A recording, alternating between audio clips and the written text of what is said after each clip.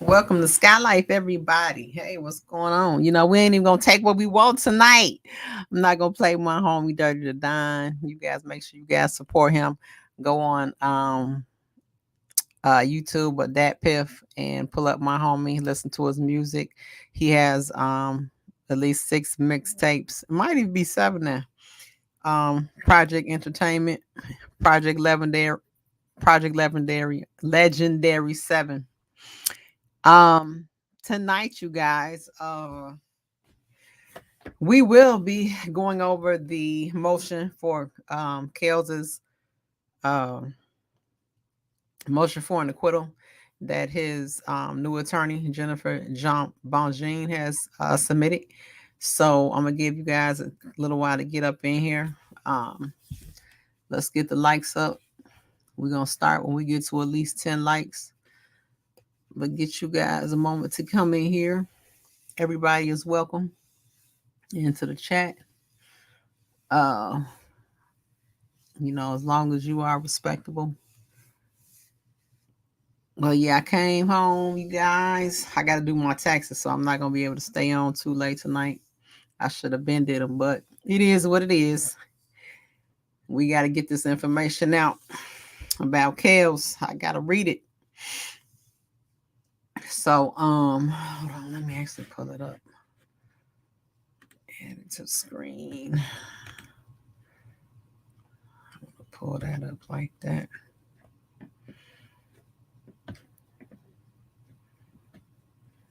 I hope everybody ain't sleep. Let's see what this say.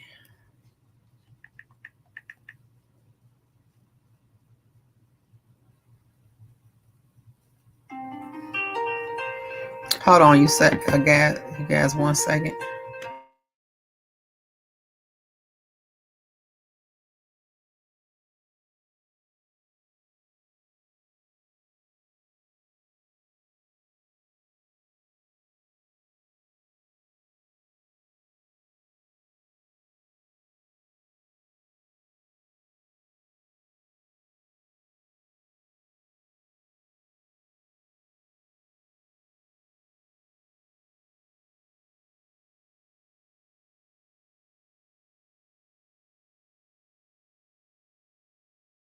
Sorry, I had a phone call, but I wanted to mention a couple of things too to give people time to come in here.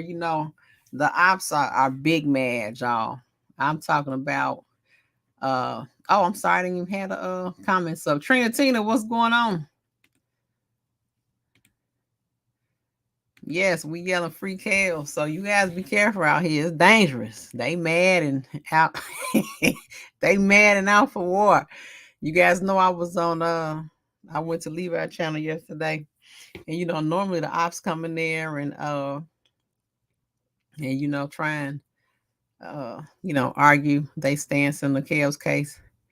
They ain't even come in there unless I missed it when I was gone. They came in, but I didn't see them coming in yesterday. So everybody's big man. So y'all be careful. They throwing personal shots and personal attacks. So you guys just be real careful. Hey Nisimo, what's going on? Well, we that's a real pretty picture too, Sandra. I like that. So we're gonna read over this motion, and you guys understand that certain things are facts in this case, and they can't be refuted. They happened, and be careful with people who try to twist facts and try to create a delusion or an illusion for you. You know, and we'll get into that later on. But a lot of people from Chicago, that's why they're very dangerous, because we have the ability to create an illusion for you, and then by the time you know it's an illusion, you got. But let me see. Say nothing much. No, thank you, thank you. I'm thanking you all for the support. And let me go over here and see what this thing is looking at.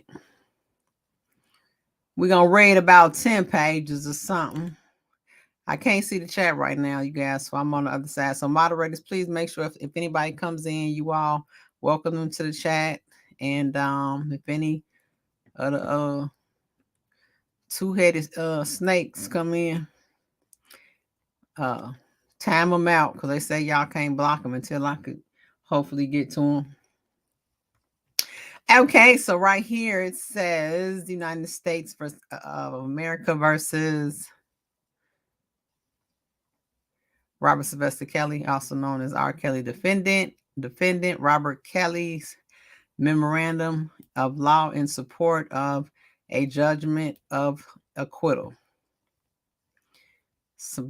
Put in by Jennifer Bongine Law Group. Let's just look at these table of contents real quick.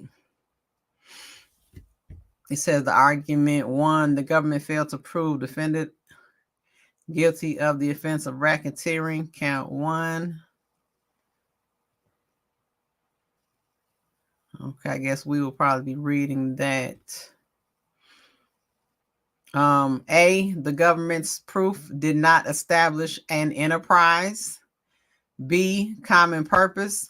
C, enterprise distinct of racketeering activities. D, person enterprise rules. E, the government failed to prove that the so-called enterprise's activities affected interstate commerce. F, the government's proof did not establish a pattern of racketeering. And then under that it says Racketeering Act 1, bribery. Racketeering Act 2, sexual exploitation of a child, being Stephanie. Racketeering Act 5, Mann Act violation, Geronda. Racketeering Act 6, forced labor, Geronda. Racketeering Act 7, sexual exploitation of a child, Geronda. Racketeering Act 8, Mann Act violation, Jane. Then under that, it says Racketeering 8A, transportation. And I think that's where I started reading. I sure did. Then I, it says intent. And then Racketeering Act 8B, coercion or incitement. And then 7. Okay, so it keeps going down to break down the racketeering. So let's keep scrolling. Table of contents. This is all, appears to be all the case law. I guess that was submitted in regards to this case. Yeah. I believe this is all case law. If there's some legal smeagles in the chat, hold on, let me try and see. Can I go to the page?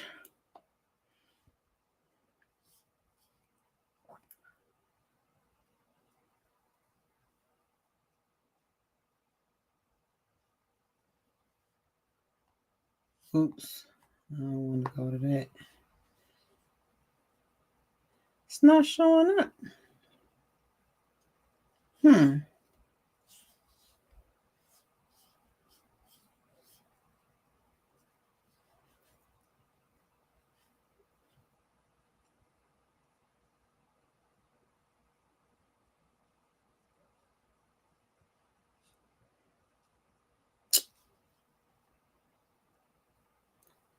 Doggone it. Oh, and I see his page now. Let me go back to it. I might have to go back to it. I don't know. Y'all can't even get to my page. Okay, here we go.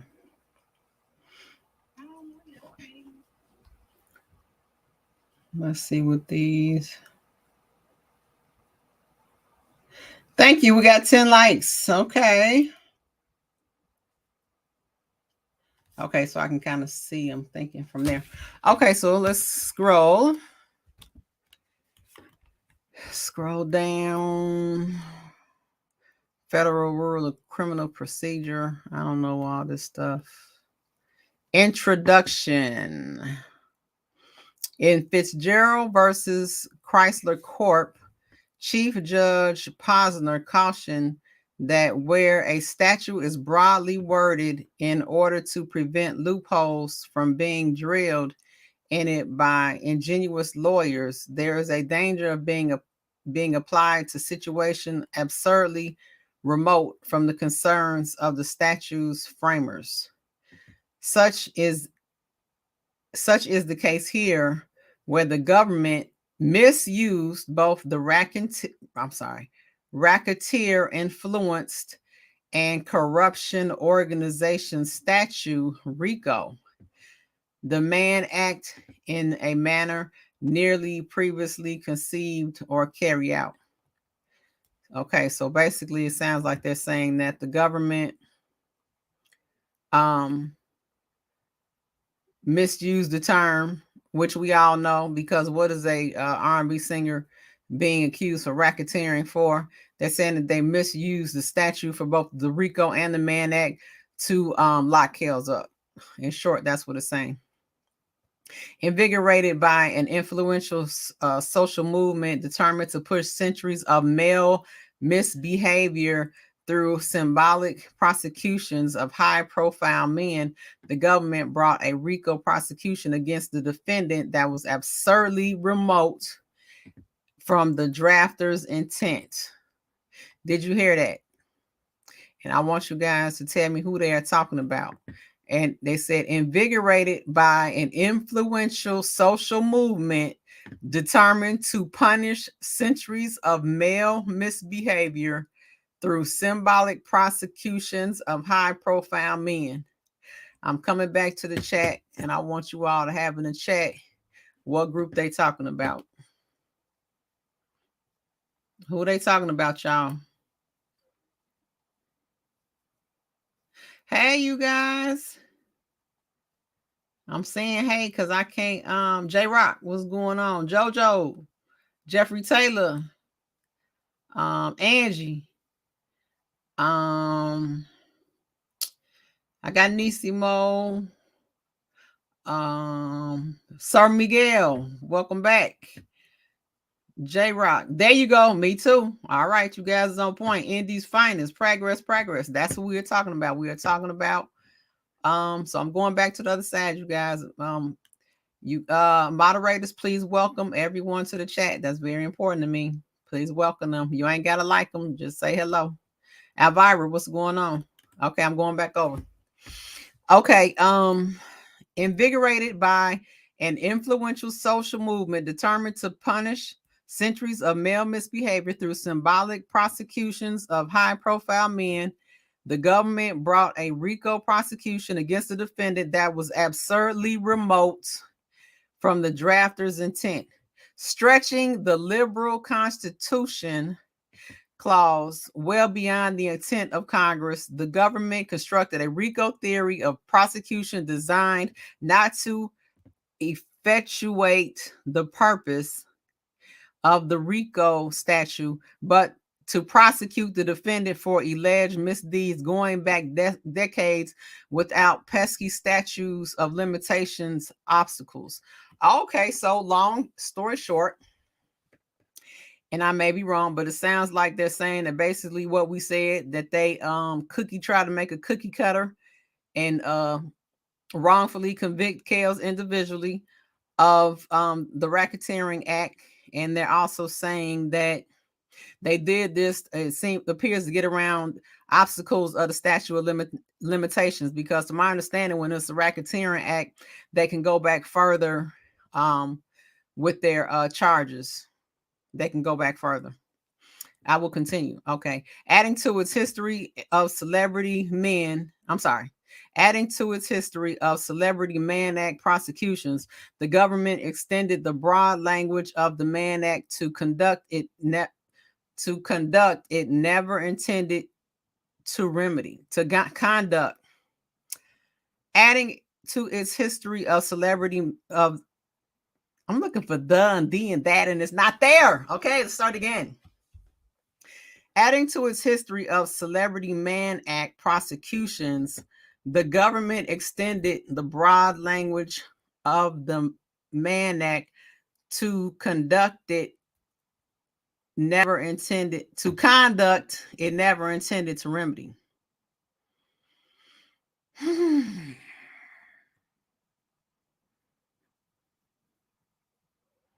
That's saying something right there, but I can't process it right now.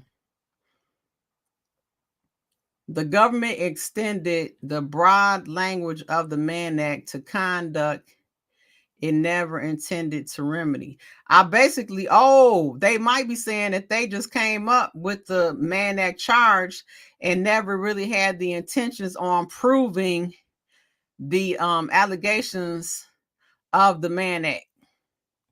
Let me see. Where the legal smeagol's at? Andrew, you in here? Chi-Town, what's going on?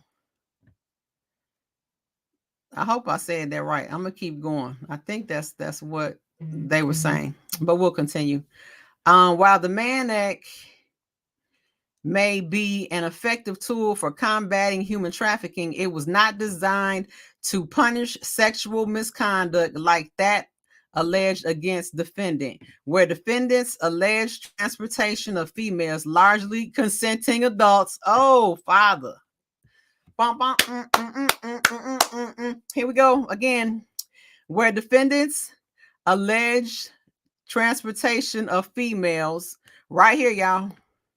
Oh, won't let me highlight. There we go. Largely, it's parentheses, largely consenting adults, was incidental to his travels as a world-renowned performer. I love it. I love it. Where defendants alleged transportation of females, largely consenting adults. Okay, so they see, that's the whole thing. On the high end, it was consenting adults. Okay, and then on the low end, they want to pick out a few people that they want to say is minors. You feel me? Okay. And of course, those situations they want to try and blow up and make them bigger than what they said, largely consenting adults. That's who he normally deals with. Okay, get an understanding of what they're saying. And it says let's read it again. Where defendants alleged transportation of females, largely consenting adults, was incidental, just means that it just happens. He's running into these women incidentally through his travels as a world-renowned performer. Like we said, he's a superstar. He's coming across, females and thoughts. That's what's happening. He is not guilty of Mann Act violations. If the government intends to prosecute Mann Act violations If the government intends to prosecute Mann Act violations in the fashion it did here, it might consider investigating the many influential, wealthy, mostly white corporate leaders who frequently arrange travel for paramours who later conclude that the experience was less than pleasant. Oh my God. Father, Lord Jesus. Shout out to the Bonjour Law Group. Jesus Christ. They just said, basically in small words, that if you're going to call it out, okay, then call it out also on the influential, wealthy, mostly white corporate leaders who frequently arrange travel for paramours. Paramours also meaning thoughts, you guys, who later conclude that the experience was less than pleasant. Hold on. We're gonna Google. Let's go to Google. Because paramours, I kind of put I put thoughts on it, but we're gonna see what the real definition of paramour. I like to at least give y'all a little basis. Google, what does paramour mean? I said it wrong. Hold on. Google, what does paramour mean? According to Merriam-Webster, since paramour meant through love, it implies a relationship based solely on love, often physical love, rather than on social custom or ceremony. Okay, so basically, like I said, based solely on physical love, okay? Not mental, we're gonna have a relationship and move forward. Okay, is everybody with me? That right there, that's beautifully written. Beautifully. A detached and unemotional review of the evidence in this case shows that the government presented an overabundance of bad character evidence to compensate for its insufficient proof of the specific elements of RICO and the Mann Act. Oh my God. And we know Angie always brings up the point of elements, okay? And we already knew, you guys, that it was poor evidence. That we knew they didn't have any proof. We knew it. And we not even legal smiggles. And just hearing it, we like, that's not even solid. Oh my God, let's read it again. A detached and unemotional review of the evidence in this case shows that the government presented an overabundance of bad character evidence to compensate for its insufficient proofs of the specific elements of RICO and the Mann Act. Accordingly, this court must acquit defendant of the verdicts of guilty entered against him. Oh my God, you guys, this is great. Okay, relevant facts. The government charged defendant with 1 count of racketeering based on 14 predicate acts and 8 standalone counts of the violation of the Mann Act that were also charged as racketeering acts, with the exception of Racketeering Act 1, alleging the offense of bribery. The charged offenses involve conduct alleged by 5 women: Geronda, Jane Doe 4, Jane Doe 5, Stephanie, Jane Doe 2, Sonia, Jane Doe 3, and Faith, Jane Doe 6. The jury, that's where I was getting Jane Doe from. For some reason, I had Jane in my mind. Okay, the jury returned a verdict convicting defendant of all charged counts, but acquitted him of those racketeering acts related to Sonia. Given the length of the record, defendant will incorporate relevant facts into the argument sections as appropriate. The argument. This court must set aside the verdict of guilt entered against the defendant and enter a judgment of acquittal where the government presented insufficient evidence of the offense of racketeering count 1 and Mann Act violations count 2 through 9. Federal Rule of Criminal Procedure 29C provides that if the jury has returned a guilty verdict, the court may set aside the verdict and enter an acquittal. A court can enter a judgment of acquittal on the grounds of insufficient evidence only if, after reviewing the evidence in the light most favorable to the prosecution and drawing all reasonable inferences in the government's favor, it concludes no rational tier of fact could have found the defendant guilty beyond a reasonable doubt. Okay, y'all, that was a mouthful right there. Okay, let's see. I think it's kind of self-explanatory, but I'm going to try and brief it up. It's saying that you can put in what does it say? You can enter a judgment of acquittal on the grounds of insufficient evidence if you view the evidence in the light most favorable to the prosecution and you come to the conclusion, wait, I might as well read it. Okay.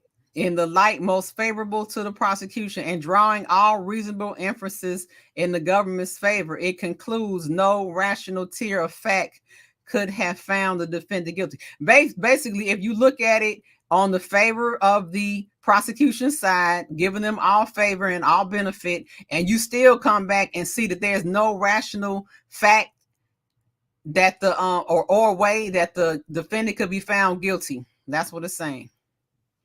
Okay, to sustain a conviction, the jury must have been able to find each of the essential elements of the crime beyond a reasonable doubt.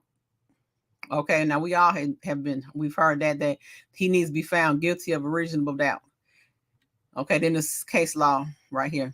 Then it says, a set out in detail below, defendant's RICO conviction cannot stand where the government failed to prove the existence of an enterprise, the activities of which affected interstate commerce, and a pattern of racketeering activity. Let's read that again. Pay attention right here, people. As set in detail below, a defendant's RICO conviction cannot stand where the government failed to prove the existence of an enterprise, the activities of which affected interstate commerce, and a pattern of racketeering activity. Okay. Moreover, insufficient evidence existed to prove each and every element of the charged Mann Act violations by proof beyond a reasonable doubt. Okay. So basically, those three things are saying, they are basically saying, are part of, they have to be there in order to convict somebody of racketeering, and they were not there. So basically, the government failed to prove there was an enterprise. They failed to prove that the activities were related to interstate commerce, basically, meaning that Kells' career was not solely to assault thoughts and get money off of them. And also a pattern of racketeering. I believe they're going to discuss that below. I believe you have to have a consistent pattern for multiple years. Repeat the same activity for multiple years. Okay, so we will continue reading. And they're also saying here that the Mann Act violation was not proved beyond a reasonable doubt. So number one, the government failed to prove defendant guilty of the offense of racketeering, count one. This court must acquit defendant of the offense of racketeering where the government failed to prove defendant guilty beyond a reasonable doubt of each and every element of the offense. The government effectively swamped the jury with bad character evidence that was guaranteed to produce a guilty verdict, but its proof on charges, but its proofs on the charged offenses were insufficient as a matter of law. Ooh. They're saying that the evidence submitted by the government was bad character. Remember I told y'all, I said that. Remember I said they put in things like that tape, and they put in letting people say things about him that's bad, showing discrediting his character, damning his character. And that's what they're saying is right here. The government effectively swamped the jury with bad character evidence. So they basically smeared his character. They made him look like a horrible monster, like human being. That's what they're saying. And they're saying that basically by doing that, that was guaranteed to produce a guilty verdict. And they're saying by them doing that, it was against the law. That's what they're saying. Ignoring the distinctly economic legislative history of the RICO statute, the government brought a RICO prosecution against defendant, not to remedy widespread criminal activity of an enterprise, but to punish one man whose alleged crimes could no longer be prosecuted by state and local agencies. Oh my God. Wow. So they're saying right here that basically ignoring the basic rule of the economic legislative history of the RICO statute, the government brought a RICO prosecution against Kells, not to remedy widespread criminal activity of the enterprise, but to punish, basically saying that there was no widespread criminal activity because there was no enterprise. They basically wanted to punish Kells, whose alleged crimes, because they couldn't convict him any longer by the state or local agencies. So they came up with the RICO Act so they could put federal charges against him, and they pulled the RICO Act in there so that they could go get beyond the statute of limitations, but they failed to meet it. I hope you guys are with me. The government's belated interest in protecting defendants' alleged victims does not justify application of the RICO statute to allege private sexual misconduct of the defendant and only the defendant, even if some of that conduct could have been timely prosecuted by local authorities long ago. Wow. Everything we said, you guys. Okay, let me see. So basically, they put the RICO charge. I already said that they couldn't charge them any longer in the state and local agencies. So they put the RICO charges on them so they can get around the statute of limitations. And also, there was no enterprise. Therefore, there was no widespread criminal activity of an enterprise because there was no enterprise. They were just trying to get Kells as one man, and they tried to slide in basically the government's belated interest in protecting defendants' alleged victims does not justify application of RICO. So they trying to use the thoughts and use the they're basically saying they tried to throw the thoughts in there so that they could justify the RICO, but they're saying that shouldn't have been done.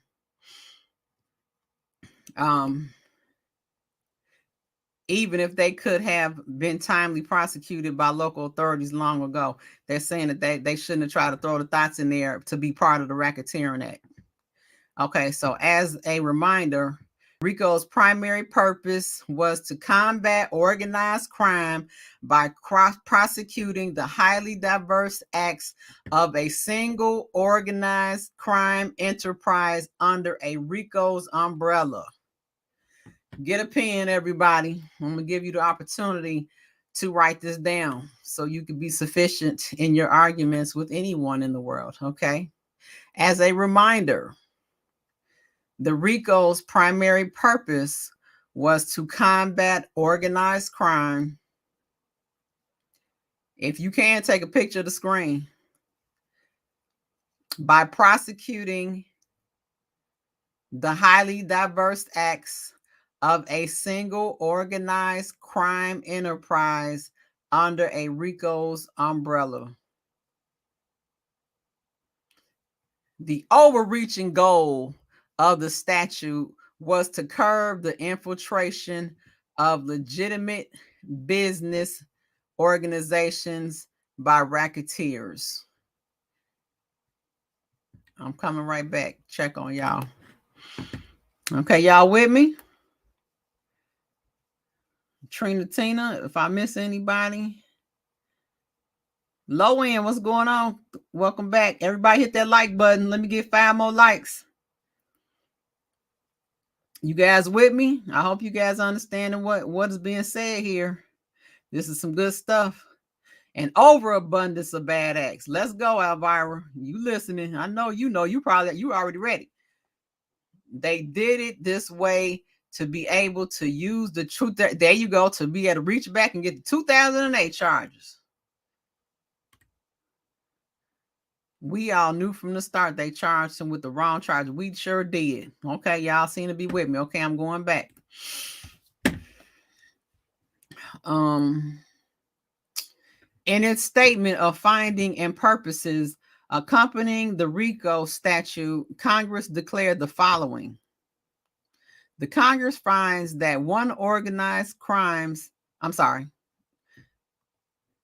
the Congress finds that one, organized crimes in the United States is a highly sophisticated, diverse, and widespread activity that annually drains billions of dollars from the American economy by unlawful conduct and the illegal use of force, fraud, and corruption. Do y'all hear this? They basically saying, come on now. You know, y'all got the thoughts from 64th and Exchange, and then you got the Bebe, Chico, Frank Nitty, and Lil Draco, and trying to say that that's an enterprise. They is nowhere making no. They're not sophisticated. It's not diverse and it's not widespread, and they definitely not draining billions of dollars from the Americans' economy. Child, if they don't get out of here with that. Do you all hear this? We got baby kids and the dime boys selling Nick bags on the block, and they trying to make them an enterprise. They do not fit. It doesn't fit the definition. Let me keep reading. Let's read it again. The Congress finds that one organized crimes in the United States is a highly sophisticated, diversified, and widespread activity that annually drains billions of dollars of America's economy. From America's economy by unlawful conduct and the illegal use of force, fraud, and corruption. 2. Organized crime derives of a major portion of its power through money obtained from such illegal endeavors and syndicated gambling, loan sharking, the theft and the fencing of property, the importation and distribution of narcotics and dangerous drugs and other forms of social exploitation. You guys, we knew. I'm talking about we knew. We knew that this did not fit. We knew that most people get charged with drug crimes have some type of narcotic sales. We knew this. Or some type of drug sales. You trying to fit some the thoughts in Ray and Chico into an enterprise and into some the racketeering. They selling nick bags on the block. Come on now. They played, kids. We knew it was wrong. We just didn't know that true definition like they saying it. But let's continue. This money and power are increasingly used to infiltrate and corrupt legitimate business and labor unions and to subvert the corrupt.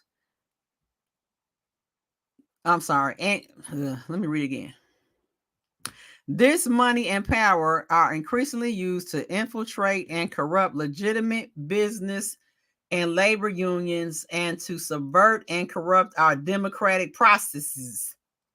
We wasn't doing that, and Kels wasn't doing that with no labor unions and democratic processes. We got thoughts from 71st and Exchange, y'all. Come on, quit playing. Then we got Frank Nitty from the block. That ain't no damn racketeering. They dealing with $40 holes, y'all. Quit playing. Let me continue reading. 4. Organized crime activities in the United States weaken the stability of the nation's economic system, harm innocent investors and competing organizations, interfere with free competition, seriously burden interstate and foreign commerce, threaten the domestic security, and undermine the general welfare of the nations and its citizens. Oh my God. We ain't threatening no welfare of no nations. We ain't even off the block. We still on the south side. Y'all, we probably from 53rd to Cermak winning. Talking about nothing. This ain't no big thing with some $40 hoes. Give them a half slab of ribs and an 8-ball. They good. Wow, this is unbelievable. And 5. Organized crime continues to grow because of defects in the evidence gathering process of the law, inhibiting the development of the legally admissible evidence necessary to bring criminal and other sanctions or remedies to bear the unlawful activities of those engaged in organized crime, and because the sanctions and sick remedies available to the government are unnecessarily limited in scope and impact. It is the purpose of this act to seek the eradication of organized crime in the United States by strengthening the legal tools in the evidence gathering process. Okay, that's it. And this is my last time having to say it, I hope. Rico and Ray and the thoughts from Roosevelt and what's the other street over? From Roosevelt in Michigan. is not considered organized crime Oh my God, that's funny. I can't breathe. Okay.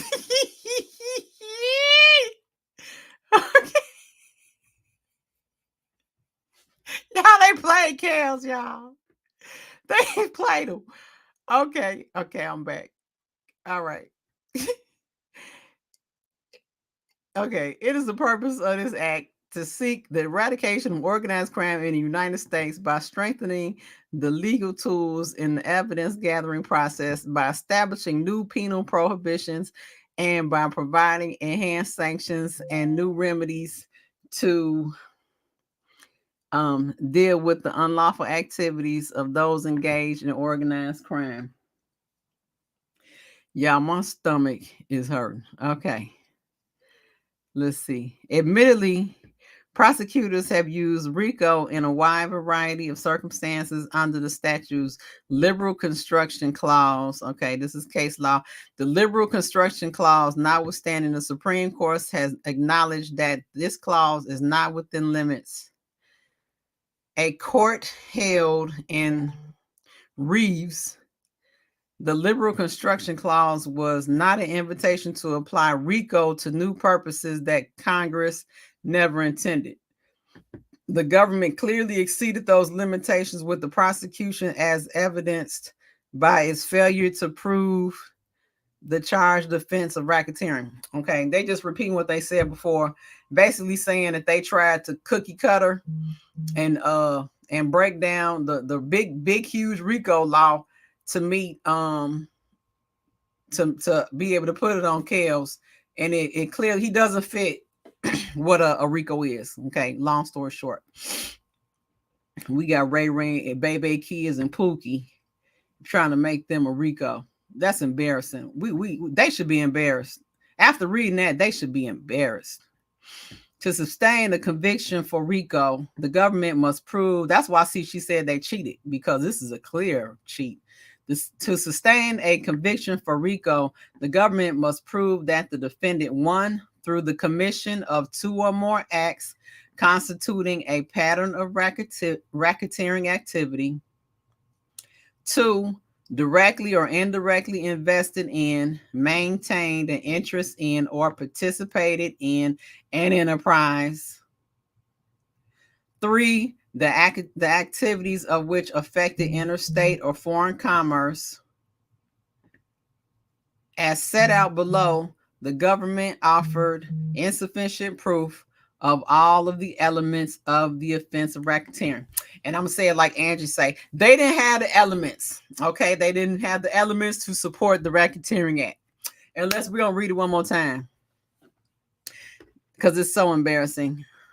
To sustain a RICO conviction, these are the things needed, basically what they're saying. The government has to prove the following. Okay, one, you guys, if you want to take a picture of the screen, you can. Through the commission of two or more acts constituting a pattern of racketeering activity. Okay. Two, they must directly or indirectly invested in, maintain an interest in, or participated in an enterprise. There was no enterprise. Three, the activities of which affected interstate and foreign commerce. I'm sorry, giving them a bag of packet of now and laters and a half slab of ribs and a 3-5 does not constitute interstate commerce. Okay.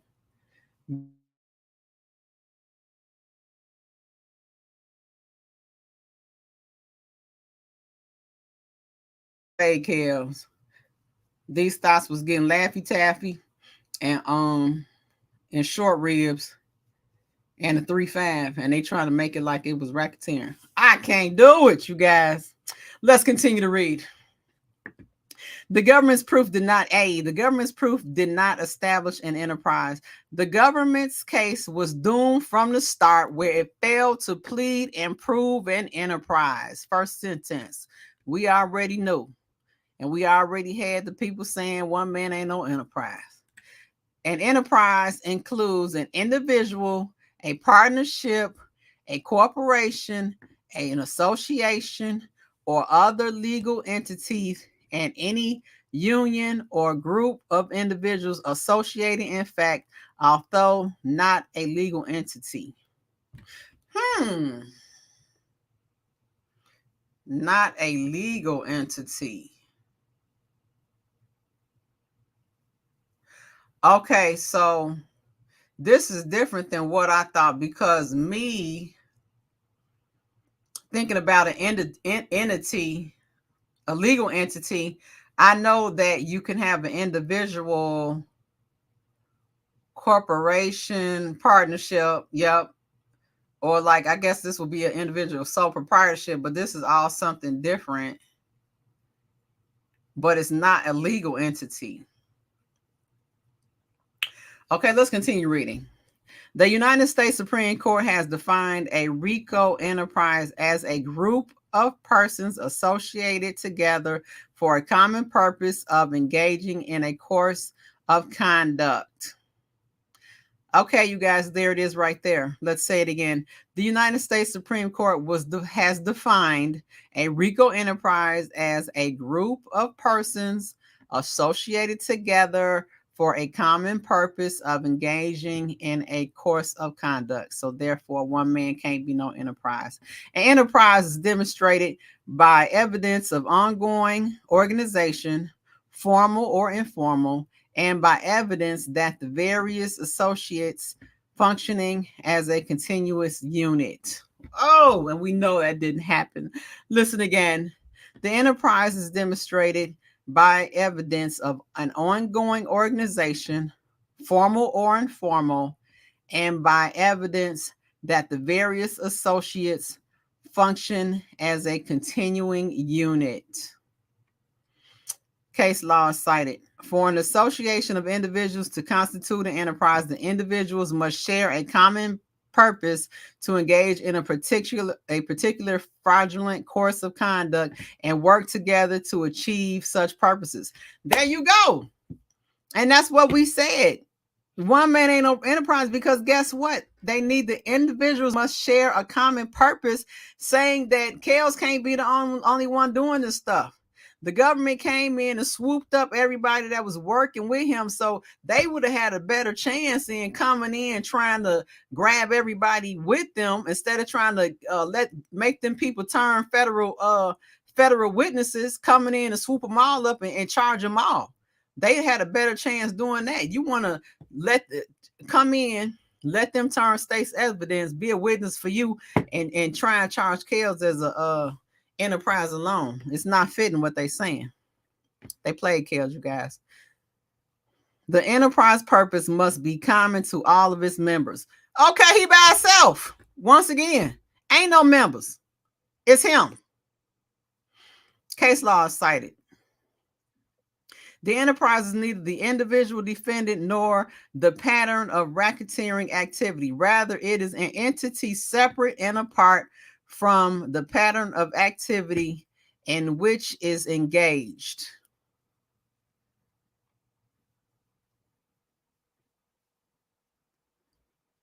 Okay, let's read it again.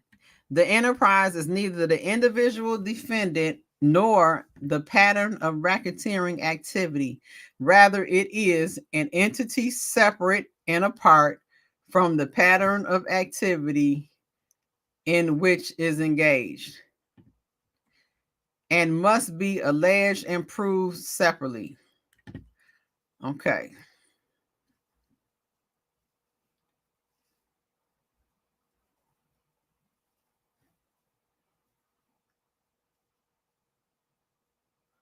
Okay, so they saying that basically the enterprise is not the individual defendant. They're saying that it's a separate entity. I'm sorry, it's a separate entity apart from the pattern of activity in which it's engaged. So they're basically saying what the people are doing is not what is supposed to be to meet the standard. Okay, if I said that right. It must be alleged to be proved separately. However, there must be a nexus between the enterprise and the racketeering activity that is being conducted. And we already know that's not there. This is state law being stated. Furthermore, the RICO enterprise must have an ascertainable structure separate and distinct from the pattern of racketeering activities. Okay, that's self-explanatory. That's case law. Finally, for purposes, the person charged with chaos is they gonna approve this acquittal. If not, it's definitely suspect. Finally, for purposes, the person charged with the RICO violation and the alleged enterprise must be separate and distinct from each other. Y'all hear that? Finally, for purposes 1962, the person charged with a RICO violation and the alleged enterprise must be separate and distinct from each other. There was nobody else. It was chaos. This requirement flows from the statutory mandate that a person who engaged in a pattern of racketeering activity must be employed by or associated with the enterprise. Okay, so basically they're saying that normally, like they saying, like back in the day when they used to have different like unions and all that type of stuff, you have one person paying a union, or it's somebody trying to take the union down, or a construction company trying to do bidding wars. That's what that stuff is talking about, and none of that stuff applies to Ray Ray and Chico and the thoughts from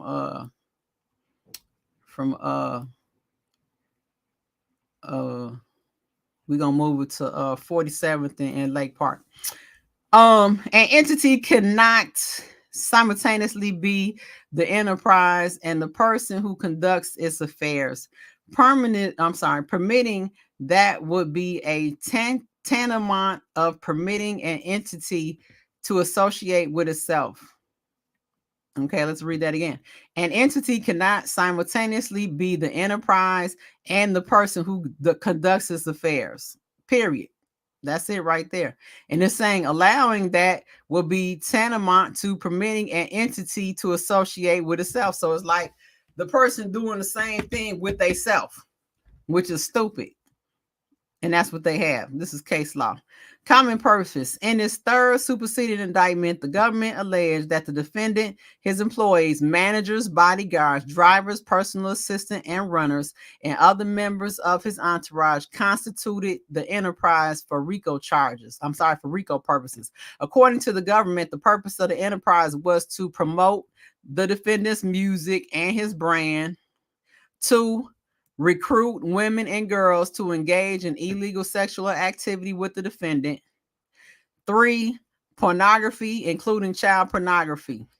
The government did not allege that the enterprise constituted a legal entity, but rather an association of individuals. Yes. A bunch of people straight out the county who allegedly had crime sheets and crime reports long as a block on the west side. As held in Satinwood Supra, for an association of individuals to constitute an enterprise, the individuals must share a common purpose to engage in a particular fraudulent course of conduct and work together to achieve such purposes. Emphasis added. Thus, for the government to establish an enterprise here, it is required to prove that the defendant, his employees, and entourage came together with the common purpose of recruiting women and girls to engage in illegal sexual activity and produce pornography, not merely the broader purpose of promoting defendant's music or brand, assuming the defendant's employees and entourage did share a common objective of promoting defendant's music. That objective had no nexus to the underlying racketeering activities. Case law cited. Defendant did not go through all the trouble of becoming a world-famous R&B singer for the purpose of engaging in illegal sexual activities with the Throat Goats, even if his job put him in proximity to women.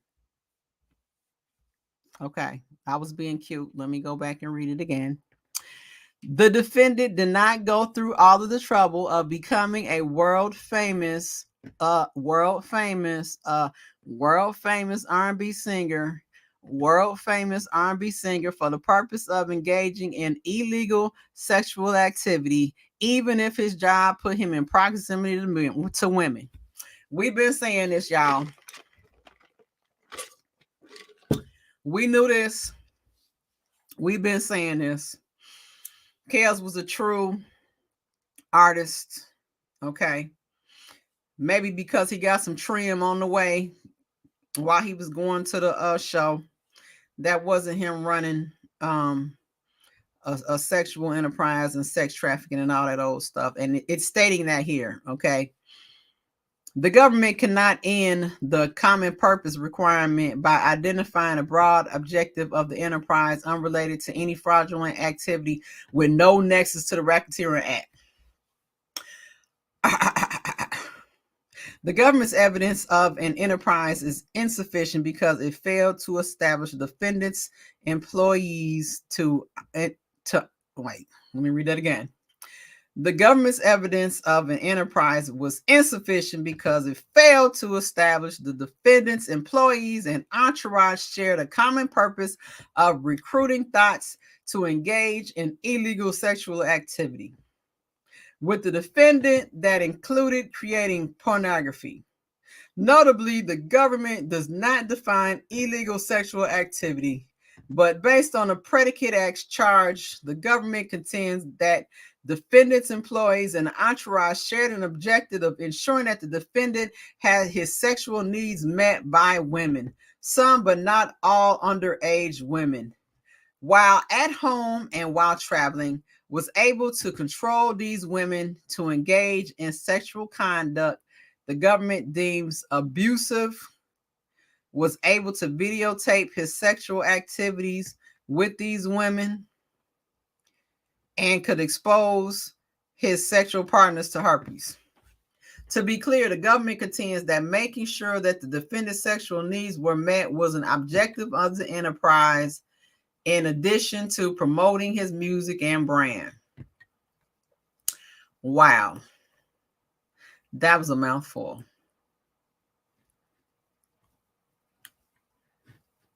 That was a whole mouthful.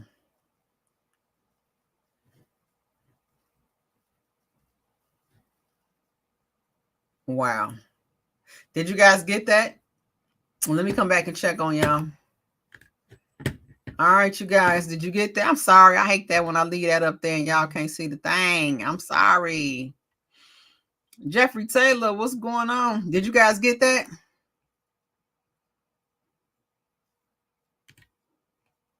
Kels had to meet half of these bust downs on 85th College Grove, 73rd in Houston, and 115th in Michigan. Look, we gonna put them at no, I'm putting them on 83rd at Uncle John's up there where the old Leon's was at. I'm putting them right there. Yup, 73rd in the house. Yup, 115th in Michigan, and we gonna put them on 119th in Michigan. I swear to God, they need to quit playing Jeff Taylor. What's going on, Amber?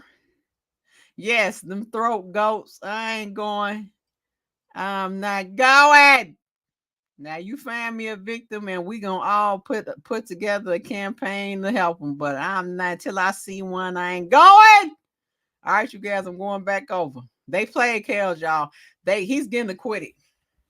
I'm saying it now. I'm putting it in there. Okay, let's see.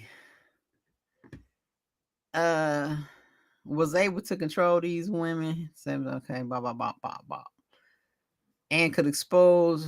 Okay, so basically they saying that I'm going to read it again because that's basically what the government's case is. So I think this is important to read again. Okay, the government's evidence of an enterprise was insufficient because it failed to establish the defendant's employees and entourage shared the common purpose of recruiting thoughts to engage in illegal sexual activity with the defendant that included creating pornography. Notably, the government does not define illegal sexual activity, but based on the predicate acts charged, the government contends that the defendant's employees and the entourage shared an objective of ensuring that the defendant had his sexual needs met, some but not all underage women, while at home, while traveling, and was able to control these women to engage in sexual conduct the government deems abusive, was able to videotape his sexual activities with these women, and could expose his sexual partners to herpes. To be clear, the government contends that making sure that defendant's sexual needs were met was the objective of the enterprise. In addition to promoting his music and brand. Wah, wah, wah, wah. Didn't happen. Concedingly, the government offered evidence that defendants' various employees carried out some tasks that related to connecting the defendant to women with whom he had personal, even sexual relationship, or with women whom he was interested in having sexual relationship. These tasks included providing defendant's phone number to women who attended concerts, inviting women to after parties, arranging for travel for defendant's female guests, and ordering food for these guests while they visited his property. However, the record is devoid of evidence that the members of the enterprise acted with the common objective of ensuring that defendants engaged in illegal sexual activity. Period. However, the record is devoid of evidence that the members of the enterprise acted in a common objective of ensuring that the defendant engaged in sexual activity. Okay, so get that out of here is what they're saying. It is true that RICO does not have mens rea requirement behind what is necessary for proving the predicate crimes. Case law. Okay.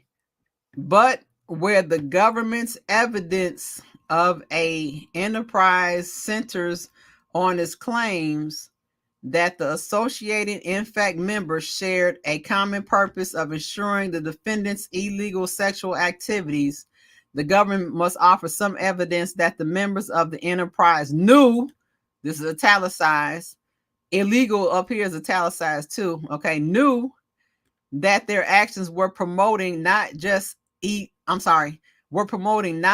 legal sexual activities, but illegal sexual activities and the production of pornography. They're saying that, we'll read it again because it's self-explanatory. Okay, the government must offer evidence that the members of the enterprise knew that their actions were promoting not just legal sexual activities, but illegal sexual activities and the production of pornography, meaning that they was going to be part of the crime. Okay, meaning that if they knew, hold on, my buddy, I gotta call them back.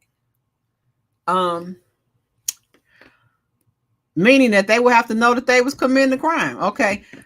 Put in terms expressed in Satinwood, the government was required to show that the individuals who made up the enterprise shared a common purpose to engage in a fraudulent course of conduct. To share the purpose requires the members to engage on what that purpose is. Defendant is not claiming that each member of the enterprise must have possessed knowledge about every predicate act that the defendant is alleged to have committed, but the government cannot prove a common purpose without showing that the members of the enterprise shared an understanding of what the purpose of which, accordingly to the government, was promoting illegal sexual activity and producing pornography. Despite its bullying tactics, the government came up short on the evidence that all of the defendants' employees who made up this vague enterprise were working as a continuing unit to ensure defendant could engage not just in sex, but illegal sex.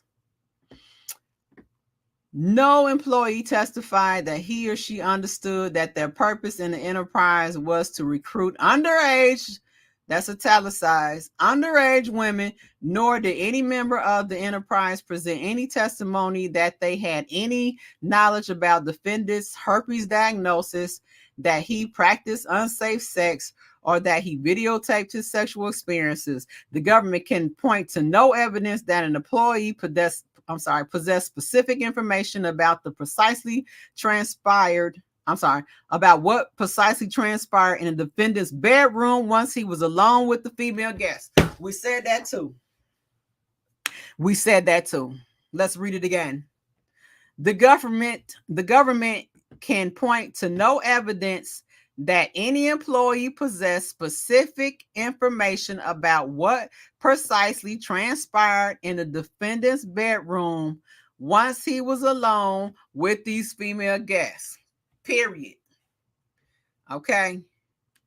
You wasn't there. Is what we've been arguing with these numbskulls. That's my daddy word. He used to call people numbskulls. With these numbskulls, you weren't there. You don't know what happened.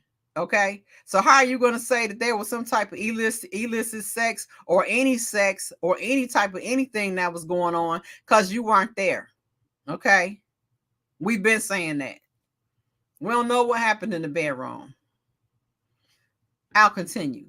Even if defendant's employees knew that defendant expected his guests to follow strict, even controlling rules and possessed recordings like iPads and iPhones, that right there must be the 100 devices, you guys, that they've been talking about.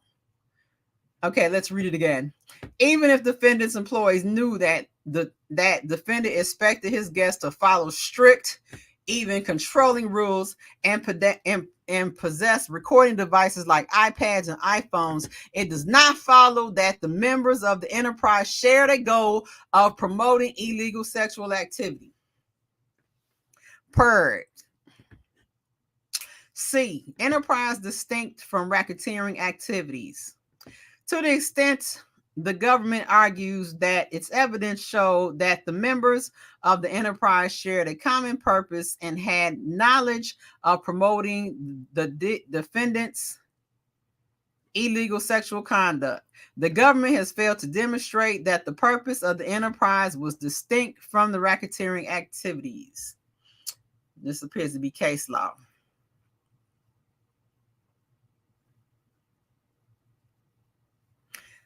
Okay. D. Person enterprise rule.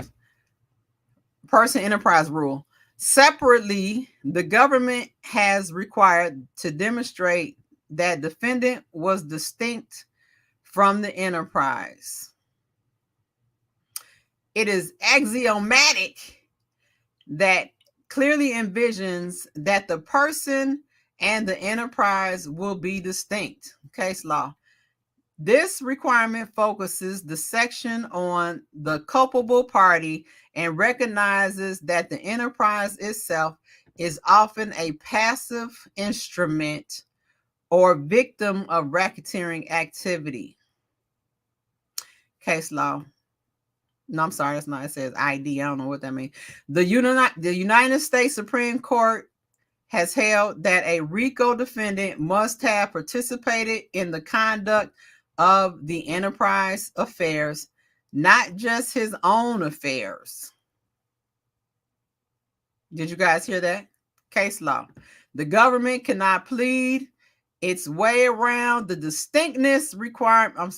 The distinctness requirement by simply alleging that the enterprise is defendant's inner circle and introduce a series of headshots of all defendants' former employees as evidence of an enterprise.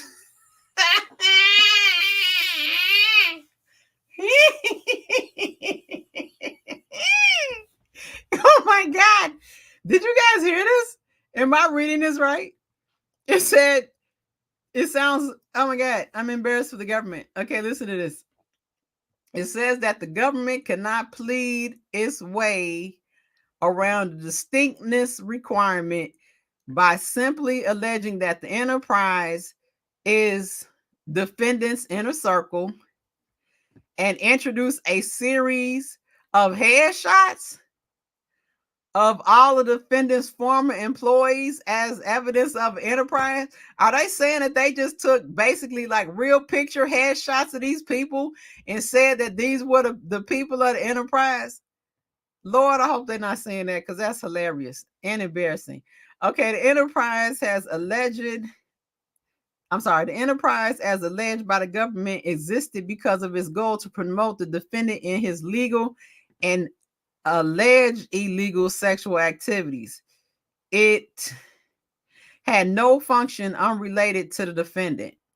Under its factual pattern, the distinctness requirement was not satisfied. Right? They didn't separate the two. That is so funny, you guys. They said that they introduced a series of headshots of all of the defendant's former employees as evidence of an enterprise. Oh, they cheated. Based on what we read and we seeing what they presented, like she said, they cheated. And it's some low level. These are some low level clowns. That's embarrassing to even call that racketeering. Why? I mean, when you got people, and I don't even want to say it like that because I don't want to glorify it, but there are people like real mobsters and real hardcore individuals out here that especially in Chicago that you know what I'm saying, they ran them bucks up and they had the whole city on lock, especially the moms and stuff. That's embarrassing to them. Okay, let me continue. Because the government's RICO prosecution under this fact pattern is entirely unique, there is a dearth of factually analogous authority on this issue. That said, guidance offered in factually dissimilar cases leads to the clear conclusion that the government failed to prove an enterprise distinct from the defendant.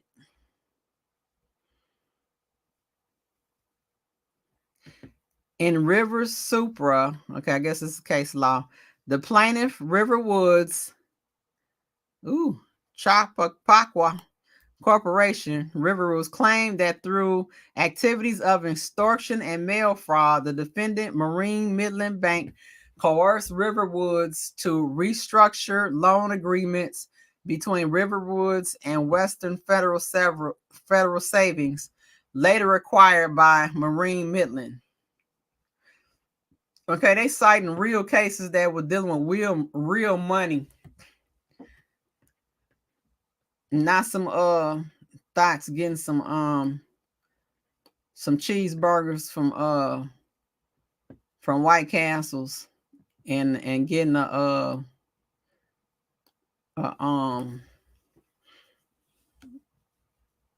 what they call them. Yeah. I can't breathe, and getting a Lipton tea from the corner store. I can't breathe.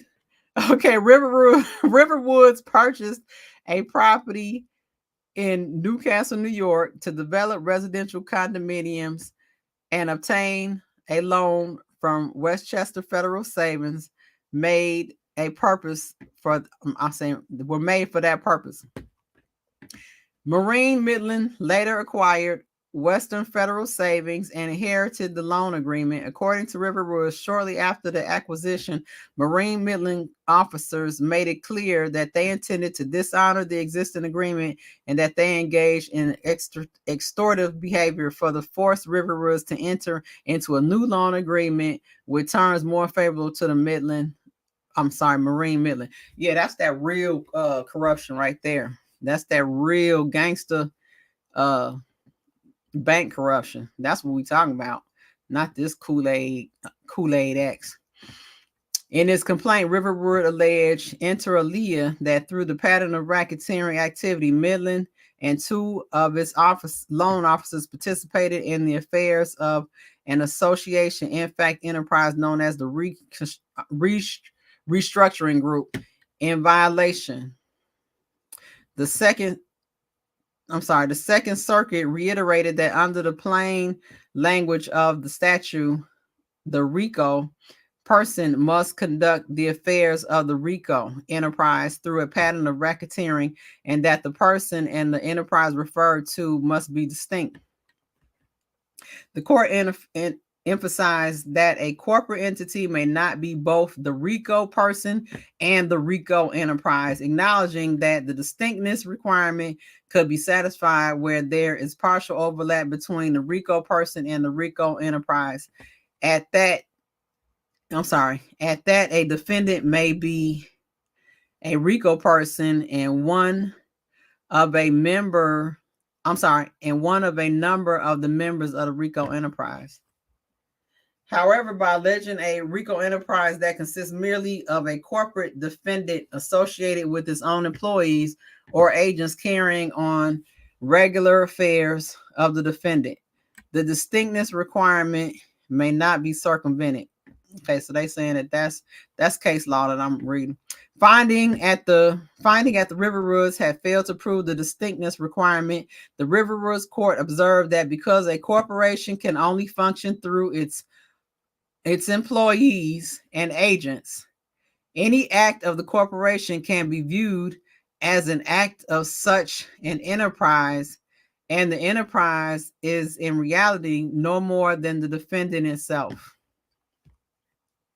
Case law. Where employees of the corporation associate together, commit a pattern of the predicate acts in the course of their employment, and on behalf of the corporation, the employees in association with the corporation do not form an enterprise distinct from the corporation. The Riverwoods courts scoffed at the motion that the plaintiff seriously contended that the actions of the restructuring group were anything other than the activities of Marine Midland employees carrying out business of the bank. The court reasoned. I don't even want to read this. Do y'all want me to read this? I don't even want to read the rest of this about the Midland Bank. We already know what they're saying. Okay, they're trying to get the distinctness that the person and the enterprise got to be separate. I'm about to keep going. That's boring me. Okay, they've started. This is more case law. Okay, yeah, this is more case law. That's on page 12 if you guys want to go back and read it. Associate together in pattern, case law. Applying the rules of the foregoing. Okay, I think we back right here. Applying the rules of the foregoing cases, the government failed to prove an enterprise distinct from the defendant by alleging a RICO enterprise that consists of defendant and his own employees / agents carrying on his affairs, namely promoting his brand, his music, and his sexual needs. The government fails to satisfy the distinctness requirement. Kels is getting acquitted, you guys. Put differently, because of the government alleged and defendant's employees associated together for no purpose other than to carry the defendant's needs, including his illegal sexual activities, the employees did not form an enterprise distinct from defendant. Thank you. They kept saying that they was working in concert, and they remember Larry kept using the term handlers. Kels is handlers, meaning that them people was part of Kels' circle. Handlers. What's that girl's name that they say they wrote the letter to? They trying to say she was one of Kels' handlers, part of his group. Failed to meet the distinctness. Defendant and the alleged enterprise were one and the same. Bum, bum, bum, bum, bum, bum, bum, bum, bum, bum, bum. All right, let me see if you guys want me to read. Let me see how long it is. See what we're looking at.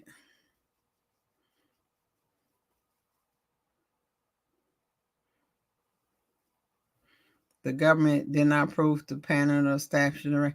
Okay, to me, this is just more, but I'm going to come over here and see if you guys want me to continue reading, because this is just more basically breaking down how they ain't meet the damn RICO.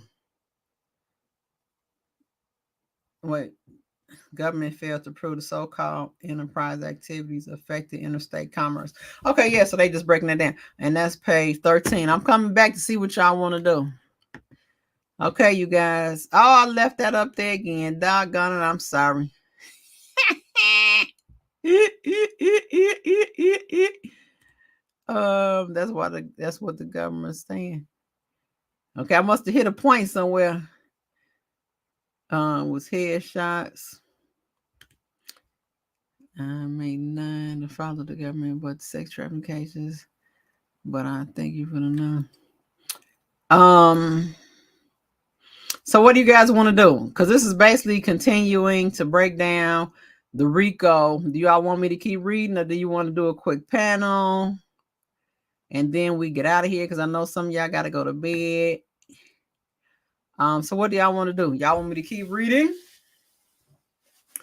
Or do you want me to oh my God, why is the hater in here? Oh my God. Bye, hater. Don't try and get on here now when I tried to call you and you ain't pick up the phone. I'm taking your comment down. I tried to call you. You ain't even answer the phone. I know you was with the rest of the haters. What y'all want me to do? Y'all want me to keep reading? Or do y'all want to do a quick panel? What y'all want to do? Is y'all asleep? Can y'all hear me? Can you hear me? Can you guys hear me? He said Jesus dropped the charges. What y'all want to do? It's 9:32. Let me go back and look at this. This is well written. Let me see. The government failed to prove the so-called enterprise activities affected interstate commerce.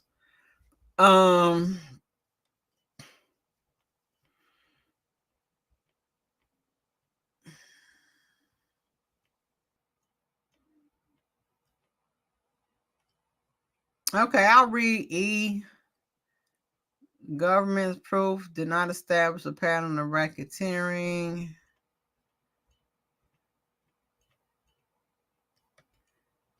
E, F. Okay, then we'll stop there. I'm going to read E and F. And then we're going to come back again and read from there. All right, you guys, get Kelly's legs while he over there talking about some Danette. What a hater. What a player hater. Okay, here we go. The government failed to prove that the so-called enterprises activities affected interstate commerce. To sustain a conviction for racketeering, the government must offer proof beyond a reasonable doubt. Proof beyond a reasonable doubt that the alleged racketeering activity affected interstate commerce. Section 1962 declares that it is illegal for any purpose employed by or associated with any enterprise engaged or the activities of which affect interstate or foreign commerce to conduct or participate directly or indirectly in the conduct of such enterprises' affairs through a pattern of racketeering activity. This provision anchors the Act to Article 1, congressional, powered by incorporating and affecting interstate commerce requirement. Ooh, I read that crazy, you guys. I'm sorry. Let's keep going. The United States Supreme Court has determined that an enterprise is engaged in commerce. Quotes around that. when it is directly engaged in the production, distribution, or acquisition of goods and services in interstate commerce. They cite case law. However, consistent with the liberal construction clause of the RICO Act, some courts have held that the racketeering activity of the enterprise need to have the minimum effect on interstate commerce. This court instructed this jury, consistent with the view that the government needs to only prove that beyond a reasonable doubt that the enterprise had a minimal effect on interstate commerce. Doesn't meet it. So they misled the jury. Okay. The court instructed this jury, consistent with the view that the government need only a proof beyond a reasonable doubt that the enterprise had a minimal effect on interstate commerce. DKT numbers 117, jury charge. This court further instructed the jury that it is not necessary for the government to prove that the individual racketeering acts themselves affected interstate or foreign commerce. Oh my God, they misled the jury.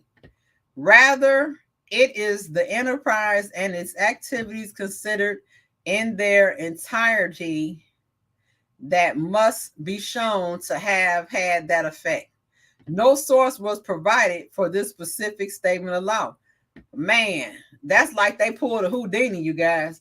They basically, that's what they were saying. They put something out there and had no means to redeem it or satisfy it. So basically they threw this charge out there and put a bunch of crap, like we said, poor, bad character evidence and bad information out. And they never answered or provided the specific statement of state law. They never met the law. Okay. And they twisted it to the misled juror to make them find him guilty under something that didn't even meet the statute. I'll continue. Assuming the government was only required to prove that the enterprise had a diminished effect on interstate commerce, the government failed to establish that element by proof beyond a reasonable doubt. Because the existence of the enterprise in this case hinges on the specific activity of promoting defendant's illegal sexual activity rather than promoting his music, the government was required to prove that those racketeering acts affected interstate commerce, and they didn't. The goof troops does not equal interstate commerce. They ain't even leave. They was from what? I swear they was talking about from 53rd to, let's say, downtown. They wasn't doing no interstate commerce. They was $40 dots. Courts have held that to satisfy RICO, only the enterprise and not the predicate acts themselves must affect interstate commerce. However, that is only where there is a nexus between the objective of the enterprise and the charged racketeering acts. While the government may and did not argue that the defendant's activity centered around promoting and performing his music affected interstate commerce, the charged racketeering acts are untethered to those activities. Basically they're saying that they have to be linked together, and they're saying that they don't have them linked. The government cannot run the affecting commerce requirement by claiming an economic purpose of the enterprise that has no connection to the charged racketeering activities. Let's read that again. The government cannot run the affecting commerce requirement by claiming an economic purpose of the enterprise that has no connection to the charged racketeering acts. Okay, basically, once again, it's not connected. The government's ability to prove an enterprise turns on its claim that the purpose of the enterprise was to promote defendants' illegal sexual activities and create pornography, albeit for his own personal use. Thus, the government does have to prove that those activities affected interstate commerce. Defendants' alleged conduct in engaging in sexual activities with young women under the age of 18, exposing adult women to herpes, and/or videotaping his sexual activities with individuals under the age of 18 cannot be said to have an impact on interstate commerce. Oh my God. This is embarrassing. And she knew. I think that was Elvira that said it. Somebody said that the judge knew that racketeering charge was some BS. That's pitiful. That's pitiful and sad, you guys. Kels is coming home. When you look at the comparison of this and the requirements for it and what racketeering really is and how it really needs to be done, this is pitiful and sad. Indeed, the minus effect approach here amounts to an unconstitutional extension of Congress's commerce power and is contrary to RICO's distinctly economic legislative history. It is beyond debate that the legislative history and the congressional findings accompanying the act reflect Congress's prevailing concern with the negative economic impacts of criminal infiltration to legitimate businesses. Some scholars have argued that eradicating criminal infiltration of legitimate businesses' activities was the act's only purpose. Okay, they're doing case law again. Admittedly, the Supreme Court in Turketti sanctioned the application of RICO to non-infiltrations when it held that a RICO enterprise may be a wholly illegitimate organization.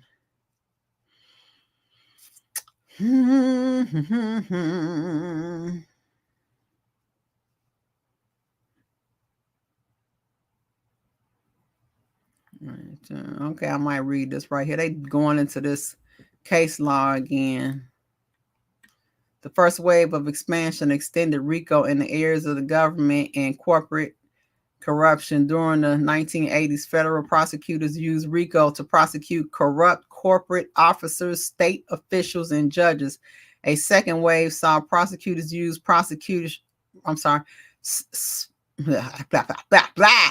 A second wave saw prosecutors use RICO to prosecute violent gangs. Until the late 1980s, murder was rarely prosecuted in federal court, but since then, federal prosecutors have used RICO to bring down murderous motorcycle gangs, white supremacist groups, and ethnic street gangs. Citations omitted. As D'Angelo points, the most of these types of cases, RICO's commerce requirement was easily satisfied. In all of these scenarios, an economic motive was driving the racketeering activities. Okay, I get it. So they basically saying it does have to be based on commerce. In contrast, the alleged enterprise in this case had the objective of ensuring that defendants' sexual desires were satisfied. Do you all see that? There is no economic motive driving these cases. Do you guys see this? This is embarrassing. They played the hell out of Kels. I'm going to read this right here. You guys listen to this. Pay attention to this.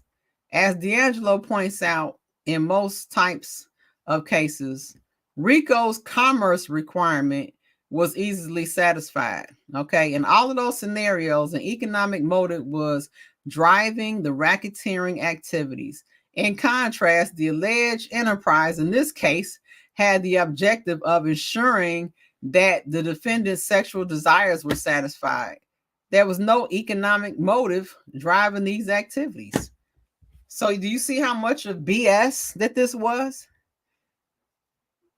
They trying to pull out Kel's sexual desires, and part of the RICO has to be to meet the commerce requirement. He wasn't getting no commerce off these $2 hoes. I mean, come on, man. Come on. I'm sick of it. I'm going to read this too. I'm going to read F2, and then we have in the panel. Because my brain is getting tired. I can feel it. Okay. The government's proof did not establish a pattern of racketeering. The government must also demonstrate a pattern of racketeering activity by proving at a minimum 2 predicate racketeering acts that occurred within 10 years of one another. Did you hear that? Let's say it again. The government must also demonstrate a pattern of racketeering activity by proving at a minimum 2 predicate racketeering acts that occurred within 10 years of one another. Okay. And we already see that there is no racketeering acts. They ain't even meet that part. Okay, so proof of 2 predicate acts is not sufficient to satisfy its burden of proof. The government must also show that racketeering acts are related to each other and to the enterprise, and together pose a threat of continuing criminal activity. Okay, so they already broke this down. They don't even have the criminal basis to meet the racketeering.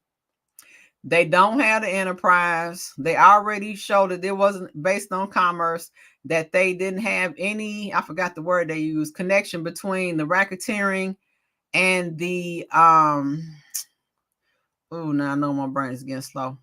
There was no connection between the racketeering and the crime. I can't think right now, you guys. But let me finish reading.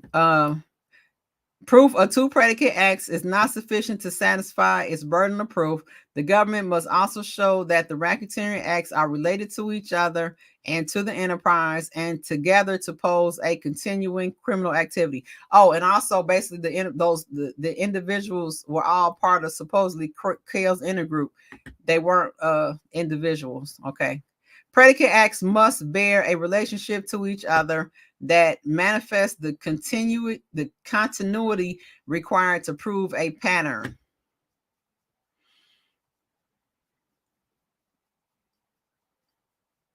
Let's see. RICO is incapable to perpetrators of isolated or sporadic criminal acts. Criminal conduct only forms a pattern if it embraces criminal acts that are related. Did you guys hear that? Let's say it again. The RICO is incapable of perpetrators of isolated or sporadic criminal acts.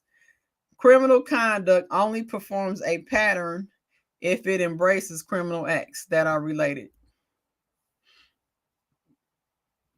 Focusing on the relatedness requirement, the predicate crimes must be related both to each other and the enterprise as a whole.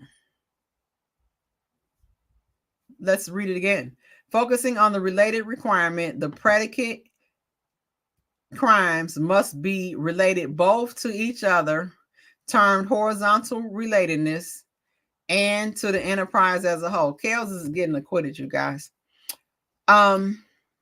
Horizontal relatedness can be shown through predicate acts that have the same or similar purpose, results, participants, victims, or methods of commission, or otherwise are interrelated by distinguishing characteristics and are not isolated events.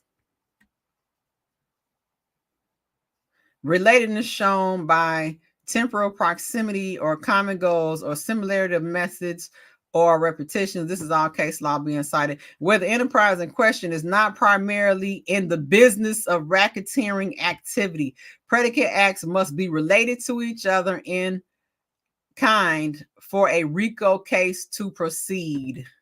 Vertical relatedness requires only that the defendant was enabled to commit the offense solely because of his position in the enterprise, of his involvement in or control over the enterprise's affairs, or because the offense related to the activities of the enterprise. United States versus burdened. Let's see. With regard to the continuity requirement, the government must present evidence regarding the timing and temporal scope of the alleged racketeering acts to demonstrate either close or open-ended continuity. Criminal activity that occurred over a long period of time in the past has closed-ended continuity, regardless of whether it may extend not the future. Ooh, I hate how they write stuff.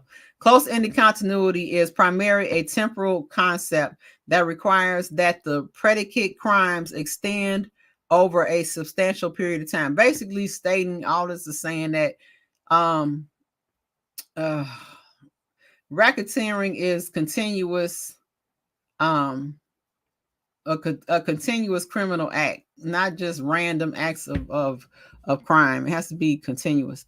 In contrast, criminal activity that by its nature projects into the future with a threat of repetition possesses open-ended continuity, and that can be established in several days. Some crimes may be their very nature a future threat. When the business of an enterprise is primarily unlawful, the continuity of the enterprise itself projects criminal activity into the future. Similarly, criminal activity is continuous with the predicate acts where the regular way of operating that business, even if business itself is not primarily lawful. The government failed to demonstrate a pattern of racketeering activity because it offered insufficient evidence that the most of the predicate acts and the charge acts lack sufficient relatedness and continuity. That's the summary of it all. Let's read it again so you guys can get that part. The government failed to demonstrate a pattern of racketeering activity because it offered insufficient evidence of the most predicate acts and that the charge acts lacked sufficient relatedness and continuity. They have to be related activities and they have to have continued over a long period of time. All right. You all got that? Oh, this might be looking juicy. Oh crap, y'all. Let me see what this say, and I'm gonna come back. Let me see what this say. Racketeering Act 1 bribery. The government failed to prove Racketeering Act 1 where insufficient evidence existed to prove that the defendant caused Demetrius Smith to pay public aid employee $500 to secure identification for Jane Doe, number one, Aaliyah, despite blatant strong arming by the government. Smith's testimony was inconsistent and vague about whether the defendant was even present during any discussions about paying to bribe someone for the fraudulent identification. Smith consistently testified that he discussed the prospect of bribing someone to obtain the fake identification with Daryl McDavid. Smith did not obtain any money from the defendant and did not recall discussing it with him, although he allowed that he might have. Whenever Smith failed to testify precisely as the government wanted, he was refreshed with his prior statements, not because he needed refreshing, but as a clear reminder that if he contradicted himself, he could be charged as a co-conspirator. That type of bullying pervaded Smith's examination and suggested that Smith's testimony may have been pressured by the government. Oh, we read that yesterday because that's when I was saying that's a bully tactic. I read that part. After the subject matter had been discussed numerous times throughout Smith's testimony, the AUSA asked the following on redirect. Question: when you spoke to the group as you testified on direct examination, when you spoke to the group about acquiring a state ID from the welfare office, Aaliyah, for money. What? Read it again. When you spoke to the group as you testified on direct examination, when you spoke to the group about acquiring a state ID from the welfare office, Aaliyah, for money. I don't know. The defendant was there, right? His answer was, I'm pretty sure. I think so, but I'm not. I'm just not positive. Even if I said it before, I'm just not positive. I just don't see that in my head right now. Oh my God. Did y'all hear that? Demetrius Smith spun it on him. Let's see. Not satisfied with the answer, the AUSA asked Smith again whether the defendant was present when there was a discussion about the bribery. Despite his clear concern of facing legal repercussions for his testimony, Smith declared, "I don't remember if Robert was there. If I say he was there before, I'm not changing that story to change the story. I'm just going back and I'm just trying, but I'm sorry, I don't see it in my head, Robert next to me." No rational juror could conclude that this less than convincing testimony provided proof beyond a reasonable doubt that the defendant caused Smith to tender money to the public aid officer, even if the evidence showed that the defendant turned to Smith for assistance in facilitating his marriage to Aaliyah. The offense of bribery requires proof that the defendant at least knew of Smith's intent to bribe a public aid official, and facilitated in the bribery in some way. The record is devoid of evidence that defendant knew how Smith obtained the identification or facilitated in obtaining the identification. As far as defendant knew, Smith obtained identification from a friend who worked in the public aid office. Without Smith's unequivocal, oh my God, unequivocal testimony that defendant was part of the planning process of obtaining the fraudulent identification, the evidence was insufficient to sustain the bribery offense. Furthermore, Racketeering Act 1 bribery lacks both vertical and horizontal relatedness.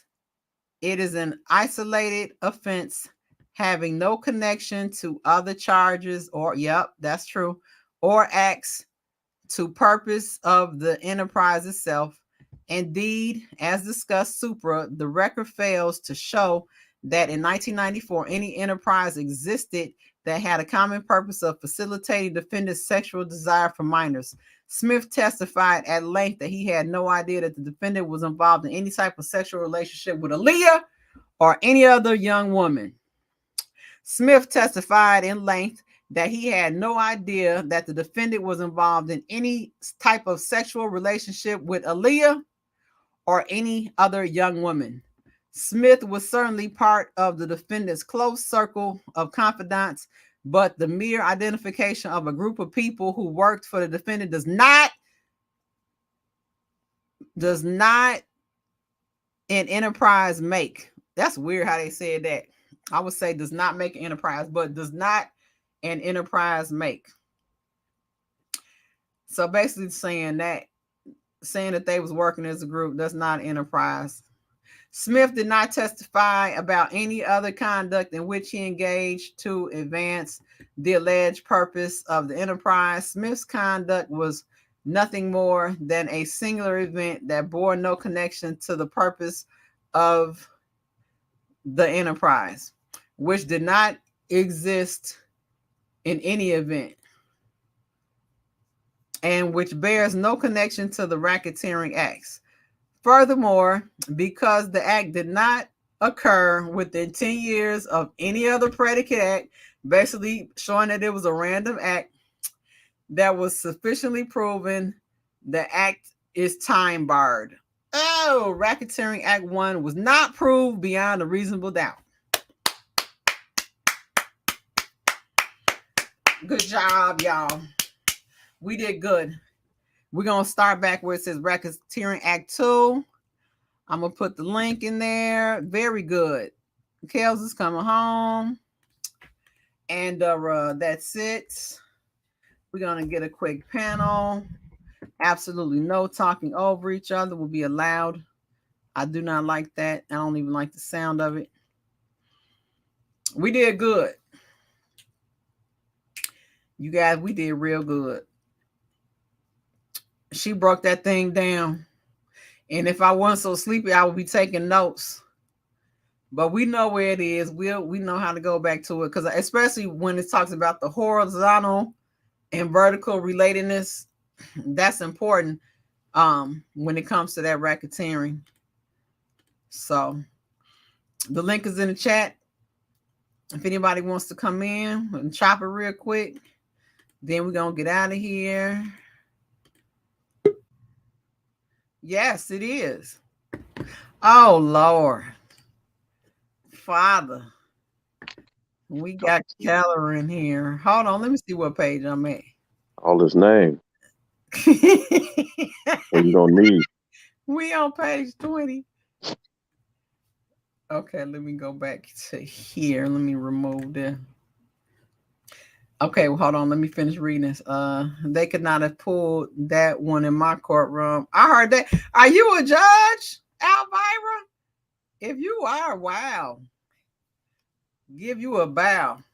If you was a judge, how did this even get past? How past the grand jury? Hey, that's my part. I don't even know how they got all this stuff to be like. That's what we think is a grand conspiracy because how did they even get the docu-series passed? Like that slander campaign. What's going on, Nicole Stokes? And welcome to the chat. Leslie Jennings, welcome. Everybody that's new, welcome to When the chat. you said you called me today or yesterday? Not that I know I was asleep. Like I had a headache yesterday, so I it was know the yesterday. day before yesterday, I think it was. Hey, Skyye Lyfe, Miss. You know that thing expired, right? I was telling you about. Yeah. Okay. If you want, you can send it again, but if not, no big Uh, deal. I finally got into it. okay. Yeah, I saw today. I was like, Oh, wah, shit. wah, wah, wah. Miss Toy, what's going on? Welcome back, you guys. Make sure you subscribe to the channel. I don't see y'all welcome in my y'all welcome them. Let me see. Somebody said welcome. Y'all. Man, I can't get a welcome. You are boy, they ain't, Man, that's what I'm looking for. They ain't welcome you either. Goodness Jesus was gonna tear her up. Oh my god, boy, you wish. Welcome to the chat, you guys. I don't see nobody welcoming y'all. man, Woo! get a welcome. Very, very doubtful. There's no way around. There's no listen to positive vibes. Law is law. I agree. Law is law. Of manipulating law is over. She is right. She is absolutely right. Law is law, and that's what it's going to Okay, come you said down to. no, it's not a judge. Okay, go ahead. I'll let you talk. Yeah, law is law. Statute is Mm-hmm. statute, and Mm-hmm. that's what it's going to come down to. Was this did this line up with the statute? Did this line up with the law? And did this line up without his rights being violated? Okay, so what are you thinking? Hey, Leslie Jennings, what are you thinking is going to be presented that's going to get around? Just let's just start right now. Talk about just with the information about the jurors being tainted. How do you get around that? So she gave an example when, as far as the jurors, she said anybody who watched Surviving R. Kelly shouldn't have been allowed in, right? So, That's one example. so if she had her ideal situation on the jury selection, they would still be picking juries today due to his stature, due to his his celebrity. It's going to be hard not And to I find somebody agree. who don't know about him. Calvin, me and you and I agree right there. Okay. So We check this finally out. So agree. check this out. So Okay. this is why, and that reason is why they had a vigorous. I don't know if you saw. I sent it to you. A vigorous questionnaire when the Yeah. jurors, as far as the jury selections, damn near 100. I think it may have been over 100 Yeah, questions. it was. Yeah, because I remember she was like, question number 98 was this. Yeah. Right, right. Very vigorous. Now that don't happen with a regular Joe. That Mm-hmm. don't. That happen when you're gonna encounter, somebody like R. Kelly stature. Uh, Mm-hmm. uh, because other questions may cancel out questions like if you saw Survivor R. Kelly, you know. But and let me give you an example, right? Let's say Lair Oak Cove, right? They saw Survivor R. Kelly. Mm-hmm. or the people who want to lock him up, they saw Surviving R. Kelly, Mm-hmm. and they may say, okay, lock him up. And Mm-hmm. then the people who want to get him out, they also saw Surviving R. Kelly. They saying, I don't want him locked up. But by Bojane logic, she's saying whoever saw Surviving R. Kelly is going to say guilty by default, and that's simply not true. And we see that right now. Have you seen Surviving R. Kelly? Have I seen what? Have you seen Surviving R. Kelly? I saw some of them. I didn't watch all of them. Or the part that you saw, when you saw it, do you feel like he should be locked up? Yeah, You feel absolutely. you feel R. Kelly should be locked up when you saw it? Yeah. Do you So right now, understand you think he should be locked up? if I only had the knowledge of seeing Surviving R. Kelly and not following this case and just watching that, I'm telling you the theatrics, the lighting, the sound effects, And you would the disregard music, this. So the girls crying, absolutely, they sold it. and you would disregard what you hear in court if you thought. If I didn't follow this case, because you got to understand, the people that don't follow this case, all they know is P-tape, documentary, Married to Leah. So when you only got them three things on your mind, yes, he's going to jail. Yes. So make sure I'm understanding you correctly. If you saw Surviving R. Kelly, you would have already had a preconceived notion that he's guilty, right? Yes. And even the evidence wouldn't have convinced you. Is that what I'm under? In court, if you was seated as a jury, you wouldn't even look at the evidence, and you would just say he's guilty without even looking at the evidence. The only evidence that was presented was bad No. character evidence. It wasn't. There was nothing positive given about him. So I don't understand your question. So if you in court, right, and you saying it was just bad the evidence that was prevented, what you say was what? Bad character? You would bad still character evidence, yeah. Okay, so you will still say he's guilty? If I'm a juror, Mm-hmm. yes, and if I saw the surviving the thoughts, Mm-hmm. the documentary, I'm sorry, and then Surviving the pedophile. Go ahead. And I'm going off of the P-tape and Aaliyah.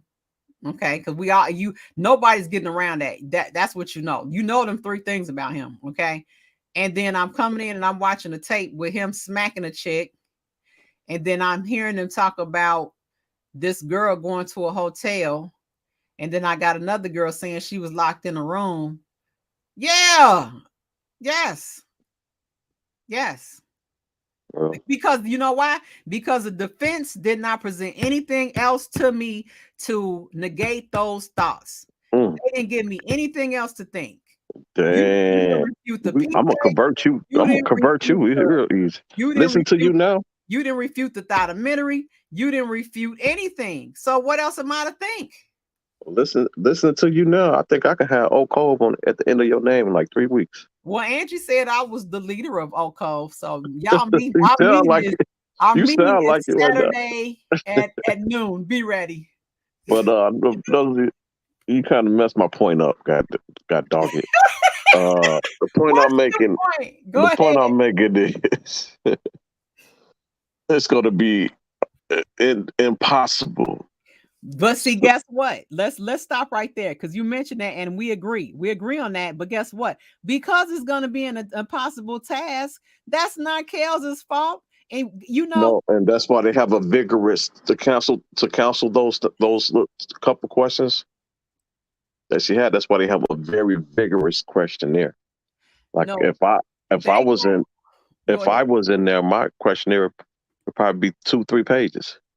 But his is very vigorous because of that, to kind of counsel those type of situations out.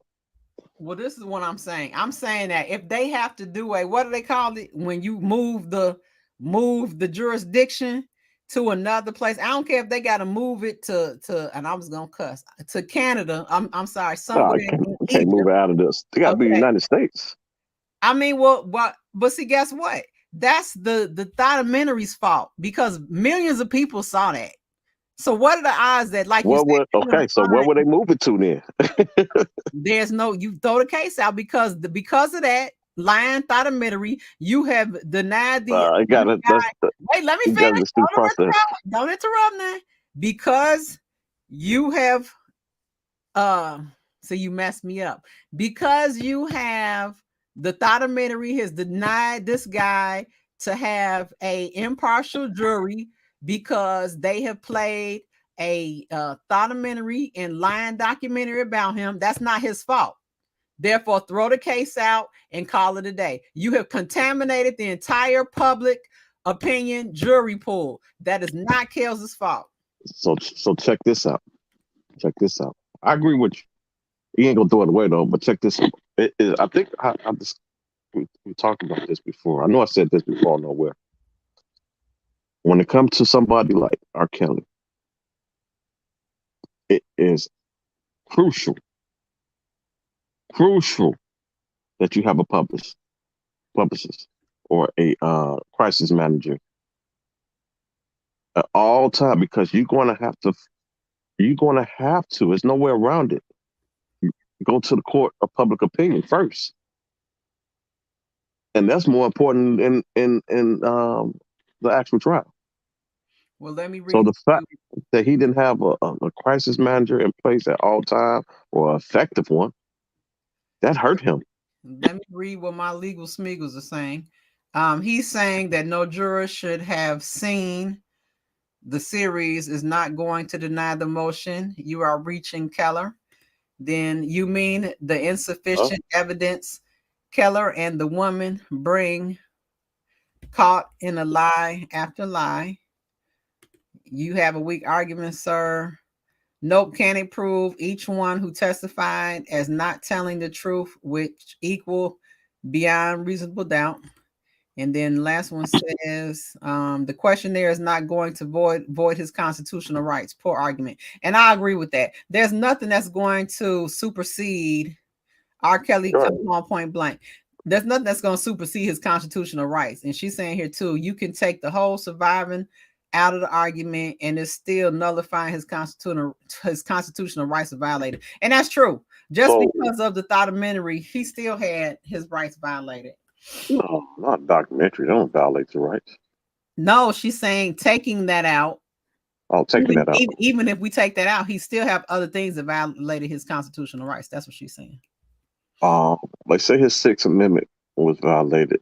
Correct. In effective counseling. Correct.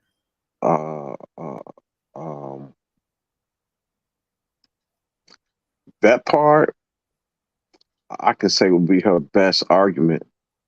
As far I saw out the gate, like, you know, when I see, you know what? Here's another thing before I get on this ineffective counseling, as far as when it comes to the jury, and I don't know why she didn't put this in there.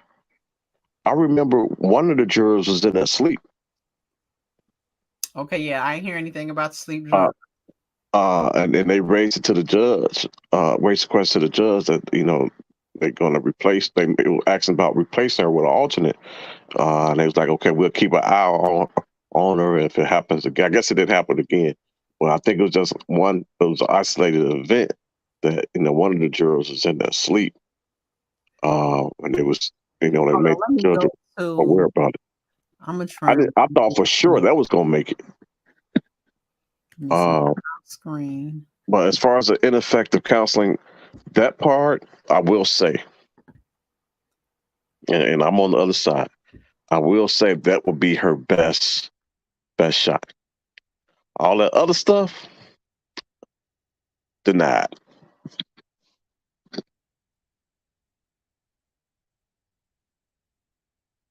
Man, she'd have left me in here. I'm finna let me take over her show. She'd have messed up. I'm finna start cussing and everything.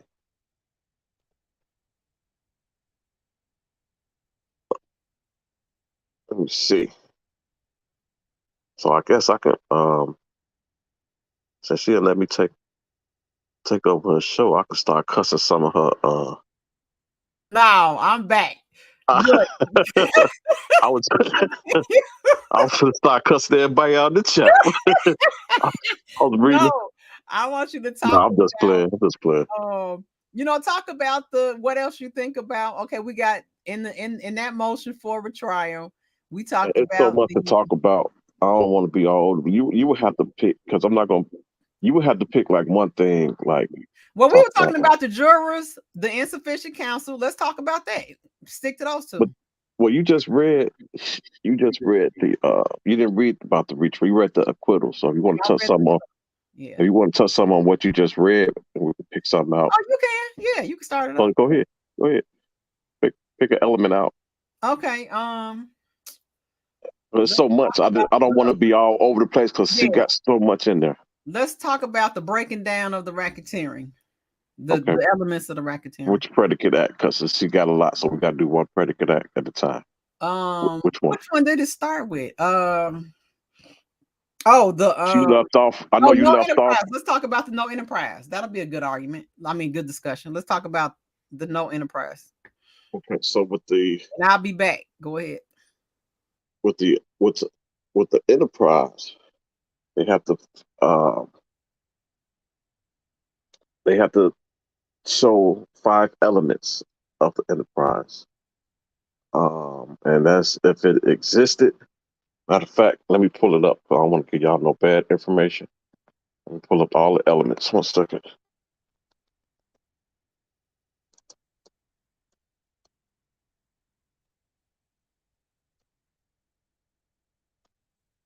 One second.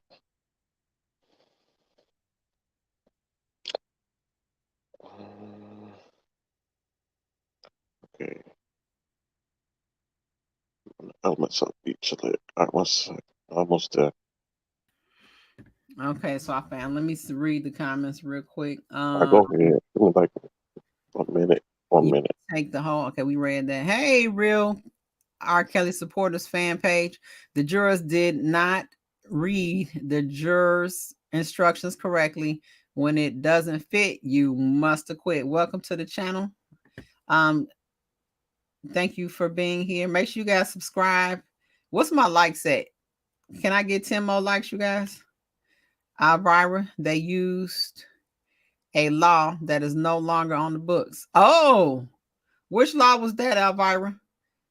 That's your prayer, Keller. It's in God's hands. Fair and impartial jury, major violation. Come on, Jeff. Jeff, come on here, man. Let's talk about this. Want to get Jeff up there? Yeah, because I like his You like how he right. He can talk. He one of the few that can have a conversation and remove emotions. Right. Nowhere around that 6th Amendment. Okay, not your hands. Y'all are nervous as hell. There's no solid evidence of RICO nor racketeering, so the juror was supposed to pick not guilty.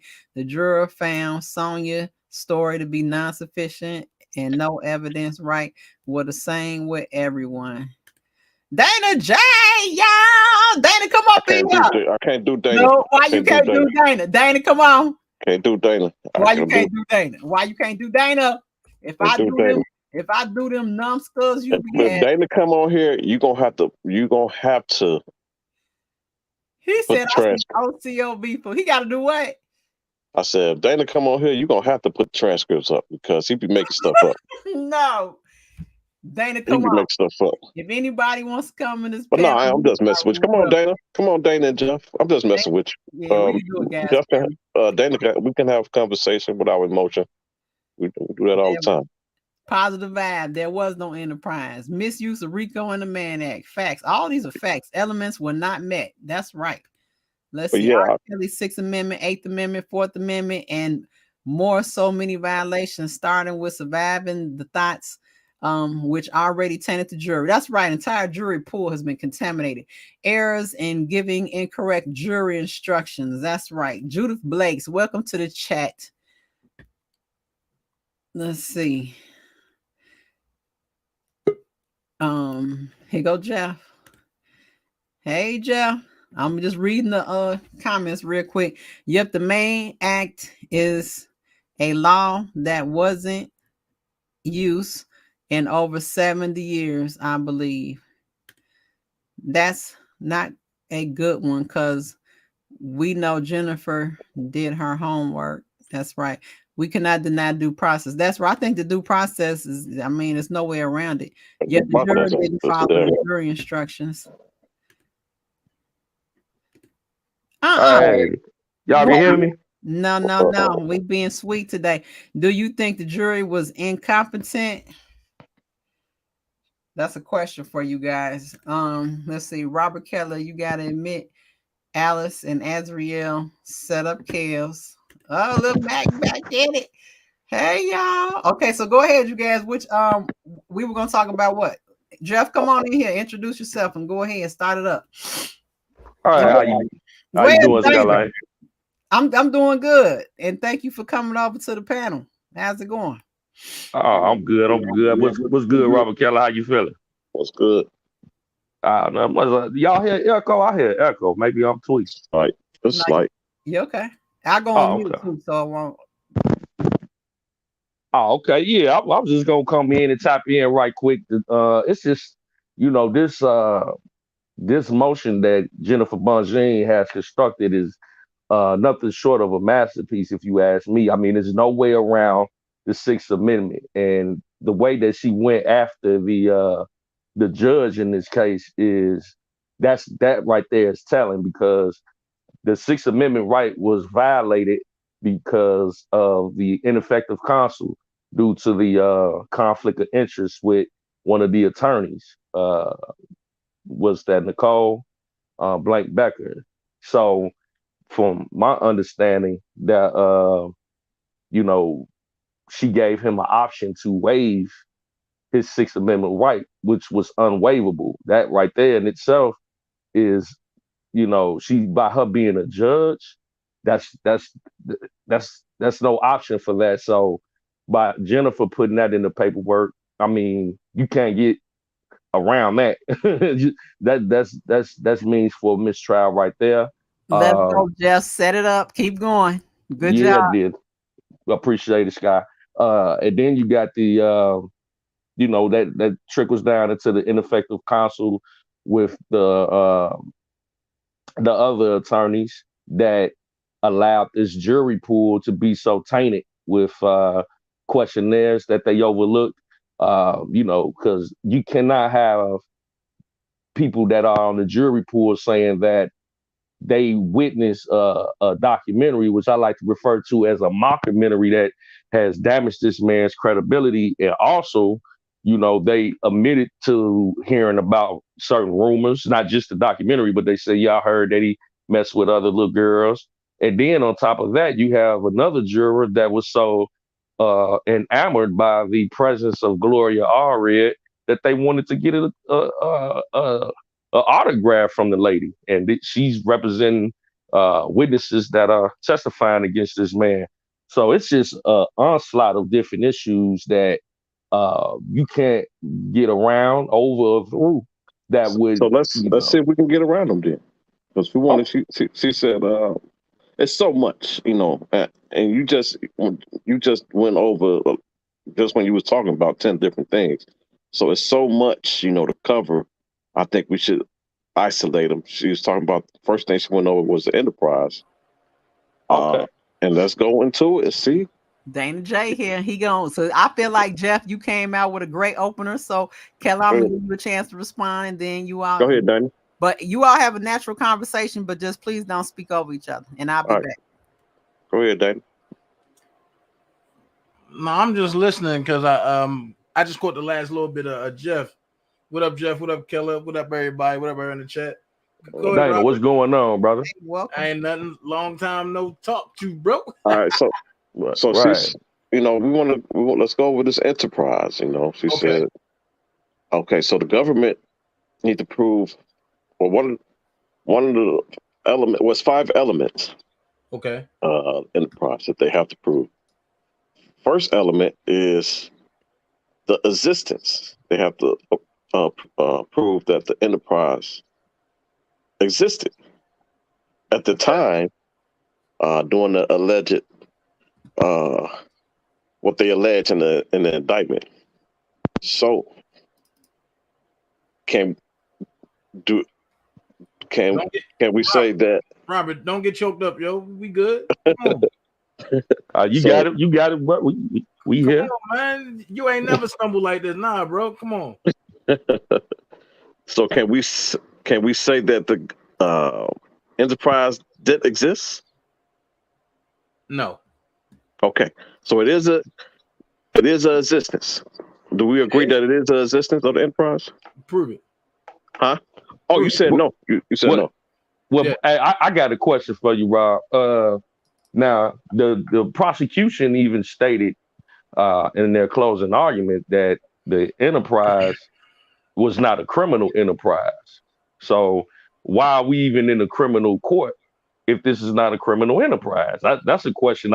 Let's start there as a a pinpoint where we can go from there. Why would the government say that the alleged enterprise wasn't even a criminal one?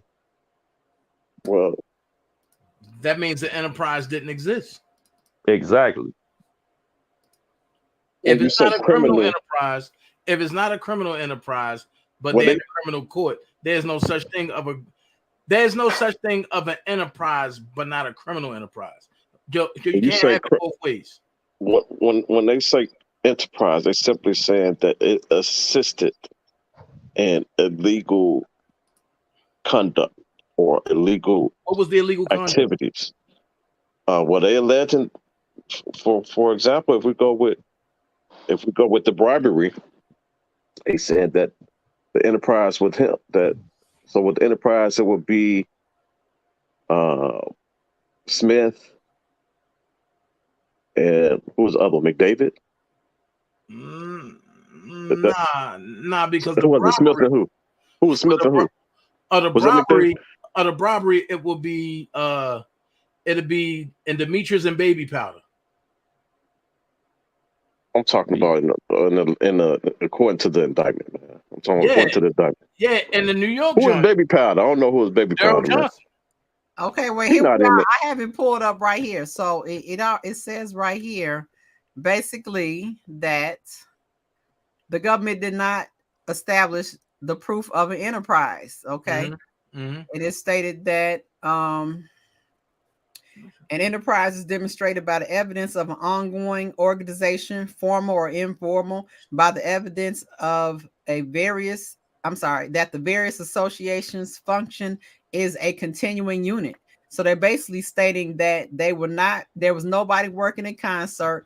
All of the individuals were Kel's individual people. And so that they did not establish. So let's go there. Also that the enterprise did not knowingly know that they were committing illegal activities. All of that is right in this area that we read today. Okay, so let's go there. Let's see. So, for example, like we were just talking about with Smith, Okay. he wanted to. But I figured you'll go there. But okay, We can go anywhere. But that's y'all go-to point. So go ahead, because I want to bust it up real quick. So go ahead. We can go anywhere. Okay, so No, but stay right there. okay, so RKelly came to him and said, "I'm in trouble. I think Aaliyah's pregnant." He wanted to marry her to prevent from going to jail. Really? Smith said, "You cannot marry her. She's too young." You believe that shit, bro? Really? This is testimony. I'm just going off of testimony, bro. Right, but wait, hold on now, because this is just. I'm just going off of testimony. I'm gonna let you tap onto that, but No. Go ahead. Skyye Lyfe, let them have fun. Okay, go ahead. Because when I have fun, I don't want to be interrupted. So let them have fun. Okay, go ahead. He said, "She's too young." Mm-hmm. He said, "Whose team are you on? Get it done." Fast forward to identification taking place to secure a marriage because she wasn't of age. Okay. Keep going. So there, I see what you're doing. So okay, so the enterprise is there, which is Smith and McDavid. He knew about it because he said he informed RKelly, you can't marry her. She's too young. all right. He said get it done. Okay. Whose side are you on? He got it done. Okay. Which assisted him in getting married. Okay. Go ahead. So you saying I keep hearing you slide the word enterprise, right? And you saying you saying so get it done. McDavid, and Smith. Okay, cool. And McDavid and Smith is the enterprise, right? For that particular situation. All right. In that particular situation, and McDavid and Smith is the enterprise. Right. Okay. Because they are employees of Robert Sylvester Kelly, right? Let's go, Dana. Right? No, they working together. No. Wait. No, we're gonna go with what the statute say. No. Watch this, but I'm glad you said that because I'm here with you, bro. I'm here. Go ahead. I'm gonna be quiet. Oh, because Robert, you know we don't rock like that. Come on, man. I mean, I'm listening to you. I'm listening to you. All of this is hypocrisy because they just said that the enterprise had no knowledge of the of doing criminal activity, but in this particular situation, according to Demetrius Smith's testimony, Robert didn't have no knowledge of their criminal activity. So which one is he? Watch this, Jeff. Well, let Dana finish because we're entertaining Kellers, but I also have on the screen the information. Watch this, Jeff, because I want to destroy this real quick. And because Jeff is going by and he's saying that Daryl McDavid and them, and he going by the part where it says, and despite blatant strong arming by the government, Smith's testimony was inconsistent and vague. That's what they don't want to talk about. First of all, wait. First of all, you do not want to talk about an inconsistent and vague testimony because that don't hold water. But I want you to scroll down to the bottom of page 18 where it says, and whenever Smith failed to testify precisely as the government wanted, he was refreshed with his prior statements.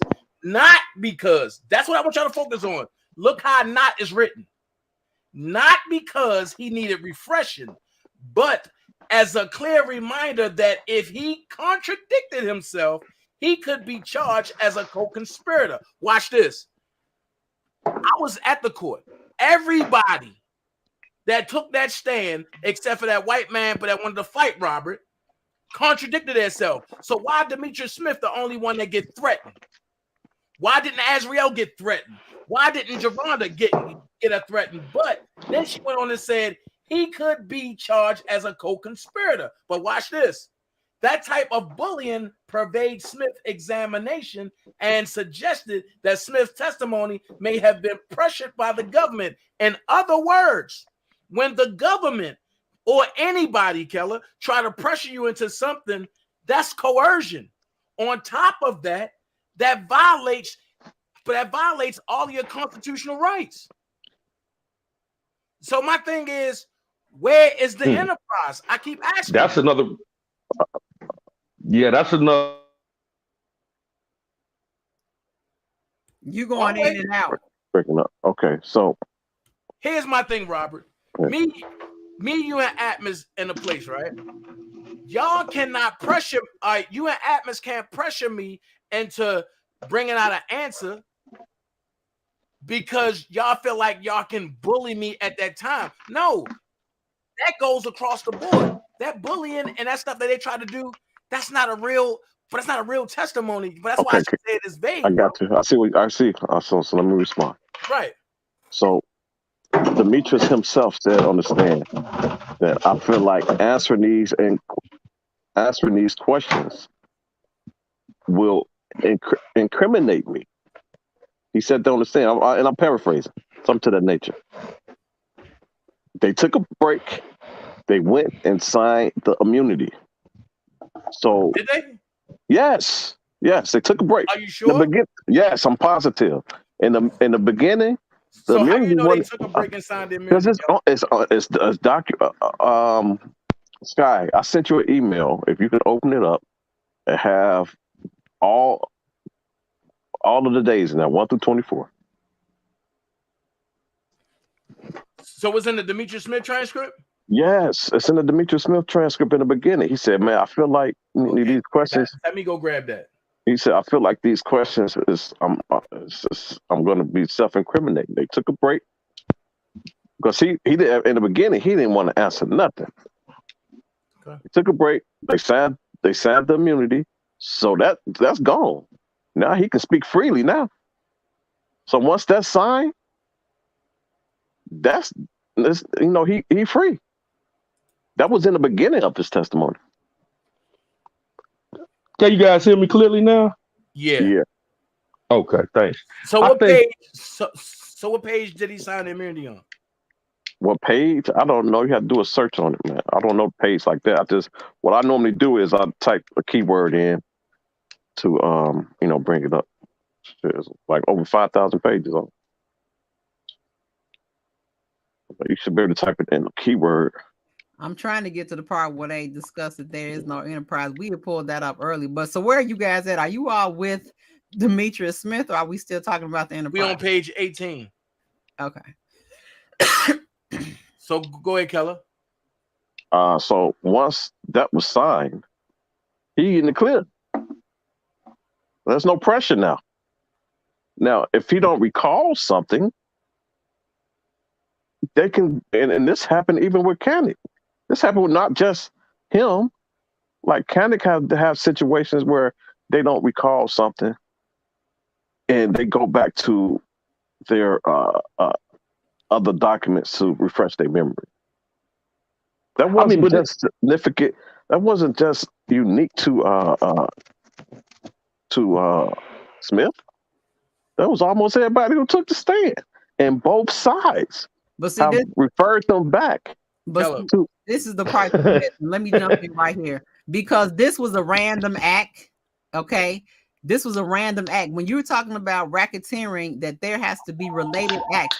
They showed that this bribery was not a related act. Therefore, it was knocked down as being sufficient for being a part of the racketeering. When you say related act, what you mean related act? They were stating that in order to have a RICO, the crimes have to be related in some kind of way. These are random acts that happen at different times. They also have to be continuous. They said at least two. They said a minimum of at least two of the predicate acts have to be within the 10 years apart. 10 years. Yeah, correct. 10 years. And yes, so listen, a minimum of two is 14 predicate acts. It's right here in your face. Okay, listen to me. A minimum of two predicate acts have to be 10 years apart. And there's 14 of them. So that's easy. They were random. That's what, if you read right here, this is just part of it. Okay, let's time it out then. Let's time it out. Go ahead. Let's time it out. Let's get at least two. All I gotta do is give you two of them. We got Faith. Happened in what was that? 2015. No, that was Faith. Faith was 2018, something like that. 2017. 2017. And Azriel was 2015. There you go. That's 10 years right there. All you need is two. Yeah, those are the two that they got them on. Right. So all you need is the minimum of two. So that argument right there is dead. Random acts. You're missing the whole part of RICO. They're random acts. They were not in relation. You talking about Aaliyah, then you talking about a sex act, then you talking about some girl being trapped in the room. They were not related. Like I'm about to find the part, and especially when you talked about these enterprises, they show headshots of the old employees. That's what they presented as an enterprise. And I'm gonna find that and pull it up. But you guys continue. That's ridiculous. Okay, so again, I just killed that right there because you didn't, because it was non-related. And I'm gonna find that part, but continue. Non-related. It gotta be it was a random act. I'm gonna pull it up. Okay, just go ahead and talk. You keep thinking you're right. Go ahead. I mean, she said it has to be 10 years apart, a minimum of 2. So Yeah, that's those are dead the right ones there. that they ultimately That's charged her dead right with Azriel and Faith. Which okay, let's debunk that. Let's unpack that right quick. Now with there. Now we Azriel, jumping all over the place, but it's cool. Let's go ahead. I no, see no, it. no. Okay, I mean we'll No, get back to it's that. like I doubt if it's probably have to happen because there's nowhere around it. So it's all entangled. So I get it. So go Okay, ahead. wait. Okay, I let's found the page. Jeff, give me 1 second. I found the page right here. Okay, and it reads the 2 proof. Okay, let's go to the top of this. Okay, the government's proof did not establish a pattern of racketeering. The government must also demonstrate a pattern of racketeering activity by proving at a minimum 2 predicate racketeering acts that occur within 10 years of one another. Okay. Proof of the 2 predicate acts is not sufficient to satisfy its burden of proof. The government must also show that the racketeering acts are related to each other and to the enterprise. Okay. That's And that together, nexus. wait, let me That's that finish. nexus. That's that Yes. nexus. And Yeah. together pose a threat of continuing criminal activity. Right here, they didn't meet it because 1, they didn't establish an enterprise. 2, those were non-related acts, and there was no continual activity of each one. Those were isolated incidents. That's what I'm So trying to tell you. so that's the nexus, right? Yes. And the nexus is there, which pretty much is Go saying that. Well, Jeff was gonna speak now. Go ahead, Jeff. ahead. Go ahead, Jeff. Oh, okay. No, I was just saying like we sticking with Demetrius, right? Yeah. Now his testimony was actually, if you ask me, it actually worked out in Kale's favor because he wasn't sure if Kales was present or not. That I mean, something of that significance. How could you use that as anything credible? You know what I'm saying? Like, this was in the transcripts that he had no. It was questionable if he had knowledge of it. He wasn't. He said he had no parts of it in other interviews that on TMZ and things of that nature. So how could Kales be responsible for something that he wasn't even possibly present for? So are you saying that Demetrius did it, but RKelly didn't know he did it? I mean, that's in the testimony. Keller, you said he didn't have anything to do with it. I don't know if he knew if he was there or maybe he was in the car you that was behind. You got Dana J email, Sky? Baby J email. Dana J, you got his email? He sent an email? I'm asking, do you have his email? I want you to send him what I sent you. Oh. And I need you to open it up so we can really dive into this. Are we? But see, we skipping around. What are y'all? No, we're not skipping. We still on Demetrius. So I sent you. Hold on. I sent you the entire transcript, 1 through 24. Yeah. All the days. Okay. I need you to open that up and go to page 17. 17. Go ahead, Dana. Yeah, send it to Dana. Send it to me. But wait, did you just send something? I sent it like maybe 30 minutes ago. Okay, hold on. But when you being charged with something, right? A person that's testifying against you, Keller, wouldn't you want them to have a connection or to make sure that story they gotta have some that type of connectivity? Here's what I'm saying. They got to have that connection, which is the nexus that they're talking about. They have to. All right, have Robert that Keller, nexus. but I'm glad you said that. Listen to this. Also, note in my objection, I don't know if it was. I think it was not intended, but there were questions being asked where the question presupposed an answer, and there was no connectivity. It's the kind of a situation where the witness had already gave that testimony. So are you in the same position with Jeff? Robert, wait. Right. I think the question was just asked ahead of the foundational question just to get an answer. Court, I don't remember what it was. Canic, I don't remember now. The court, it seemed like whatever it was, I remember the context, seemed like it wasn't an earth-shattering performance. Canic, right. It wasn't earth-shattering. So basically what he's saying was it was no connectivity with Demetrius' testimony anyway. I got you. So you're in the same position, Jeff, as that. Are you saying that I've been there. That Demetrius did all this stuff and RKelly had no idea? I've been said that. I was one of the first. But we at least agreed that Demetrius did the bribery. Yes. Are we still there? Okay. Yes. So the only thing that we missing is the nexus or the connection. That's what we're missing right now. And right? where there's no nexus, where's the charge? So right, the nexus got to be there. So yeah, I'm waiting on Skyye. I'm waiting on Skyye so we can get this nexus. Okay, all of this has fraud written all over it. If you ask me, exactly. It's fraudulent. Fraudulent marriage, a fraudulent document. He wasn't aware, so he had no wherewithal, so he has no burden of proof that he had any knowledge of it. So this seems like, if you ask me, it seems like a scheme that him, Demetrius Smith, I'm speaking of, Barry Hankerson, and Daryl McDavid concocted to frame RKelly. You know what I'm saying? Because his signature, or Aaliyah's signature, was that's a theory of yours, you know. But, it is. But I mean, it's not far fetched though.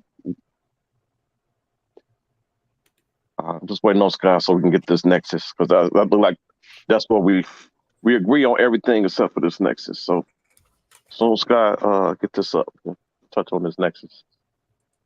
You want to put your email in the thing? Miss Dana, I can send it to you. You know my email, Robin. I said, do I got your email? Oh, I do got your email. I got you.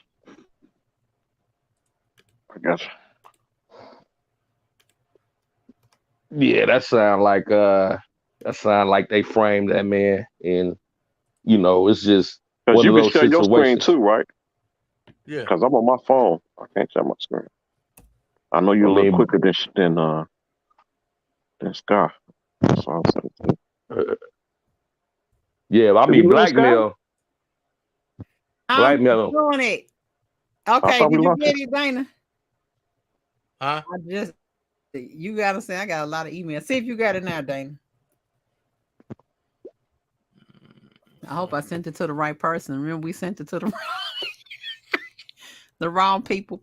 If I was you giving me wrong information. Yeah. Hey, were you guys aware that Aaliyah went in 1997? She went to Cook County to remove that off her record, the marriage.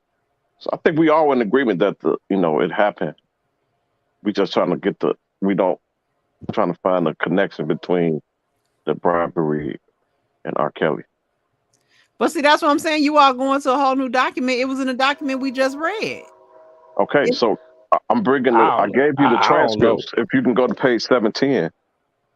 I can't say I agree with you. I can't say I agree with you, bro. You know what I'm saying, as far as that the marriage happened. If it did happen, it was forced through some type of fraudulent activity. We have to pass it that married them. So okay, let me ask you a quick question. Oh, what line? You got it up? If it did happen, why would the federal government go with a lesser charge of bribery instead of just marrying a minor? That's a more, bribery is considered a misdemeanor. But see, they tied it in. Be careful, because he may get indicted in another jurisdiction. So be careful what you ask for. 710 admins. Now you know ain't no admins over here. Stop playing. Damn, I keep saying admins. Dana. Page 710. And if you want to share that. What line? If I tell you the line, you're gonna go up anyway. Oh, you already know. You already know what I'm going to do. 710. 710 line 1 to 25. Pick one. Man, if I pick one, you're gonna go up anyway, so just start at line 1. Nah, man, you ain't gonna do that. I want to go to your point, and I want to see what's going on because I've been reading this for a minute. Okay. You can start at. Let me see. At line 9. You can start at 6. Or 6? Yeah. That 6 is the question. Right. You can start there. And when you were at the defendant's house, what, if any, conversations did you have with the defendant up there about the situation with Aaliyah? I remember that, and I told Robert that this is something that just couldn't happen, that he shouldn't listen to Daryl. I told him that he couldn't marry Aaliyah, that she was too young, and you know that she couldn't go to school without a truant officer coming after her. So that's something you shouldn't do. That's what I do remember about that. Question. And what did the defendant say to you? A, he was confused. He was confused. And he just asked me whose side I was on. All right, stop right there. Okay. Stop right there. So he telling him, you can't marry this girl. She too young. Now, Robert. Hold on, let me finish. You cannot marry this girl. She's too young. He ain't trying to hit none of that. He said, whose side you on? Fast forward to them getting married. That's so you can't say he didn't know. Now, you know, I had to take the avatar for this one. No, put the avatar back on there. I want to see. Wait, but see what you're missing is what we. I'm about to pull up. See, Dana since Dana, you got the old transcript. I'm gonna pull up what we read today. I got one better real quick, Sky. Okay. Real quick. Okay. Robert Keller, you know, I talked to Johnny, right? Put the avatar back on, man. Can't talk to you like that. Oh, no, you're going to get this work. You're going to get this work. You know, I talked to Johnny, right? Johnny said plain and simple because I asked him about that. I ain't talking about none of the, I'm talking about what he said on the court of law. Listen, but I asked Johnny about that specifically. His words were, they took that and ran with it because he was trying to explain what happened. I can't confirm or deny none of that. I only can go with what happened under oath. Okay, since you won't go there, okay, cool. I'll make that argument because I can call him and then have him on here. Oh, that's even better. Call him right. Can you call him right now? You know what I mean? Can you call him right now? Say less.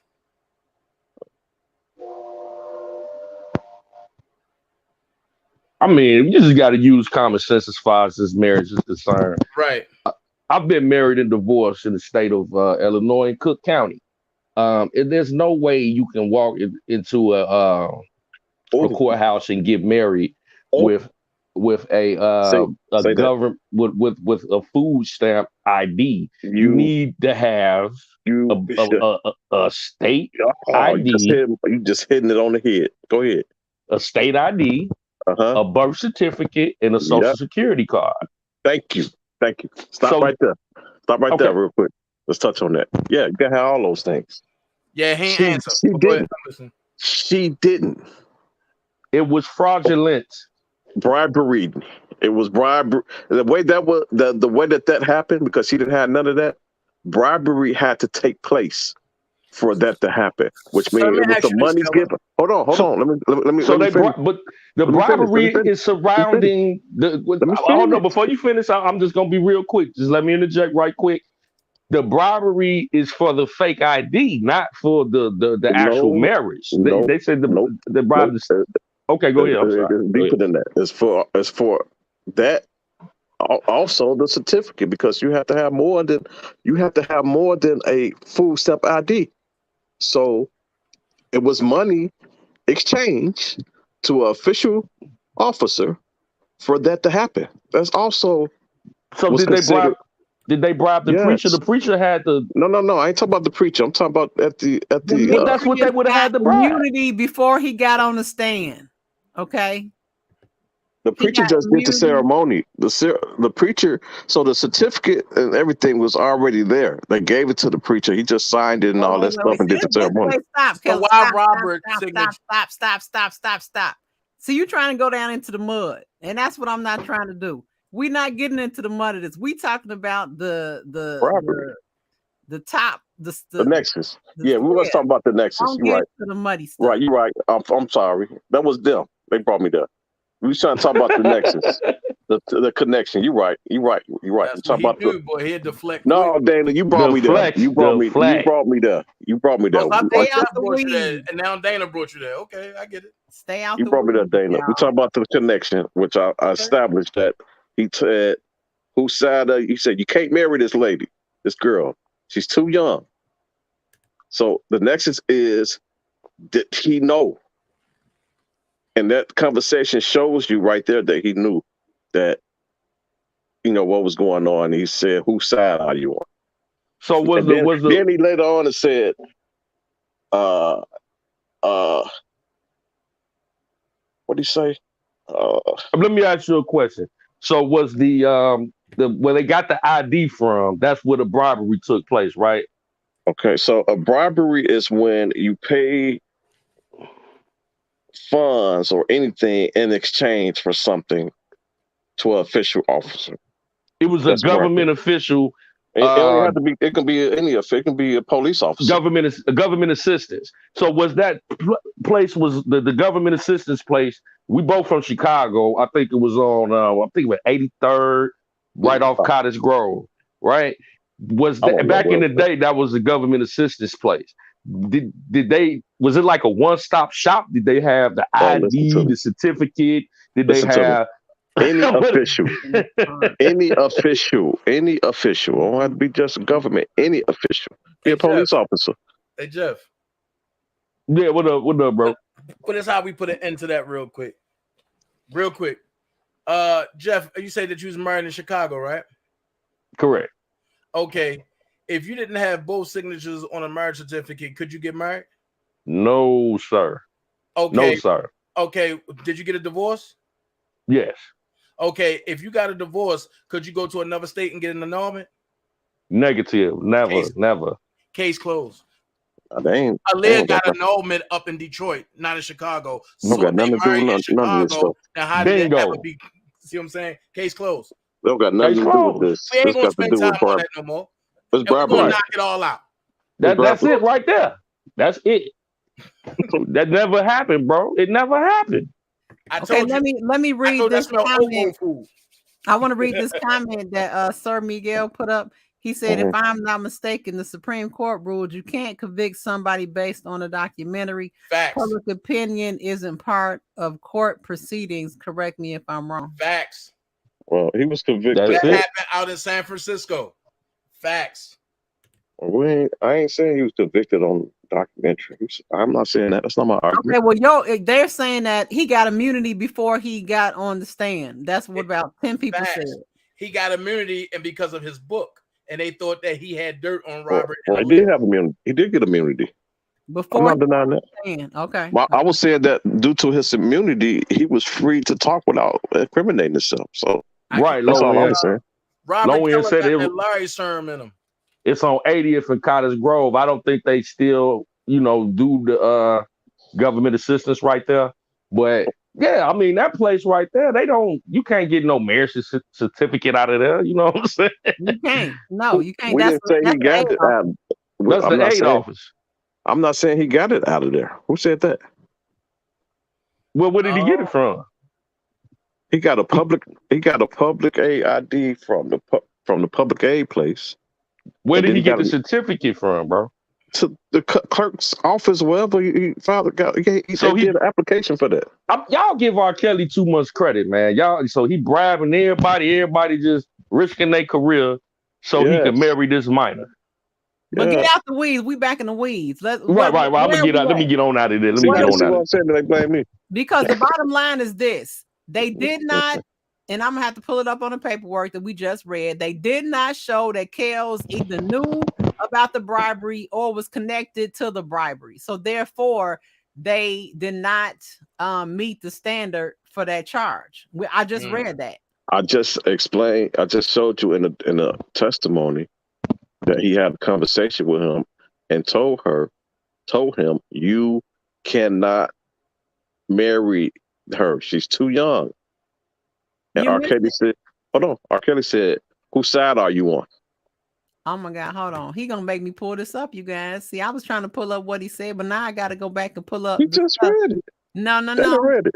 No. Let me. Dana, you just not read that, Dana? No, hold on. Yeah, I I'm did. gonna pull it All up. right. You don't got to pull it. You read it. You don't got to pull it up. You read it. No. Yeah. Because we Oh, missing. so you don't trust Dana either? No, that's not what I'm pointing out. Hold on. But he don't be trying to throw me and Dana in the car. Oh, man, you trying to create position to save your See life, how she bro. do you, Dana? See how she do you? No. We That's going gonna right go the here. same side. Okay, hold on. Robert, come on, boom, man. it You know was I'm right better here than that, too. bro. Can y'all see the screen? Oh no, if y'all can't see the screen, can you? Robert, you know you can. Come on, man. Hold up. I'm about to share. Can y'all see the screen? Yeah. Okay. I see 4 squares on the screen.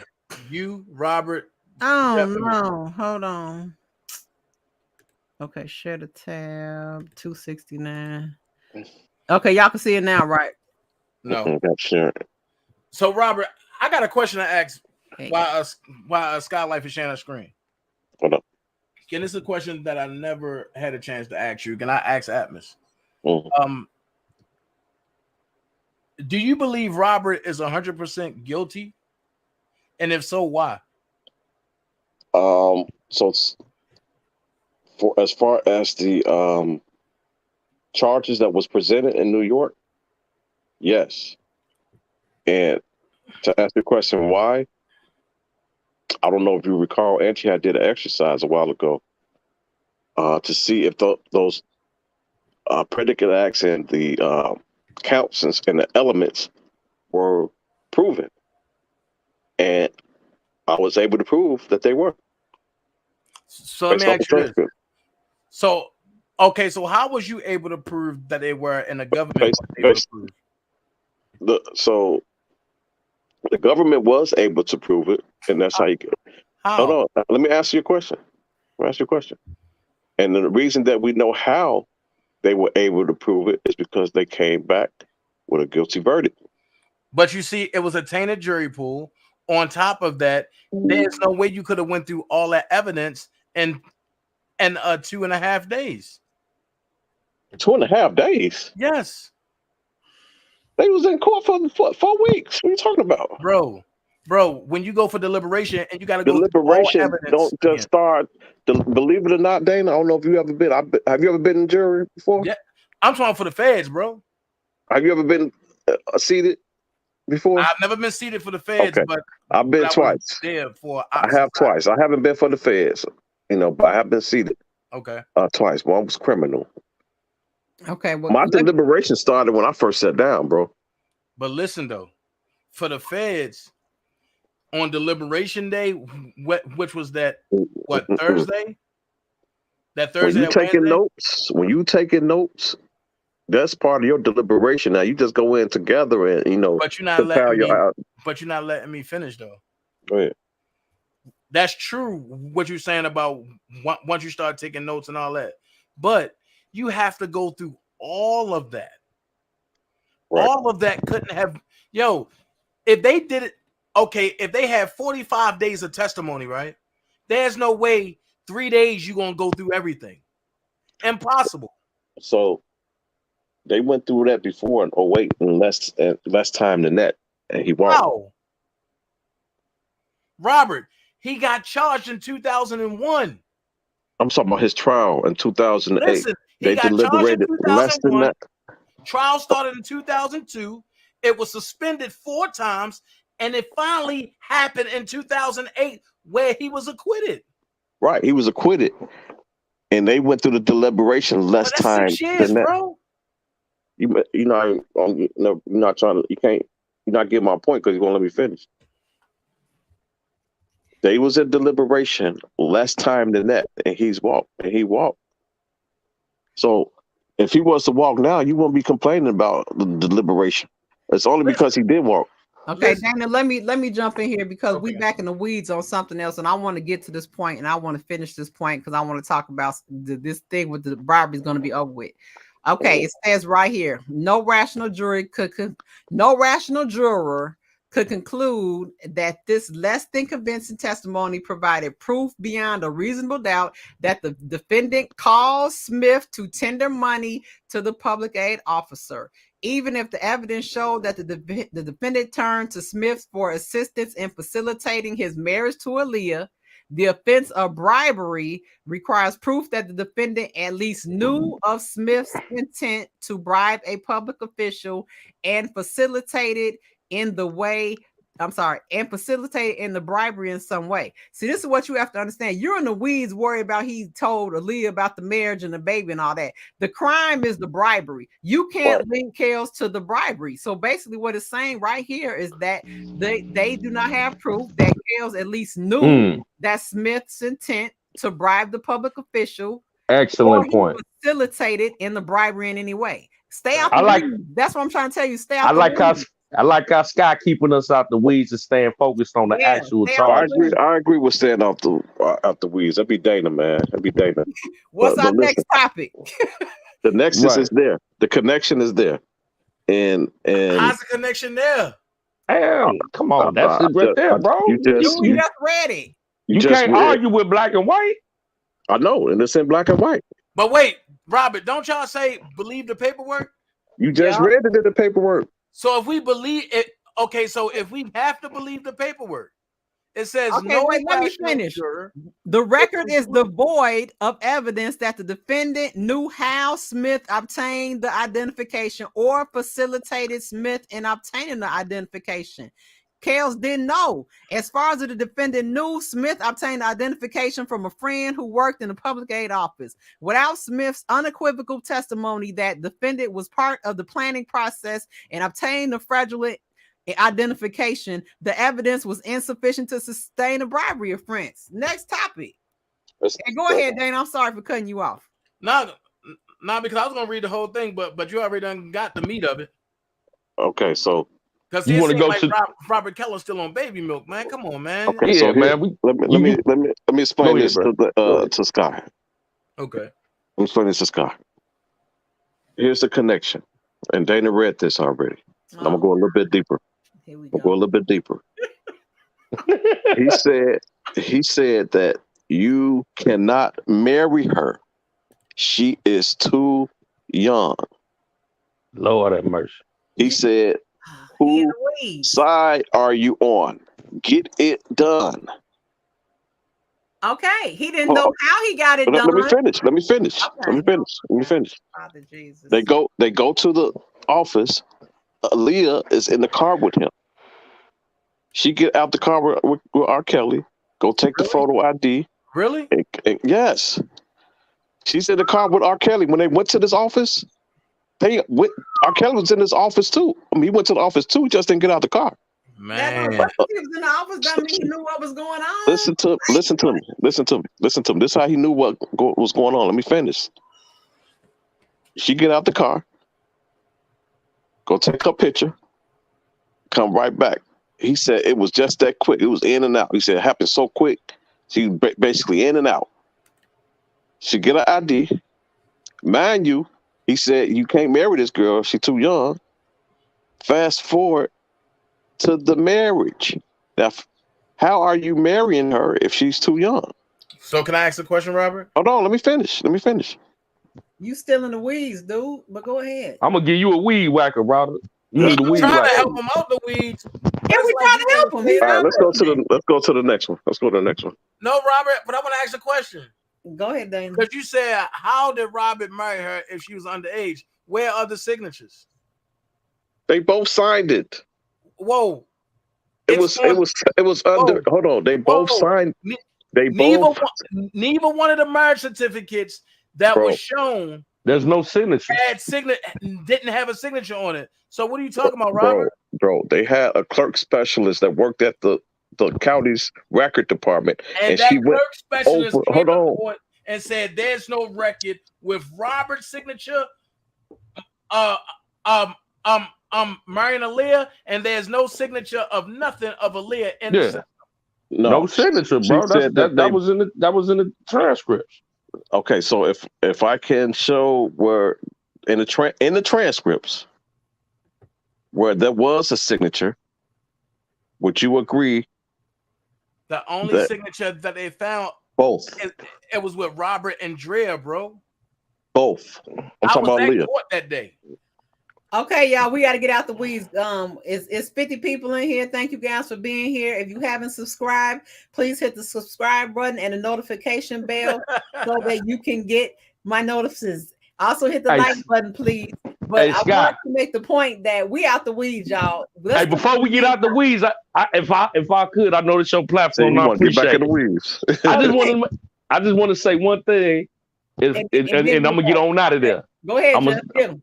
Hey, now when it comes down to this fake marriage with Aaliyah, that was part of the reason why they ain't want to give him bond, because he did not want to admit to having more than one marriage. He just always said he only was married once, and that was to RKelly. Point blank, period. He wouldn't even try to get bond to admit to something that he know he didn't do. He knew it. He knew he didn't marry Aaliyah. That was fraudulent. It was fraud. It was a publicity stunt. But all right, I'm out the weeds now. That was all for the album. Age ain't nothing but a number. But exactly. I mean, I'm not gonna go back and forth. Yeah, I just want Kelly to know that the charge is the bribery. Okay, Kels, they have to directly link Kels to the bribery. He has to know of it and to have participated in it. That's just short and brief. What topic y'all want to go to next? Are we going to the jury or wait. The Sixth Amendment? Okay, you go to page 630 Dana, real quick. Oh, I don't even got it up no more. Put it up. In the transcripts. 630, page 630. What's the topic, Keller? Oh my God! I got to respond to him. He asked me something. He brought something up, so I got to respond to him. No, that was he was saying one more thing in the weeds, and we were going to the next topic. Now, come on, we were going to the next topic. Robert Keller have to be. And we Jesse already Jackson of Chicago. On your statement, I can't. Can we please go to something else, please? Okay, go to real quick. This is gonna be quick. 630, because you got to allow me to respond to him. He brought it up. That's not fair. I don't have it up, and I'm not the one that said nothing to you. That was Jeff. That wasn't me. Man. No, I'm talking about to you. If you can go to page 630. I don't have it up. Okay, pull it up. Click it. Yo, I done shut that computer off, bro. I know you did. After this, I'll read it. I'll read it. What? Go ahead, read it. All right, page 630. Line 6. They asked the question. Now, were the applicants here, RKelly and Aaliyah Halton, were they required to sign? To sign? Yes. And do we see the signature? Do we see those signatures on this document? Yes. That's a lie. And because in court, wait, no, I'm reading it. They did not show no signatures.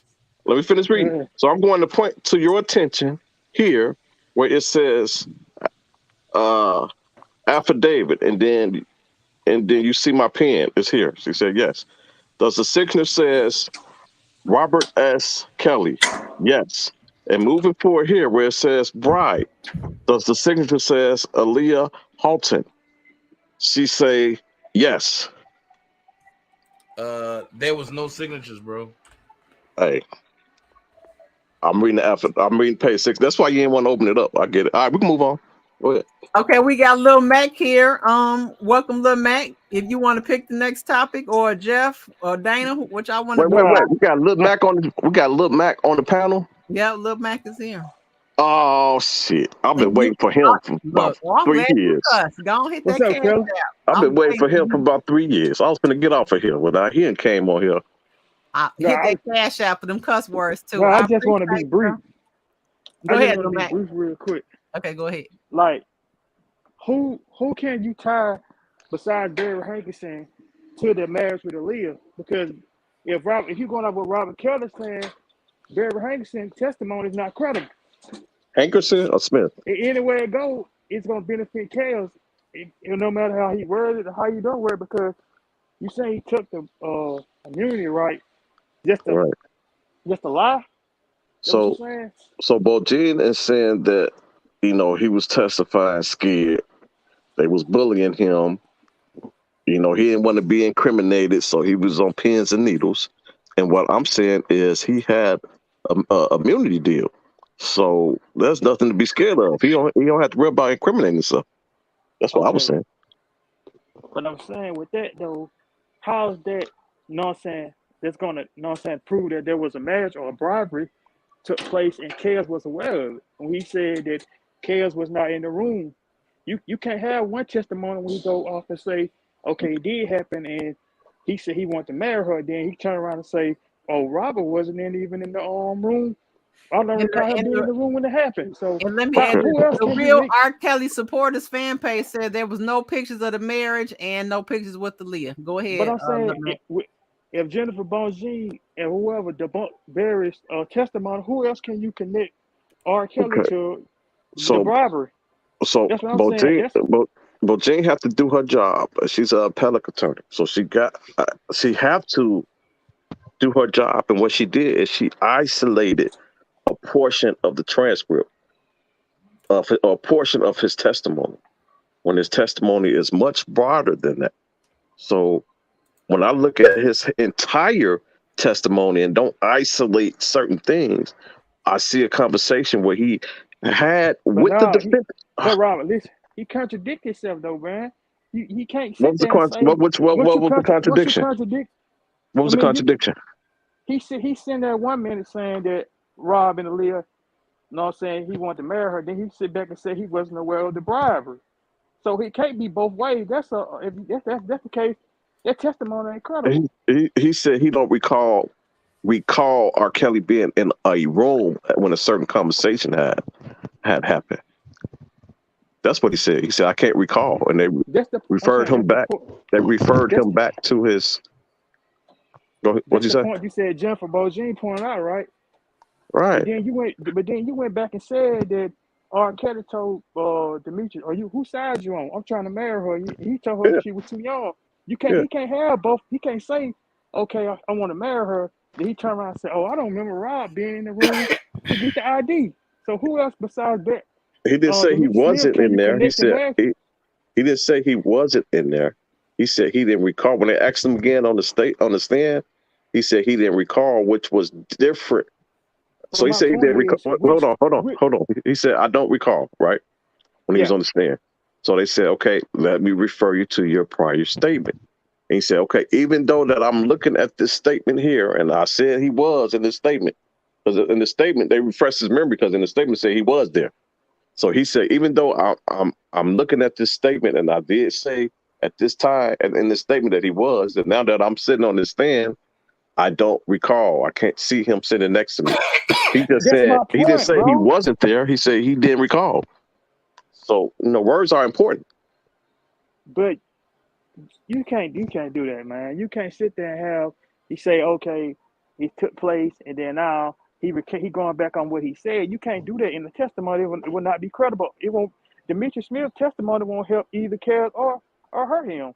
If you're Well, going about what you're saying, because well, it's not his testimony is not credible, and then you can't connect nobody well to the my marriage, speaker. but you can't connect nobody else to the bribery, but Demetrius Smith and his testimony ain't worth a flip. So what you gonna do? Like who else besides him can you connect the marriage to? So that debunks the that there was a RICO start, because basically they're saying that he started the RICO to get the bribery. That's where it all started at. So if the only thing that got tied cast to that is Demetrius Smith, and this dude's testimony is not credible. But I'm gonna let y'all. Not I'm at just work. I'm gonna let Demetrius, y'all get back at it. David too. Exactly, little man. Daryl Yeah, Exactly. but and I'm gonna let David. y'all get back at it. Jeff and Dan, Oh, come on, stay Hello, on here, man. man. Stay on y'all, here. Stay on here. y'all I think he on break. stay holding. Stay I'm on at here, work, man. bro. Oh, okay, my bad. Go I'll ahead. be back Get that in. money. I'll be back Get that in now, money. Rob. Okay. Yeah. Thanks for coming, little man. Let me give you guys a update on the aid office. The aid office back in the day, you could get, okay, you got to understand you're dealing with a low income population. So you're dealing with people who don't have, like your Easy to burn. Social Security on, in your pocket, in a nice place in the folder, birth certificates or something like that. So if you do have a case with the aid office, they would give you a copy of it. Sometimes they would give you a copy of the ID or something like that, but you couldn't make a routine of it. Okay, so just to clarify to people, if she had a case already, then they would give you an ID. But also, if not, they have an ID machine. Okay, back in the day, they were taking IDs. So it appears that he knew one of the workers up front and had the picture taken and created the ID. You see what I'm saying? That's what it sounds like happened, just so you guys understand. Back in the day, they had you would get an ID. I think when they first started with the EBT cards, they would give you a ID with that. So that's what they're saying that happened. Okay. So yeah, who's gonna pick the next topic and stay out the weeds? What we talking about? I think we had certain bullet points when we first came on. We can either go to the Sixth Amendment right or the as far as the jurors and there being we could go that route, or we can go as far as the ineffective counsel route. Sixth Amendment sound like it'd be good, but it seemed like it's gonna be kind of vast. It's very vast. We would have to. You know, me and Angie got into that for 3 days over that. Yeah, all y'all. I ain't gonna lie. I'm gonna get all y'all a headache when it comes to that. Pre-warning y'all now. You can't get around that though, bro. Like with as an officer of the law, the judge has a duty. Even if that's be great, we can talk about it because I heard Angie's. I would love to hear Dana's. Go ahead, y'all. Start it off. Hear Dana what? Well, let me revisit. Let me revisit my original argument. Unwaivable, whatever she said. Yeah, Jennifer Bonjean, and I'm paraphrasing, basically said that when it came with Nicole with the conflict of interest, that she was representing Azriel and Rob at the same time, that she gave him an option at some point with the Curcio hearing to either waive his Sixth Amendment right and keep her or not. And the argument is that is something that was unwaivable, that as the judge, she should and Donnelly should have told, no, you got to go. You know what I'm saying? By her not doing that and Rob not knowing any better, he would come back on. Skyye, his rights were violated. Put the link back in there. Okay. Yeah, his rights were violated as a result. That's ineffective counsel, and also his Sixth Amendment right was violated also because there's a conflict of interest. You can't get around that, bro. I mean, that's a dead issue. You might as well overturn the conviction. And that's a question that I want my legal smiggles to he gonna go out and come back in. I need my legal smiggles to tell me what would constitute the acquittal being dismissed and the retrial being granted. What do we need to make sure that the acquittal is granted? Excellent question. I would say that, just on the basis of, you have to uphold everybody has constitutional rights as an American citizen. So when that is violated, it's similar to what happened with the Bill Cosby situation. His rights were violated. That's a automatic overturn. It's groundbreaking that something of that magnitude would happen in a federal courtroom, and nobody, not even his attorneys, raises the issue.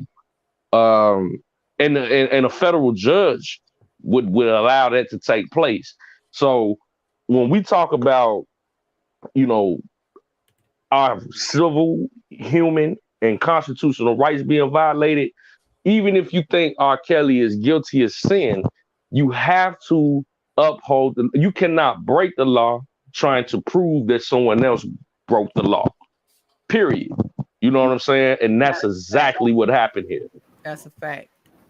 That's exactly what happened, because that judge should have told, look, she got to go before we go to trial. She's gone. If it takes more time, whatever we have to do to get your legal team together, but she didn't even give them no time.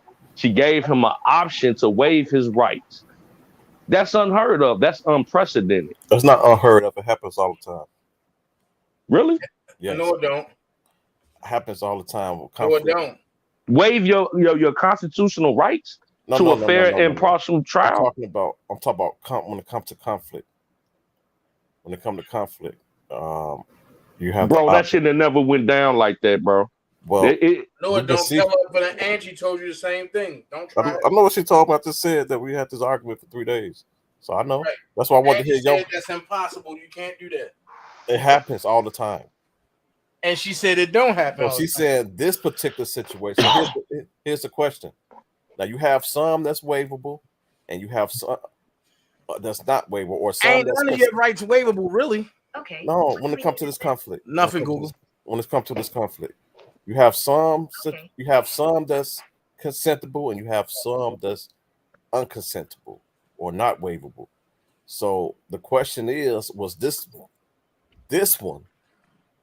Which category did it fall under? Did it fall under unconsentable, or did it fall on consent, or unwaivable or waivable?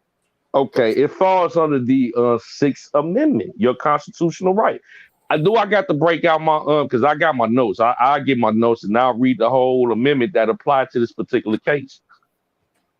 If you want me to do that, I'll dig it out. Go ahead. All right, give me a second, child. I'll be right back. What was your? I missed. Did you say your opinion on it, Dane? I just came back in. I was the one you was arguing with.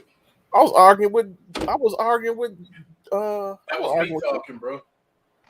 I know. I'm talking about. I was arguing with Angie for 3 days, not you.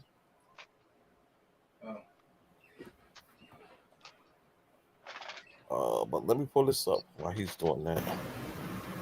If I can freaking find it. Okay, let me read a comment from the panel.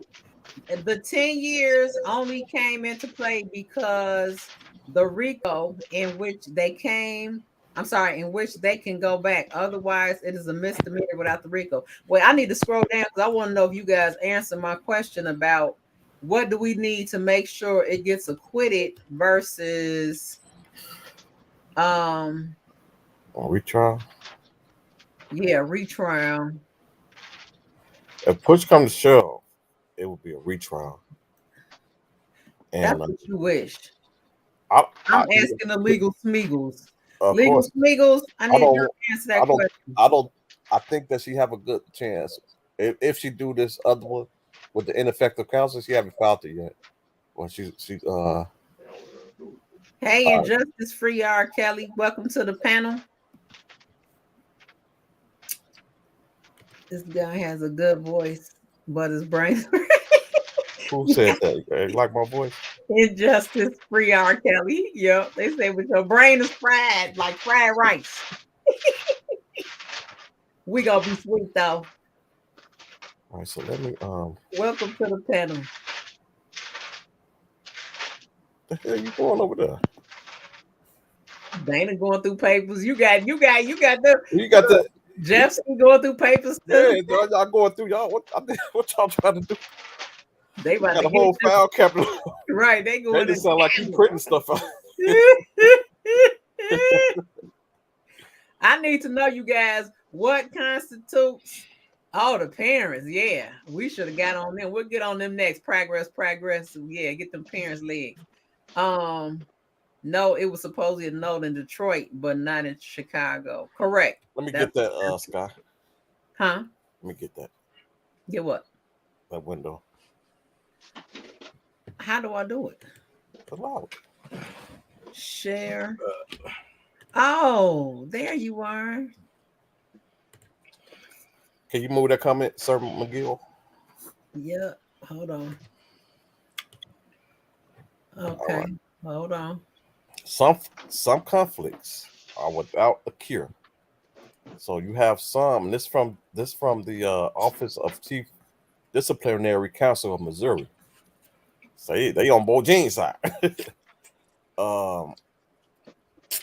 Some conflicts are without cure. So that means some, like you said, you can't waive this.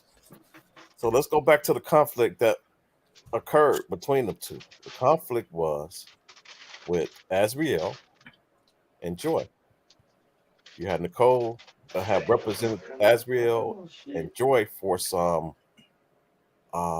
something to do with some media, something to do with media, something with the media that she was representing for, and they had another attorney in place while she was doing that, which was considered against ethic, whatever. So that's how another issue that came up. She testified under the Curcio hearing that she never gave them any illegal advice. That it was about, they had some questions about media or how to deal with media or something to that nature. So that's what the conflict was, that she represented both of them and her client. So the question is, what makes this waivable? What makes it waivable, and what makes it not waivable? Okay, I'm back, y'all. So my notes here, as far as the Sixth Amendment is concerned, every person has the right to a speedy and public trial by an impartial jury, a jury who has not been swayed or previously influenced. So I think that it's more than that. We gotta get to the without conflict. Nah, bro, that right there is enough to overturn a conviction. Yep. I'm just saying what he's saying is broader than that. But I'm just saying that right there is enough. Yeah, if it's violated. Yeah, but it was violated because you got the jurors that already knew about the situation. Man, yeah, that's not there's no jury. That's not impartial. They've been swayed, right? Or previously influenced. The question is, are they able to judge them on the evidence alone and not? And No, sir. You needed jurors that didn't have no knowledge of anything that involved surviving RKelly, any previous allegations. You needed people that were brand new to this whole situation. You need 12 jurors that are totally impartial. Right now, I agree with low end. And we'll Robert Keller, you just got O-code, bro. What happened? What's he say? You just got O-code. Are you cool as a fan? But you just got O-code, bro. Yeah, man, you cool, bro. But I mean, it's just like it's just you know. If your best bet, bro, is just to be like, you know what, this retrial. You know what I'm saying? We going for overturn. You should just say, man, retrial, bro. Here's why you don't want a retrial. Here's why you don't want a retrial, because it's dangerous. Because you still, even after this, you still a retrial with Bo James. We will run circles around your whole team. Let me finish. It's dangerous. Exactly. It's dangerous because even after he's convicted, he still have people coming out. Watch this. Check this out. A retrial. You know what? Let's go here. A retrial and change of venue. It don't matter where he at, in my opinion. Where you gonna go? Retrial, change of venue. Well, he would be found not guilty. What venue? Anywhere except for New York. Anywhere except for the United States. Nah. Okay. Nah. So if that's Chicago, the case, then Chicago. Robert Keller. Listen, I'm glad you said that. If that's the case, how can he have a fair trial then? Exactly. Huh? That part. How can he have a fair trial if everybody watched Surviving RKelly? There you go. You proved our point right there. About previous it don't matter. If you watched a docuseries that helped prosecute this man publicly, there's no way he can have a fair trial. Because everybody who watched Surviving RKelly don't think he's guilty, and you one of them. That's how I didn't watch it. Okay, well, Jeff, one of them. Well, let's just say that we have jurors that admitted that they believe that he was messing with little girls, or they heard that. Right. That's not impartial. Okay, We already established that. So Okay, so let's get back to the conflict, man. Like, oh, we was gonna talk about the parents. I thought y'all talked about the conflict. Let's No. talk about. Let's get to these text messages. Yeah. That all right, let's get to the touch juicy let's stuff. touch on it. Since I got this up, let me touch on the Okay. Let's conflict. talk about the text messages that made Angelo snap on y'all. Who Okay, is well, y'all? let him finish because he want to finish his part, and then we go into these text messages. So go ahead, Keller. I'm gonna let you finish. Robert Kelly gonna Make get it mad. quick. Who's Make- y'all? But that nigga ain't say nothing to me. We can touch on that though. That's a good one. Make I'm in my Wait. Levi bag tonight. But that nigga ain't say nothing to me. Okay. So, Oh, that nigga. so if I start right here, can I pull this up? Y'all see this? Yeah, we can see. Number 4. Number 4. Each affected client gives informed consent, confirmed in writing, conflicts that are not consentable. Therefore, are one conflicts in which the lawyer cannot reasonably believe he can provide competent and diligent representation to each affected client. I can stop right there. Wait, so but check this out. At number 4, it says if any one of these 3 present is an issue. Okay. If any one of the 3 is present, if any one of the 3 are present, right? The issue of consent. Whoa. The issue of consent is not reached. That means he can't. That means that conflict cannot be waived by the clients. Right. So, do any of those 3 applies to him? All of them. How? Okay, how? Let's go here. Explain the number 1 first. Watch this. Number 1, conflicts in which the lawyer cannot reasonably believe he cannot provide competent and diligent representation to each affected client. Okay. How can she cross Azriel? She didn't cross Azriel. That's the whole point. Because she know pertinent information in between Robin and Azriel, but that she can't share with none of the other lawyers, nor can she cross. So therefore, how can it be a fair representation? Well, he have other lawyers. She cannot, Robert. She cannot even tell them anything about it. That's part of that confidentiality. Okay, she cannot. I hear you. She cannot. But he have other lawyers that don't listen. Have a conflict. And you missed what I just said. She can't even tell them about it. Tell them about what? Okay, let's go here, Robert. If Azriel told Nicole anything that can help Robert, she did it. Listen, she did. And Nicole cannot listen, Rob. Or you can't ask me something and then overtalk me. She can't tell Kanik and none of them nothing that Azriel told her. Okay. That breaks client-lawyer confidentiality. I got that. So, under the Curcio hearing, she said that she did not discuss anything to them legally or give them any legal advice. Wait, let me finish. She said they came to her about how to deal with media. Robert, has nothing to do with Robert, the trial. Of course she gonna say that now that Azriel done flipped over to y'all side, but I ain't even gonna say flip because she always been there. Well, we all can go off of what she said. We all can go off of what she said, not what she did. She cannot reveal that because then that would have turned Azriel into total attack mode, and that would have hurt Robert. So you said she lied on the oath? Huh? You said she lied on the oath? Both of them did. Well, Dana, we can't go off of what she did say. We're going off of what she said, on record. And on record, she said she didn't have any communication with them about any type of illegal advice. It was about the media situation. The issue here is that regardless if what you're saying is the truth, the problem is his whole legal team has been compromised. RKelly supporters fan page. Thank you so much. His whole legal team has been compromised due to her affiliation with someone that is accusing him.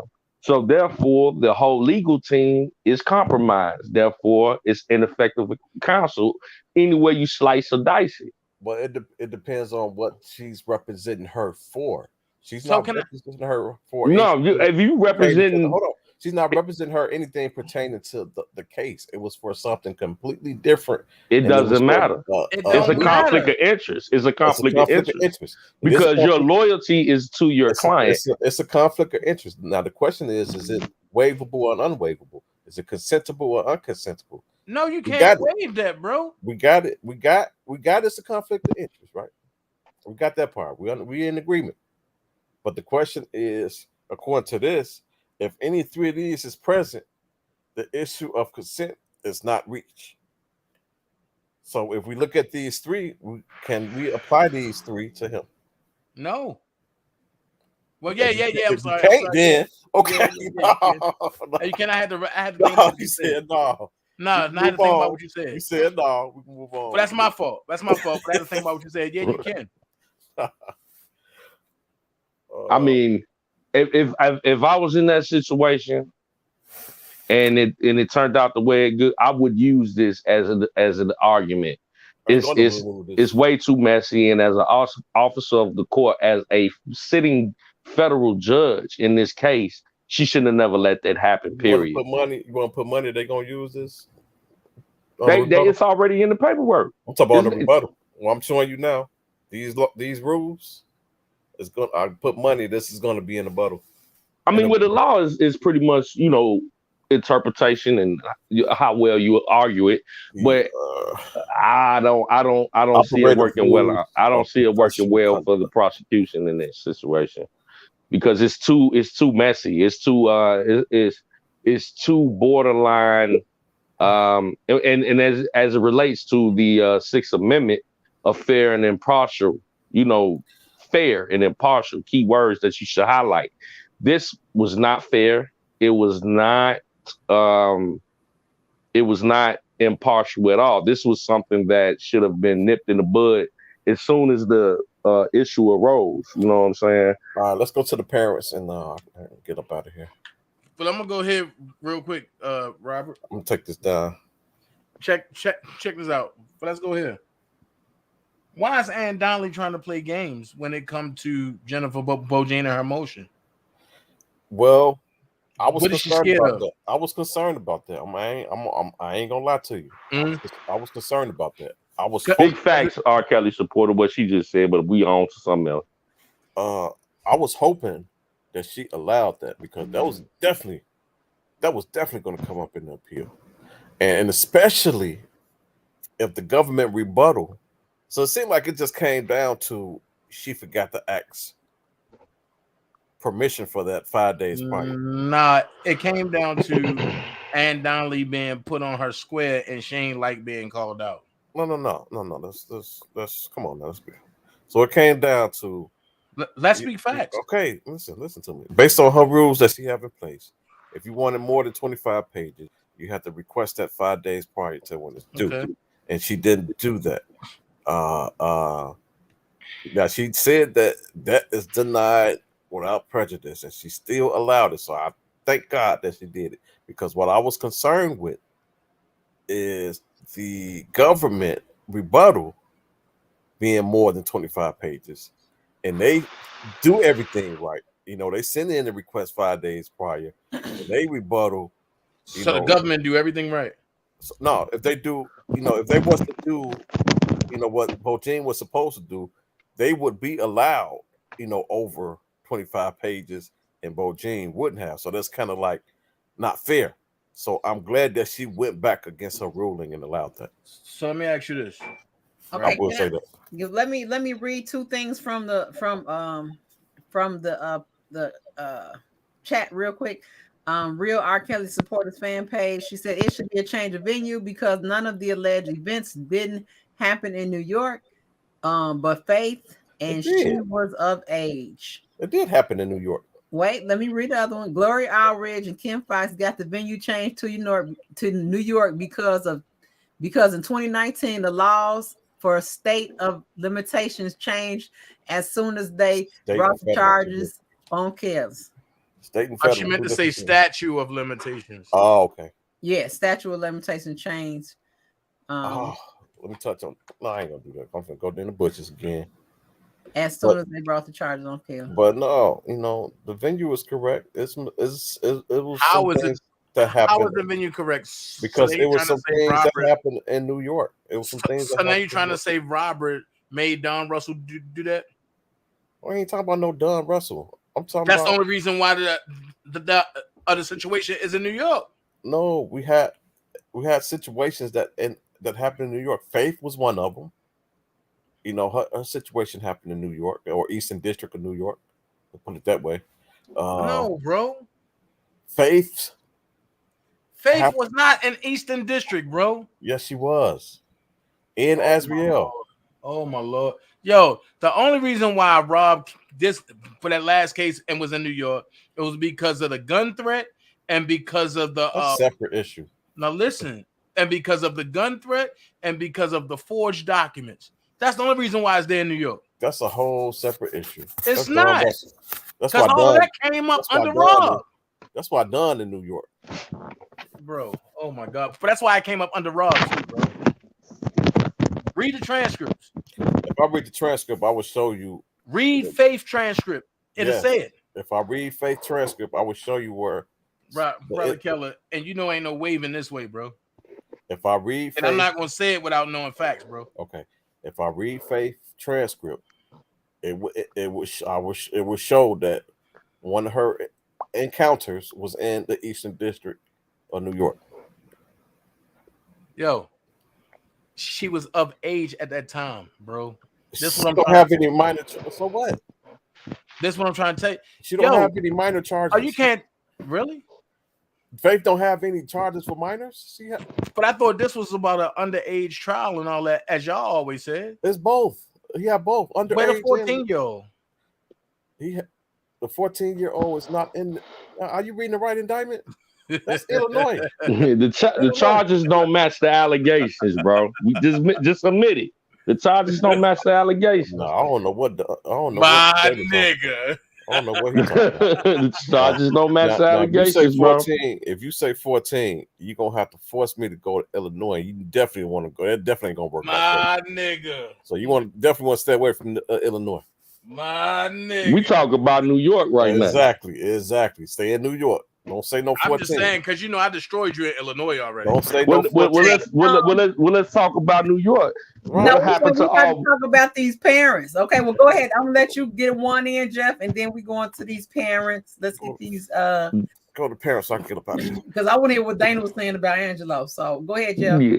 I was just gonna say, what happened to all of these child pornography tapes that was supposed to be circulating around the New York case? Were none whatsoever. No child pornography whatsoever. We heard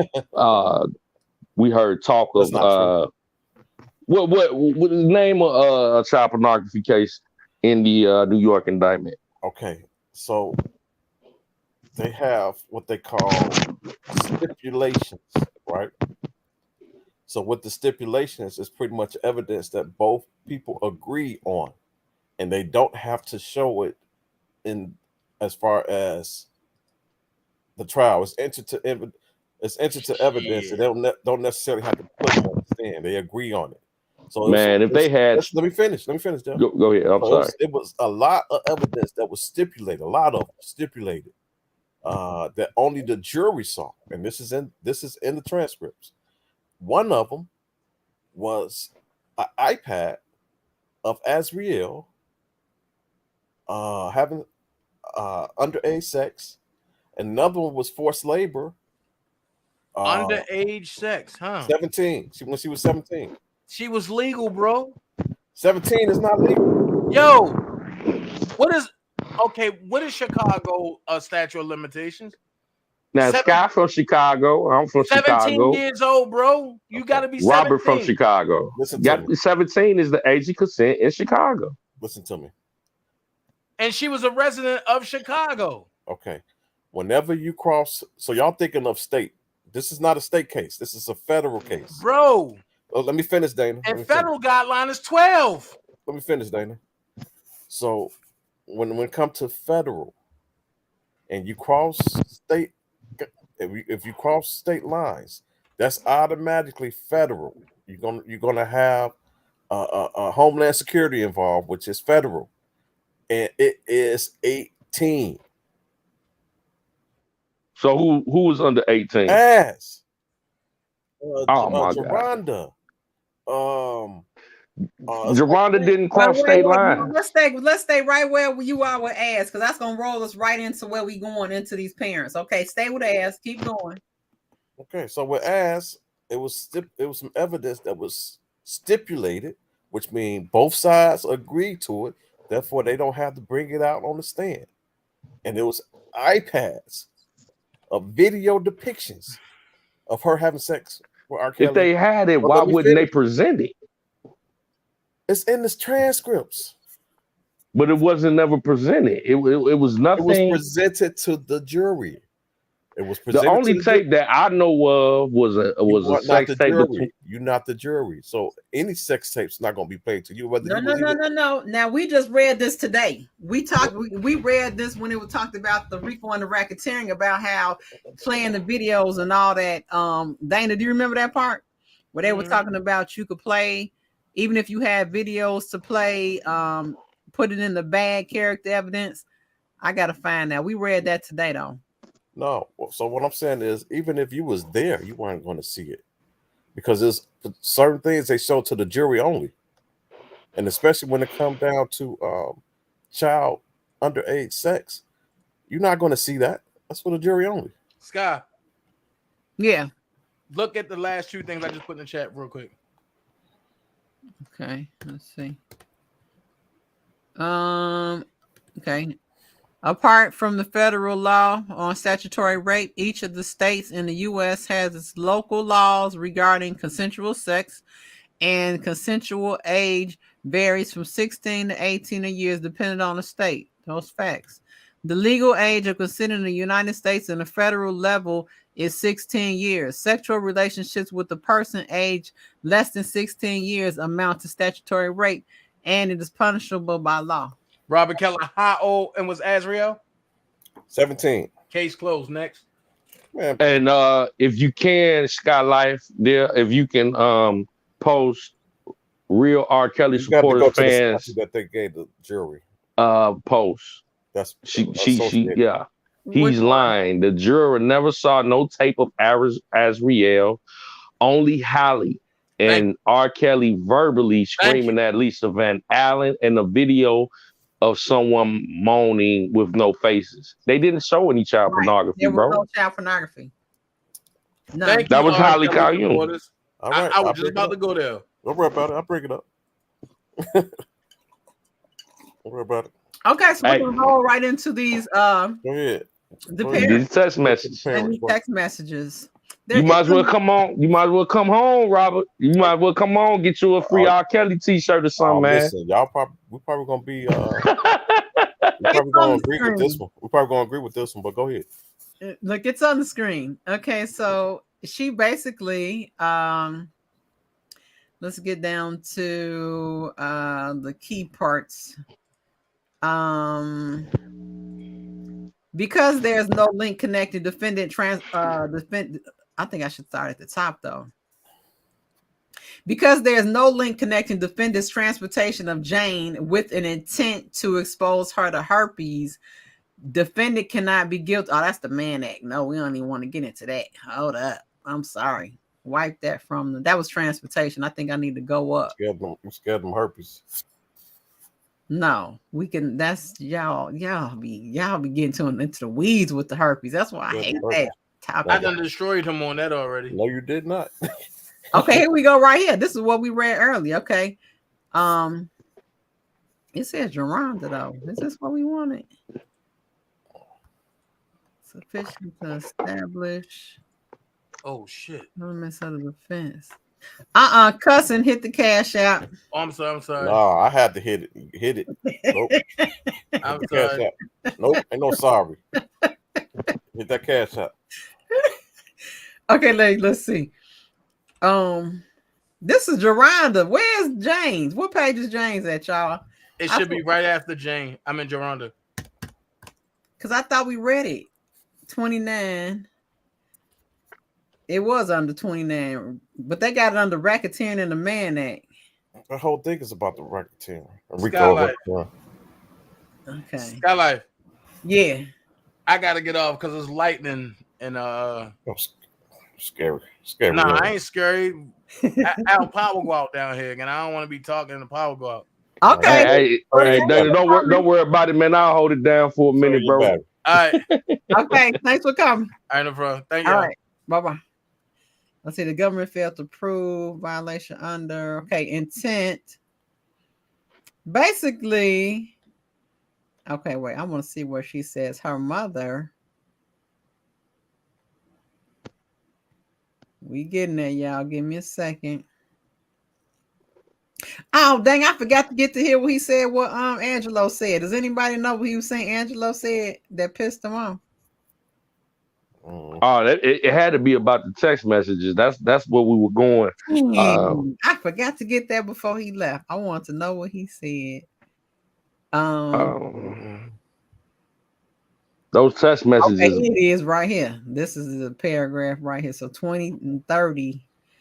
Let's see. The Second Circuit does not seem to have answered the intent question, but whether this court applies a court dominant purpose standard or merely a significant or motivating purpose, the result is the same. The defendant's alleged violation in the this is herpes. I want us to talk about the part where she said she knew she was traveling. Intent requirement, whether process. Okay, hold on. Must be up then.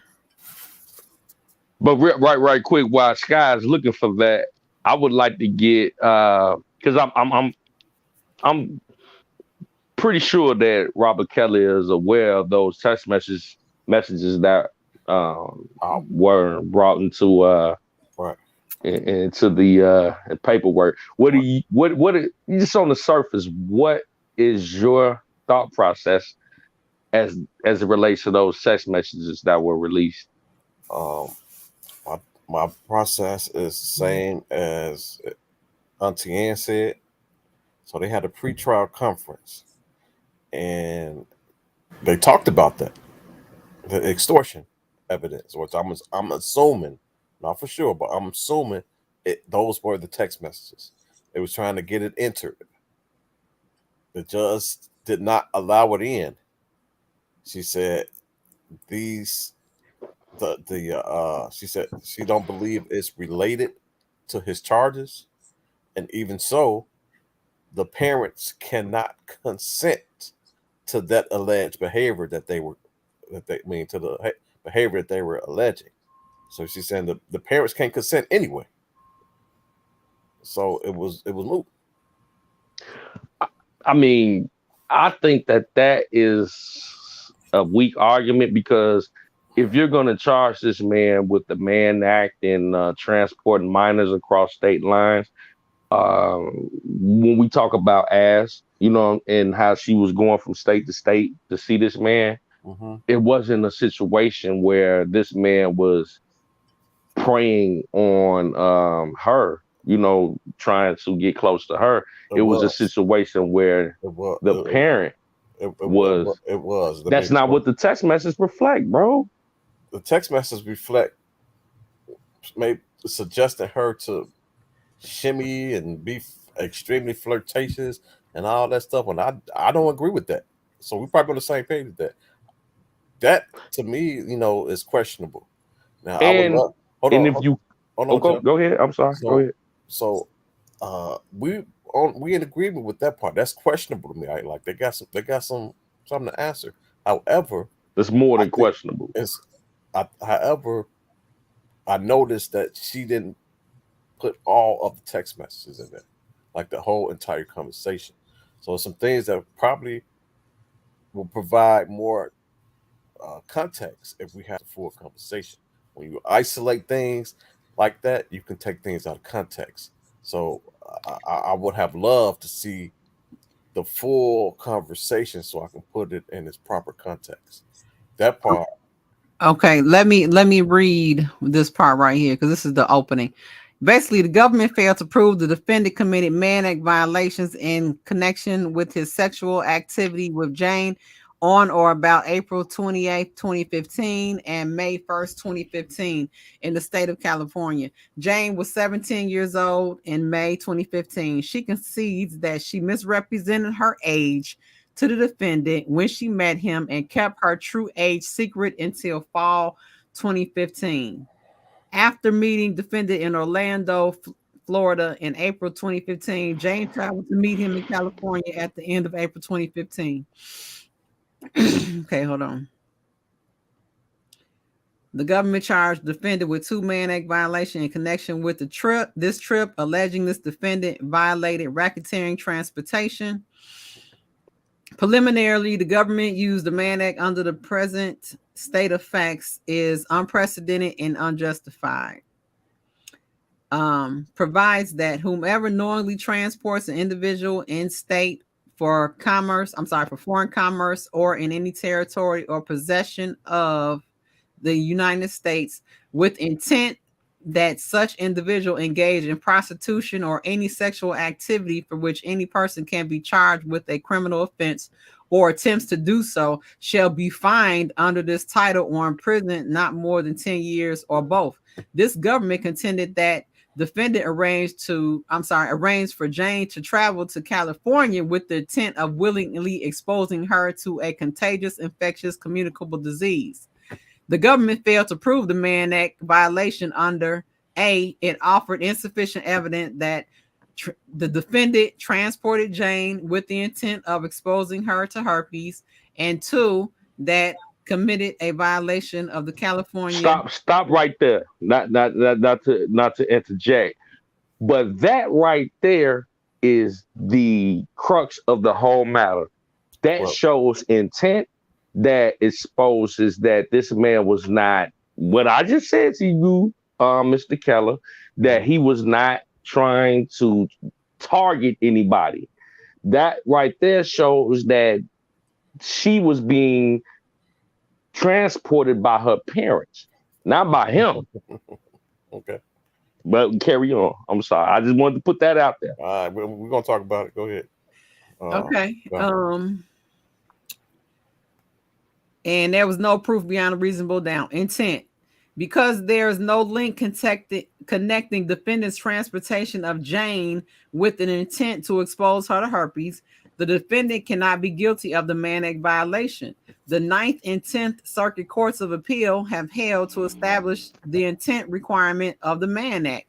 Of the Mann Act violation. The government must prove that the illegal sexual activity is the dominant, significant, or motivating purpose behind the transportation.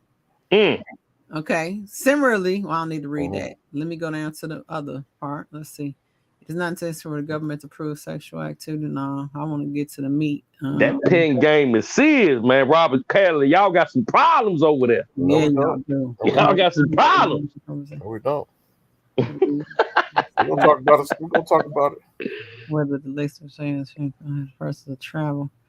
Okay, hold on. We getting there. It's getting close. On the second service seems the answer to motivate.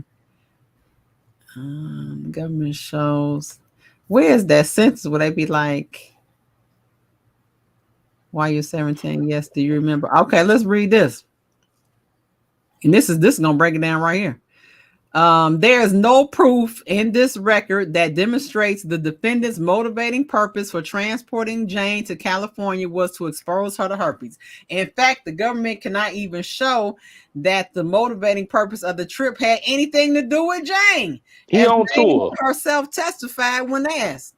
The man is on tour. He's on business. He's on tour doing what he does. Performing. Let me finish locking it up. Okay, so question. And while you were 17, did you take additional trips to California with the defendant? Yes, I did. And do you remember where you traveled to? I do not. Do you remember what the purpose of your travel was for? He had shows. In short, no rational juror could find that the government proved that the defendant's intent to transport Jane to California was to infect her with herpes. Come on now. How can you argue with that, bro? You might as well give it up, man. Let me know when I'm ready. I'll speak. I mean, if you want to address the herpes before I go to the next part, you can go ahead. Okay, so with the herpes, let's do that real quick. With the herpes, the statute, they don't have to prove he intended to do it. They have to prove that he knew he had it. They just said they had to have intent. Now stop. No. That's not what the judge told them. We can go to what the judge instructed them to do by the statute. That's what she said. That's what she said. But the judge specifically told them in order to convict them, he had to have knowledge that he had it. He had to show that he didn't inform them of it and expose them to it. She said they didn't even have to get it. She said they didn't even have to get the herpes. Just the fact that he exposed them to it was a violation. Not no intent. Now they went on to ask everybody on this there. This is gonna come down to a battle of lobbying. Let me finish. They went down and asked everybody on there that he that was applicable to. Did he tell you that he had this herpes? They said no. Did he use protection? They said no. That's it. It's over. That's all they need. That's a misdemeanor. Even if that's the case, that's a misdemeanor. That's not a misdemeanor. Here's why it's not, because now you have that's attached to the Mann Act. And then when you travel across state line with that, that's the Mann Act. Come on, bro. How many people now? We just passed through Valentine's Day. You know, come on, man. How many people? That's the statute, bro. That's the statute. Wait, hold on. Nobody was blocked. It's probably certain words that you can't say, Lil Max. So if the person tried to say certain words, then it's probably didn't get through. Now you may not agree with that, but that's the statute. Welcome to the chat. But let me. We just read that intent was needed, so this comes down to a battle of your opinion versus what Bojin is saying. So we just read that intent was needed. Yeah, no. And there's no intent because I'm back for a minute, y'all. I'm back. That's what she said. But even though she said that, it has to align up with the statute. She has the intent. She's the one that's traveling to him. Yes. He's not traveling to her. Who we talking about? Ass. Yeah. Ass. So check this out. Robert, man. You don't want to go down that road, Rob. No, I can go down that road. So check this out. It's no man at because when the purpose was for them to go to do shows, like for example, Stockton, California, he wasn't there just to have sex, but he was there to do his shows, man. So that's it. So that don't define what of a man that is. The man that strictly means it don't matter if he of age or underage. So with this Man Act, the purpose of having sex. When the man, as far as the Mann Act, it applies to this herpes we're talking about, and it also applies to coercion and enticement. But did you hear what she said in the motion? Bro, listen to me. I heard what she with the Valtrex. Listen to me. If he had it, let me say this. Confirm that he gave I don't care what she said. I don't care what she said. It has to line up with the statute. Now that's her interpretation. But it has to prove intent. If his intent is to go to California to perform, and he just happens to. That's why I said it has to line up with the statute and intent. And it doesn't. The intent portion is not in the statute. Real RKelly supporter, she's blocking the chat. I don't know, or he. I don't know why though. Who's blocked? What's their name? The real RKelly supporter. I think she wasn't saying that was wrong. No, she's right here. Yeah, somebody. I blocked him. Let's see, He talk. can't block her. And bro, for you, He can't block her. I blocked it. Nobody. I don't see. Hold on. Let me go to my I phone. heard I you, timed Robert. out. I timed out. You don't want this Chicago smoke, Rob, with us, man. I'm from We gonna Chicago. kill you, Rob. I'm On from that. Chicago. Boy, you from the West I'm talking Side. about the That case, don't- man. I'm talking about the case, man. I know you're from Oh Chicago. yeah.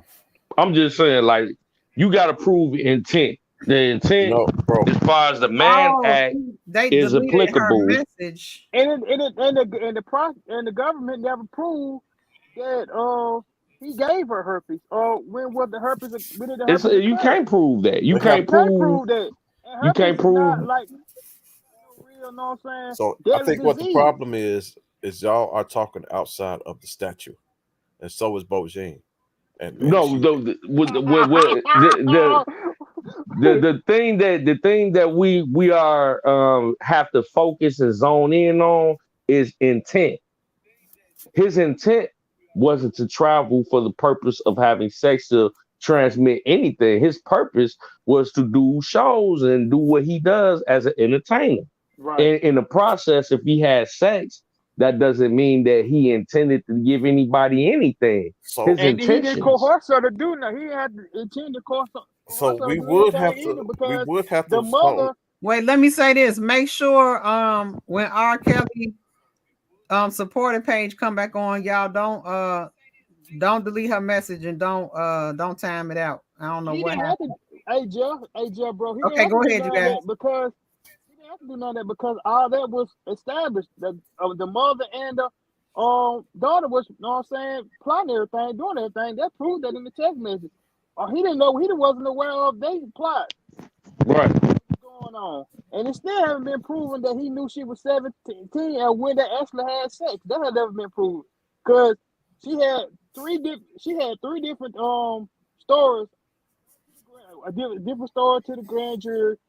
Then when the prosecutors, you know what I'm saying, ran her statements, and then on the cross. So Yeah, she was facing impeachment because her story was so Exactly. inconsistent. You know what I'm saying? Her story was very inconsistent from start to finish, from what she told the grand jury to what she said on the stand, and the intention is off. And then when you couple that with these text messages, let's get back to these text messages because that's the bullet point of the argument. The intention lies on Az and her mother that transported her from state to state to be with this man. It wasn't him that was seeking her out, so intention is voided as far as it relates to him trying to target a minor for the purposes of having sex with her. They lied about her age. They had her in a compromising situation. The parents, well, more importantly, the mother. You know, when you look at these text messages, it's disturbing.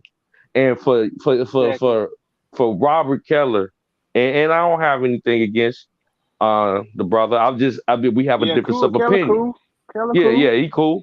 We just have a difference of opinion. We look at it through different lenses. And what I'm saying is that his glasses may be a little foggy when it comes to this situation.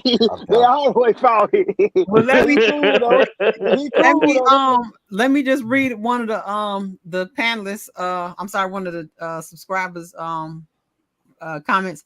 She says, exactly. Cheryl Mack sent Azriel her plane ticket, but Azriel's sister worked for the airline, who also got her several plane tickets to travel. Azriel's first plane ticket was to Phoenix.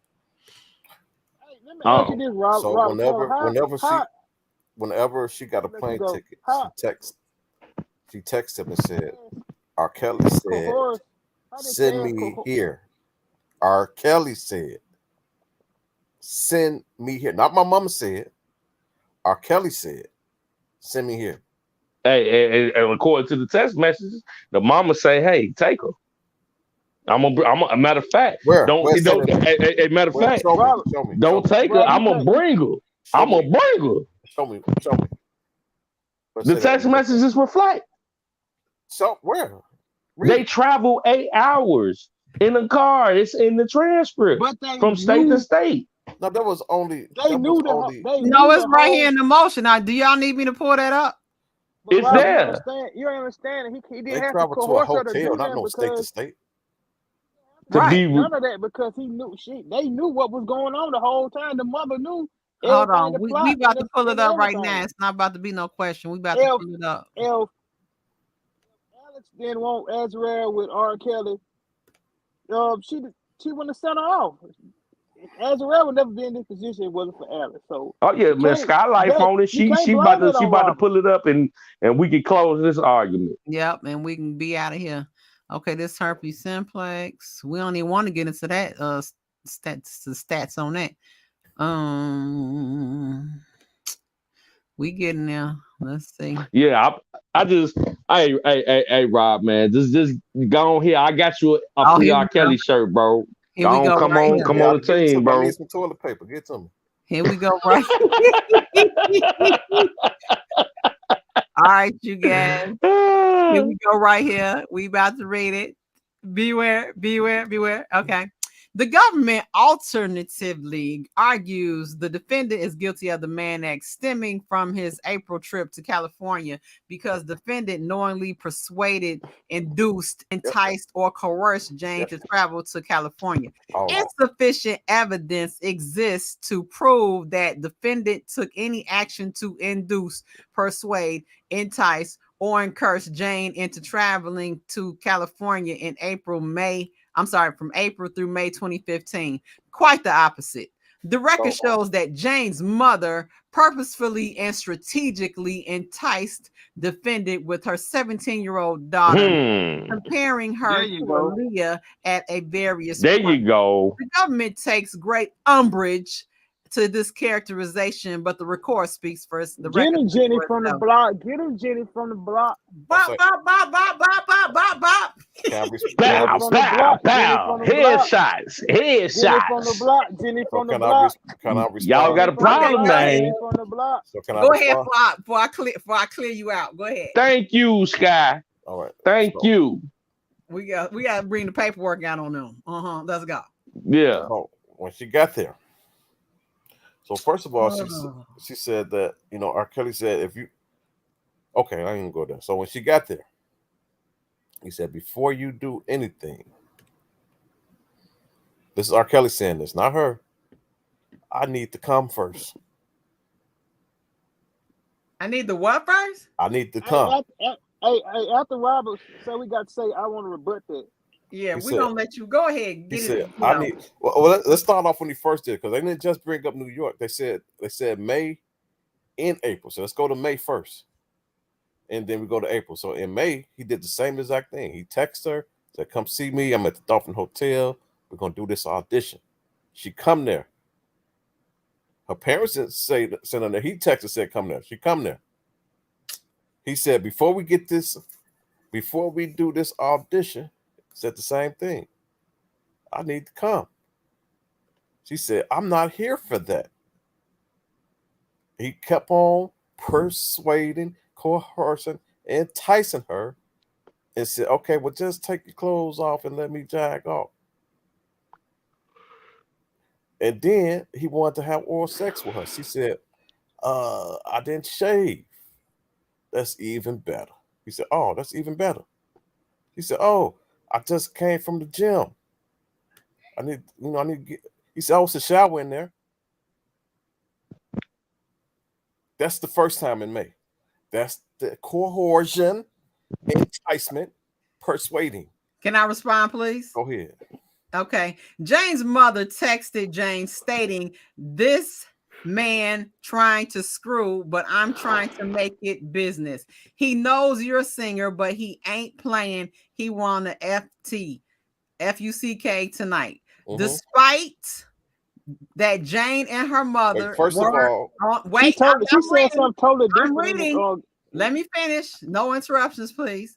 Despite Jane and her mother were on notice that the defendant was interested in Jane sexually, Jane's mother encouraged Jane to meet the defendant. She told Jane to keep the defendant curiosity piqued and advised her about what she should wear to effectively entice him. Now, I'm not even gonna read the rest. I'm gonna That's why they didn't want them text messages to be put out. Stop right there. Now she gave a date, right? Did she get a date when that happened?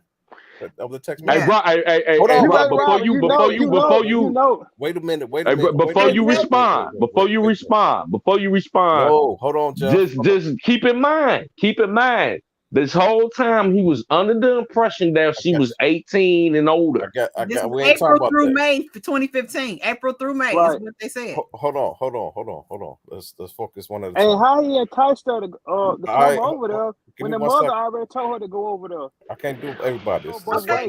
Right. What was the date? April through May 2015. No, the text message. What was the date of that text message? Oh shoot! Hold on. I thought you said now. I'm gonna keep it real. Okay, I'm gonna shut up. I'm gonna shut up. I don't want y'all to miss this. Statement on it's important. It's important. Okay. She gave the date. It was date April. On the text message. Yeah, when that text message came, it was April. But I want you to read it. April 20th, 2015. April 20th, right? Mm-hmm. Okay. So April 20th, when she met him the first time,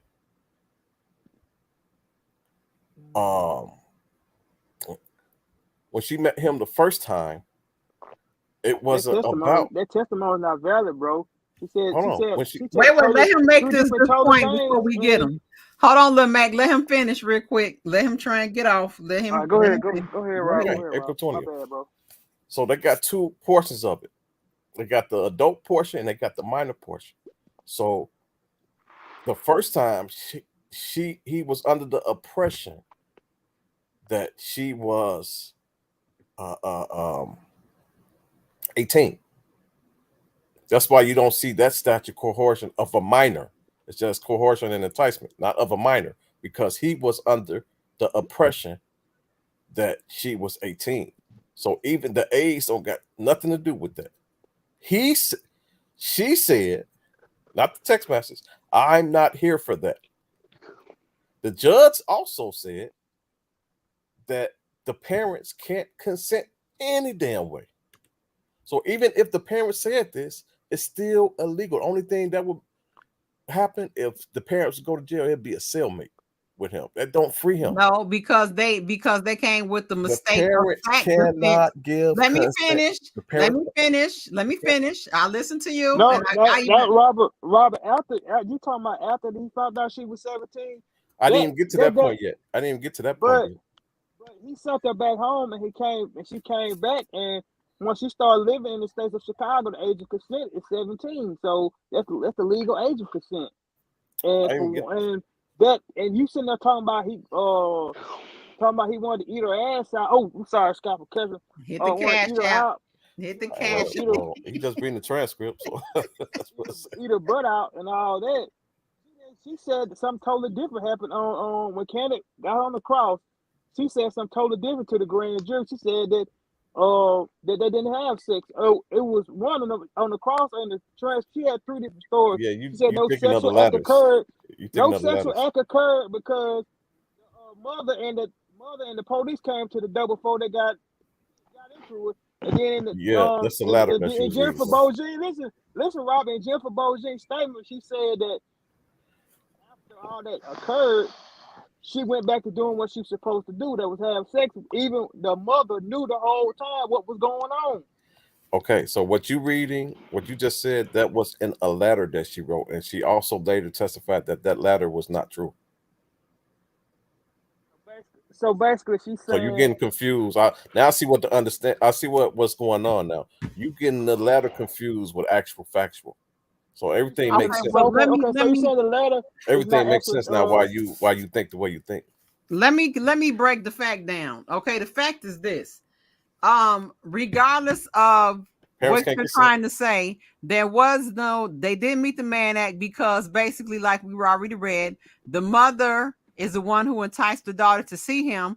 And regardless of what you say about the age, they used the mistake of fact defense to cover the fact that even if he did have sex with her at the age of 17, she lied about her age, and he was unaware that she was 17 due to the mother and her lying about the age. So Period. that's why I said you got two of them. You got the coercion enticement, and you got coercion enticement as a minor. So the first one happened. It didn't matter whether she was a minor or not. The first one, it was Rob, you talking about when she went to California? It does matter. The whole time matters because they lied the whole time, Keller. You can't pick out time. Listen to me. Listen to me. California on that flight, Rob. Do you not know that there's a law? Wait, hold on. You guys, one at a time. One at a time. 17 the whole time. Do you not know that there's a law until September? Wait, hold on. Wait, everybody stop. According to Angelo. Wait. Stop. Only one person can talk at a time, okay? So you guys gotta listen to when somebody chiming in. And man, that's what I'm saying. They keep cutting me off. I can't. That's one at a time. Who going next? I was asking like which part of this, the encouragement he's talking about when she was a minor, because he didn't find out that she was 17 until September, October. So she had to go back to school or whatever it was, according to Angelo. But Angelo said that she didn't go stay with him right then and there. No, we just read that. Hold on, we're not going about what the weeds are saying. We just read this information. So that's what I was getting at. That's what I was getting at. She have charges against her for when she was not a minor and a minor. Because bro, my God. See what I'm saying? Wait, don't wait on Lil Mac. Lil Mac, hold on, let him finish. She was a minor though. Go ahead, you ain't breaking the point of when she was a minor or not. You won't let me. Let me. Okay, Lil Mac. Go ahead. Don't talk. Yeah, let him go. Okay. Now she have a lot of charges. Some minor, some not. So when he found out that she was a minor, his remedy wasn't to stop having sex with her. His remedy was to convince your parents to do homeschooling and continue to have sex with her. So that's when at that particular point, now he knows she's a minor. And that's when you see that's why you see both charges, minor and not minor. So we can't just say, okay, he didn't know that the part that when she was of age is the coercion and enticement. That doesn't matter about her age. That matter is, did he do any coercion and enticement? And the bracket showed that yes, that happened. He said, in order for me, he said, before we do your whatever you could do, your performance, whatever, I need to come. She said, wait, hold on. She said, I'm not here for that. He kept on persisting. She said, I haven't shaved. She said, even better. He said, okay, well, just take your clothes off and let me ejaculate. She did that. And he said, I need to come again. That's when he ate her out. The key thing, she said, I'm not here for that. And he persuaded and kept enticing her, said, okay, well, you want to do this audition? I need to come before we do this as an audition. That's what I'm trying to. That's what I'm trying to. Bro, they don't have that portion. Don't have nothing to do with her age. I ain't talking about the age now, bro. You going off what she said in the testimony? You ain't going off what she's saying on the cross. You just going off what the prosecution led her to say. Well, she said a totally different thing when Cannon crossed her. They didn't prove that she had sex with him in that hotel. It also was proven that the mother came in the time before the sex act even happened. And the mother told Skyye Lyfe just read when the mother told her to go to the hotel. So I just responded to that. That was in the ladders that she also later said were Not true. You keep going Okay, back but to what I that. said about We can disagree, the agree to mistake of disagree, fact, bro. what I stated about the mistake of fact supersedes what you're saying. It includes the whole entire time that he thought that she was 18 years old when he had sex with her. Okay. That's your opinion. I mean, that ties into what I was trying to say as far as the mistaken identity is as it relates to mistaken of age. That is a law in Illinois that is applicable to this whole entire situation. And that's why And then when you look at the intent is totally misconstrued. It was more of the parents were trafficking their daughter. If anybody was guilty of trafficking, it would be the parents. You know what I'm saying? Because they encouraged this behavior. They encouraged her to be with him. So they're going to where this man is. He's at his place of business. He's an artist.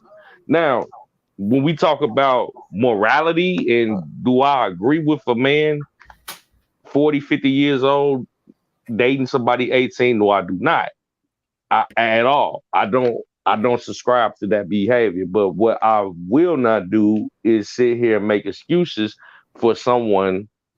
If I have a 17-year-old daughter in that particular situation, I would not put her in that position.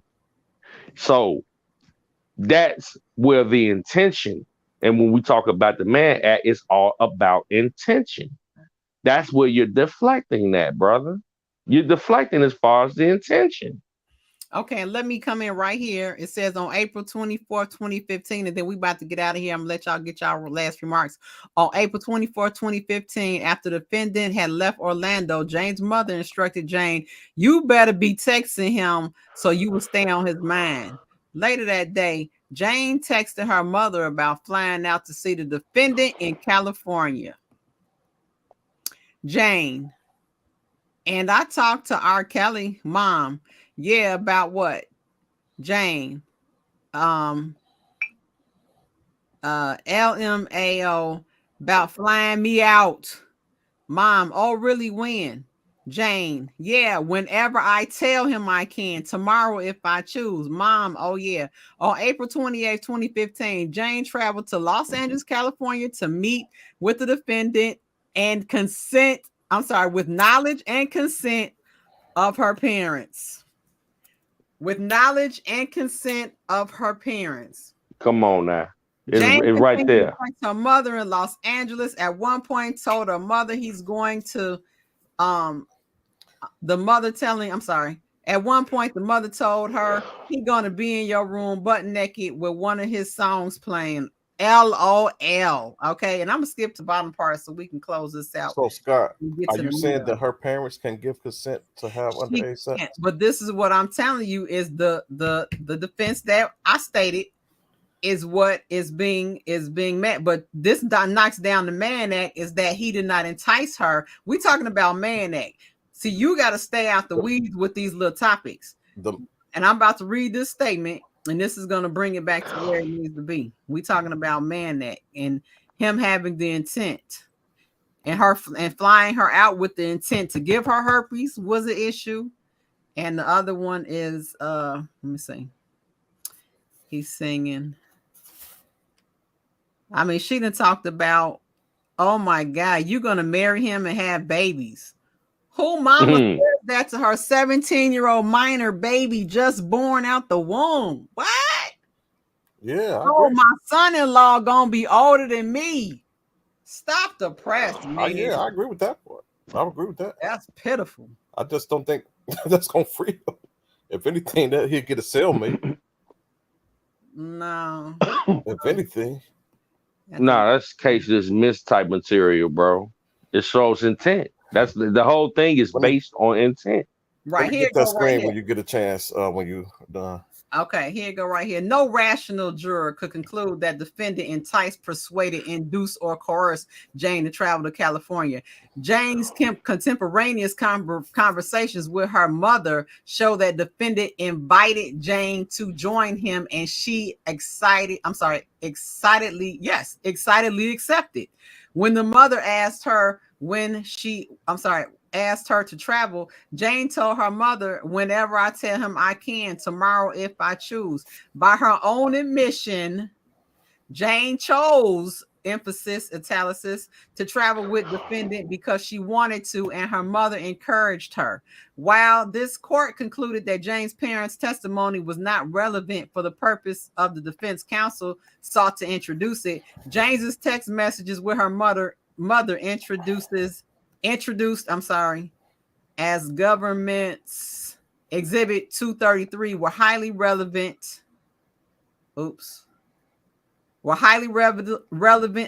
evidence that defendant took no action to induce, persuade, or coerce Jane to travel to him.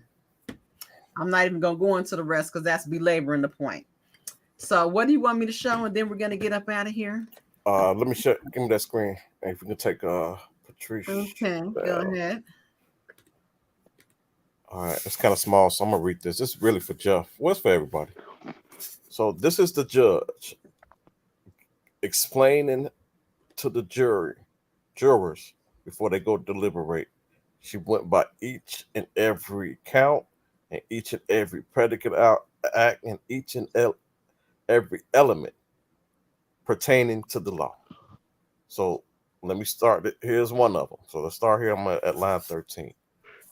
In this racketeering act, this illegal sexual activity that is charged is a violation of California law, specifically the California Health and Safety Code, section 12290. And under that law, any person who is afflicted with any contagious, infectious, or communicable disease who willfully exposes himself or herself to another shall be punished. This is what the government must prove beyond a reasonable doubt. So now she's finna go into all the elements, and let's look for this intent. First, the defendant knew that he was afflicted with any contagious or infectious communicable disease. No intent there. Second, the defendant exposed himself to by engaging in unprotected sex activity with her. Third, the defendant acted willfully. And fourth, the defendant did not inform that he had a contagious, infectious, or communicable disease and obtain her consent to expose herself in these circumstances prior to engaging in the exposure. Then this is really what's going to hit home. A communicable disease is any disease that was transferred through exposure, through an exposure incident. With respect to the third element, I have already defined this for you. I think that willfully means that knowledge of the consequences or purposefully. It does not require that the defendant intended to expose another person to contagious or infectious communicable act. It doesn't require that the defendant attended to expose. Doesn't require. Right, who's yawning on the panel? I do hear that yawning too. Make sure you hit your. That you, Jeff? So that's what I'm saying. That's me. Yeah, I'm yawning. So that's what I'm saying. I don't care what Bojangles said. It had to line up with the statute. Okay, well, we're gonna let everybody. On that note, you did good. That's a mic drop. That's a mic drop right there. I want to end on a mic drop. ain't no mic drop because we already stated the Well, facts. she need to state But the facts of the statute. I don't care what she say, need to line up with the statute. What statute? What are you talking about? Okay. It does not require that the defendant attended to expose another person. He don't have to attend. He acknowledge. He just need to know that he have it. You missing the purpose is tied to the Mann Act. So that what the Mann Act is the travel. That's okay. That's two others. Right, the Mann Act is the travel part. Okay. Along with this. So this is the second part. This is the intent. How was that a second part? Because his sole intention was not to infect her with herpes. Okay. So the whole herpes thing is out of there. I don't see what you're trying to bring in. I just read to you that it does not require that the defendant attended to expose. So let me go to the top of this. So you know what? But I can still go back and pull up where it says they didn't prove that he gave it to her. They didn't prove that he had it. They didn't prove that he transmitted it. I can go back and pull the motion up for that too. Now I'm ready. Okay, wait. I just read that, and it don't have nothing to do with whether they got it or not. Exposure. Even if they didn't get it, just the exposure of it, just the risk of that you could have got it is good enough. For example, who is that? Okay, wait. Usher. Usher got sued for the same thing, and she never got her. Okay, wait. Sir Miguel has a point where he says, "How is Bojine talking outside of the statute?" I just read you the statute and it don't line up. She's given the law to support her argument, Robert Keller. You are missing the whole point. Because I just read to you. See at the top where it says charge of the court. This is the judge giving the jury instructions applicable to the law and what they have to prove. So that's how it don't line up because it's not in the statute. The statute don't say nothing about intent. I just read it. Okay, Just Jazz is in the panel. Welcome, Just Jazz. Oh Lord, that's why she is backing it up. That's why she's. That's why you put a law behind it. What y'all trying to do? That's why you put a law behind it to reference it back. That's why you put a law. That's why you put a law behind it to back up with what she's saying. You just said that this woman, this appellate attorney, is outside. She's going outside of the statute. Are you crazy? That's not the first time she did it. I'm gonna break all that down. This is not the first time. This is the only motion that Bojine put in. No, I'm talking about in this and we're talking about Bojine right now. Yeah, and Bojine. And the only thing she did wrong with this motion was the double space and the grammar. I meant and the punctuation to put the spaces through. And you also lied and you said that Azriel was on a child pornography tape at New York. That was a lie. Then you also said that Aaliyah was sitting in the back of the car when Demetrius allegedly went and got this official ID. That's another lie. So everything then Alice Clary was also traveling back and forth to Chicago in 2019 with her son Armand Clary, whatever his last name is, with knowing where her daughter was. Which knowing she was forcing her daughter to seduce this man for several years. Lotta said she didn't see Azriel for 5 years. So if he took her at 17 and did all this and he was having all this stuff, right? Why would she be flying back and forth to Chicago to shop and spend time with her daughter and chilling and leave her there and go home? Now my mic is dropped. Hey, see y'all later. Hey, Free RKelly. Just Jazz just lit you up, bro. No. So first of all, where's Jess? Did she fall out? Yeah, hey, I want to hear your rebuttal to that.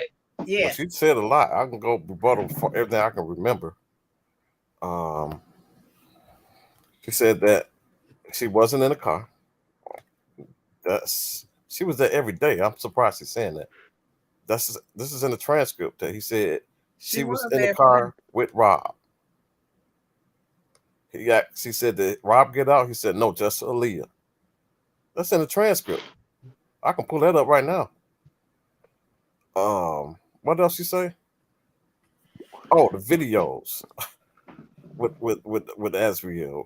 That's in the transcripts, and I can put all that up right now. Okay. All right.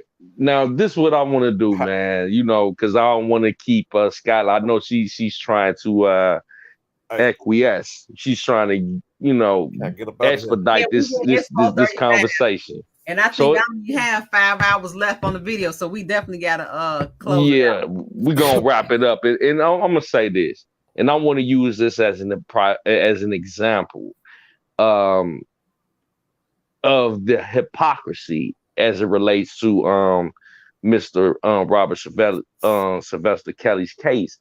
You know, all three of us are from Chicago that are on this panel. All three of us can, as it relates to the accusations and rumors over the years and decades with Robert Sylvester Kelly being involved with, you know, accusations of him dating underage girls. Now, I'm gonna speak to the and I'm gonna be short. I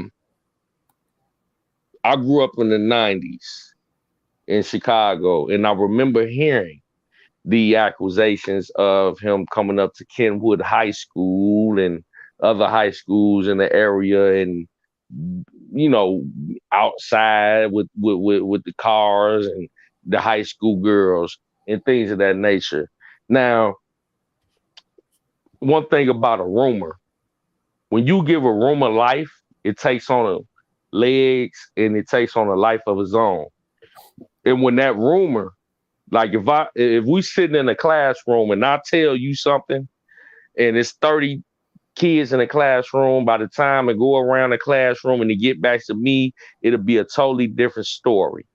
And I think that is that situation is so applicable as it relates to RKelly situation that it's like a myth.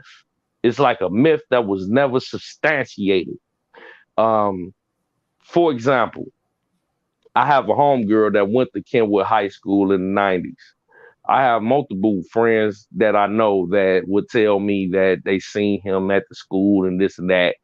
And what is so funny to me, even back then when I was a kid, a teenager, I'm like, can you tell me a classmate that you know that he pulled up to the high school and drove off with somebody that you know you know, and they could never give me a name. They could never give me somebody that knew anybody by name that he had any type of relationship with, that he was a grown man and that were kids. So I say all that to say this. This young lady that I'm speaking of, she had a child as a teenage adult. And when I say teenage adult, I'm speaking of somebody that was 16, 17 years old and had a child, but she was on her own. And she was impregnated by somebody that was above her years. Her baby daddy at the time was 24, 25 years old. And when she had that child turned around and had 2 baby daddies before she graduated high school. So with that being said, this is something that's trend. That's what happens scientifically. But go ahead. I'm sorry. Exactly. This is something that has been going on. We could go back to our grandparents. You know, we could talk about this, but it happens. If you're 16, 17 years old, you're at an age you can drive. If I could look over and I'm in my vehicle and I can see you and you're 16 and you're on the road with me, you can drive. You can make a decision to make a left or right turn, and all of that is things that can happen. So I don't really subscribe to somebody at that age being a child, maybe a young adult, not anybody that's a victim when it comes to, because let's be clear, most people that are listening to the sound of my voice right now, they didn't wait till they were 18 to engage in sexual activity. They were people that were, sexual active at that age. So as it relates to R. Kelly's situation, I just look at it like this: whether they were older, whether they were younger, we all had experiences that molded who we are today. So it's crazy to me that people would want this man to be in jail for the rest of his life behind decisions that two consenting adults made. Whether you say they're under the age of 18 or above the age of 18, young adults, whether you're younger, older, these are all man-made laws. When we look at the world today, these are westernized laws. We have to look at it through a bigger lens. Do I agree with someone 30, 40 years old engaging in sexual activity with somebody with a team behind that age? Absolutely not. But what we cannot do is make excuses for people that make up excuses for their own behavior. Because if that same 16 or 17-year-old decided to rob and kill somebody, you would want to see them behind bars. So how could they not choose who they want to have sexual contact with? Thank you. Now I got to close it out because we it's gonna shut off close to 5 hours. But based on what you're saying, I truly agree with it. We have the same argument, and when we come back on, we can expand, because that was my same understanding. A person is driving a car at the age of 16, okay, and when, like you're saying, they could decide to make a right or a left, or they could make a decision to drive that car into a crowd of people and kill them. Okay, they're given the they're given the leeway that they have the understanding to make right or wrong at that age of 16. So I agree with you. How could you tell them that they don't have the right to choose who they can have sex with? Hence to say that the government should not be dictating which laws, laws against humans in regards to what they could do with their bodies. But I'm gonna give you, if you want to say a few last words, Jeff, and then Robert, and then we got to get out of here because I don't want this live to cut off. I want to make sure I say this. Oh no, I'm gonna go ahead and fall back and let Robert have the last word. Go ahead, bro. Oh no, I was just gonna say, because I'm a father and I have a 13-year-old son. My son is big as me. These kids are huge these days. My son is 13. He'll be 13 in May. And I have these conversations with him all the time about making proper decision making. And that's the thing. We have to guide our children's decisions. And if they don't make the right decisions, then they have to learn. I'm gonna tell you like this. I made decisions at a young age that landed me in certain circumstances that I'm not proud of, but I don't blame nobody. I live and I learn and I keep it pushing. You feel me? So when I look at these situations with these parents that were guiding their decisions, I put the onus on them instead of these children. And at the end of the day, that's all you can do. You live and you learn. That's it. That's all. That's right. There you go. Thank you, Jeff, for coming in. Chicago Stand Up. Chicago Stand Up. What side of town you from, Jeff? South side all day. What block? East side crazy. Where you at on the east side? Hey, I'm over there right off 75th and Stony Island. They doxing. Yeah, we gonna. They can dox me, man. Man, my name is my name. I don't hide anything. And if they want to look into me, hey, they can do that. Be my guest. I'm gonna tell you so. I'm so official. I'm so legal that I don't even steal cable. Right. I'm a hardworking man. I go to work every day. I don't do any crime, so they can dox me all they want. I don't give a fuck. Oh, now you gotta hit the cash app for cussing. Oh, I'm sorry, my bad. I'm gonna make sure I hit your cash app. All right. Thank you for coming, Jeff. And hopefully one day during the week we gonna come on and because we gotta finish up this conversation. So definitely thank you for coming on the panel, and you are appreciated. Oh yeah, most definitely. I appreciate you for having me, and it's always a pleasure, Robert Keller. Likewise. Likewise. All right, thanks for coming. All right. Go ahead, Keller, with your last remarks. To make it quick, we got less than 15 minutes. Man, I was hoping he'd be talking longer, but I was in the process of finding that video for Just Jazz. What I'll do, probably do it again where I will be able to go right to it, because you know, I don't say nothing that. One thing about me is I'm not going to say nothing that I haven't confirmed, especially when it comes down to the transcript. So I don't want them to take your live. I was in the process of scouring through it, but it's just so much. Well, So next time, you'll be back on. Yep, you just have next to prep time I will be ready. I'll be able to go right through it. But okay. Skyye, from dealing with me before, when it comes to these transcripts, I have not said nothing that's not in there. Yeah, I got you. And I really appreciate you today. You actually came and admitted at least one thing, that the parents was wrong. At least Jane's parents was looking questionable. And I got to give you a head nod for that. So thank you for coming, as always, to the panel. And thank you to all the subscribers. If there's anybody in the chat that has not subscribed, make sure you scroll the comments down and hit the subscribe button and hit the bell to make sure you get the notifications. Also, on your way out, hit the like button, please. That'll share my information on YouTube.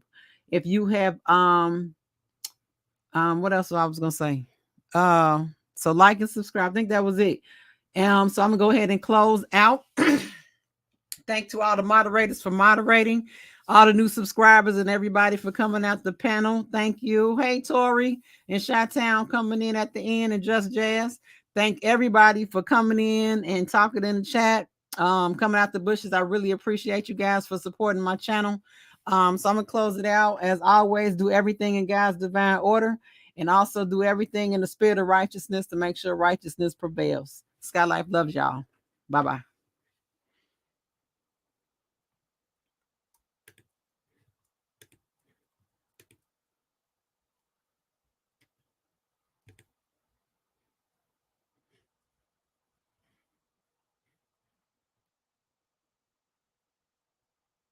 Oh, he want me to put this up here. Okay. There you go. Jeff, I'm gonna put it in here too.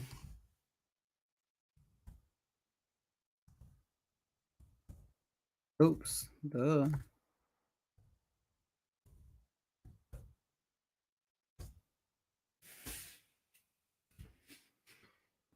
Okay, I put it in there too. SKYYELYFE.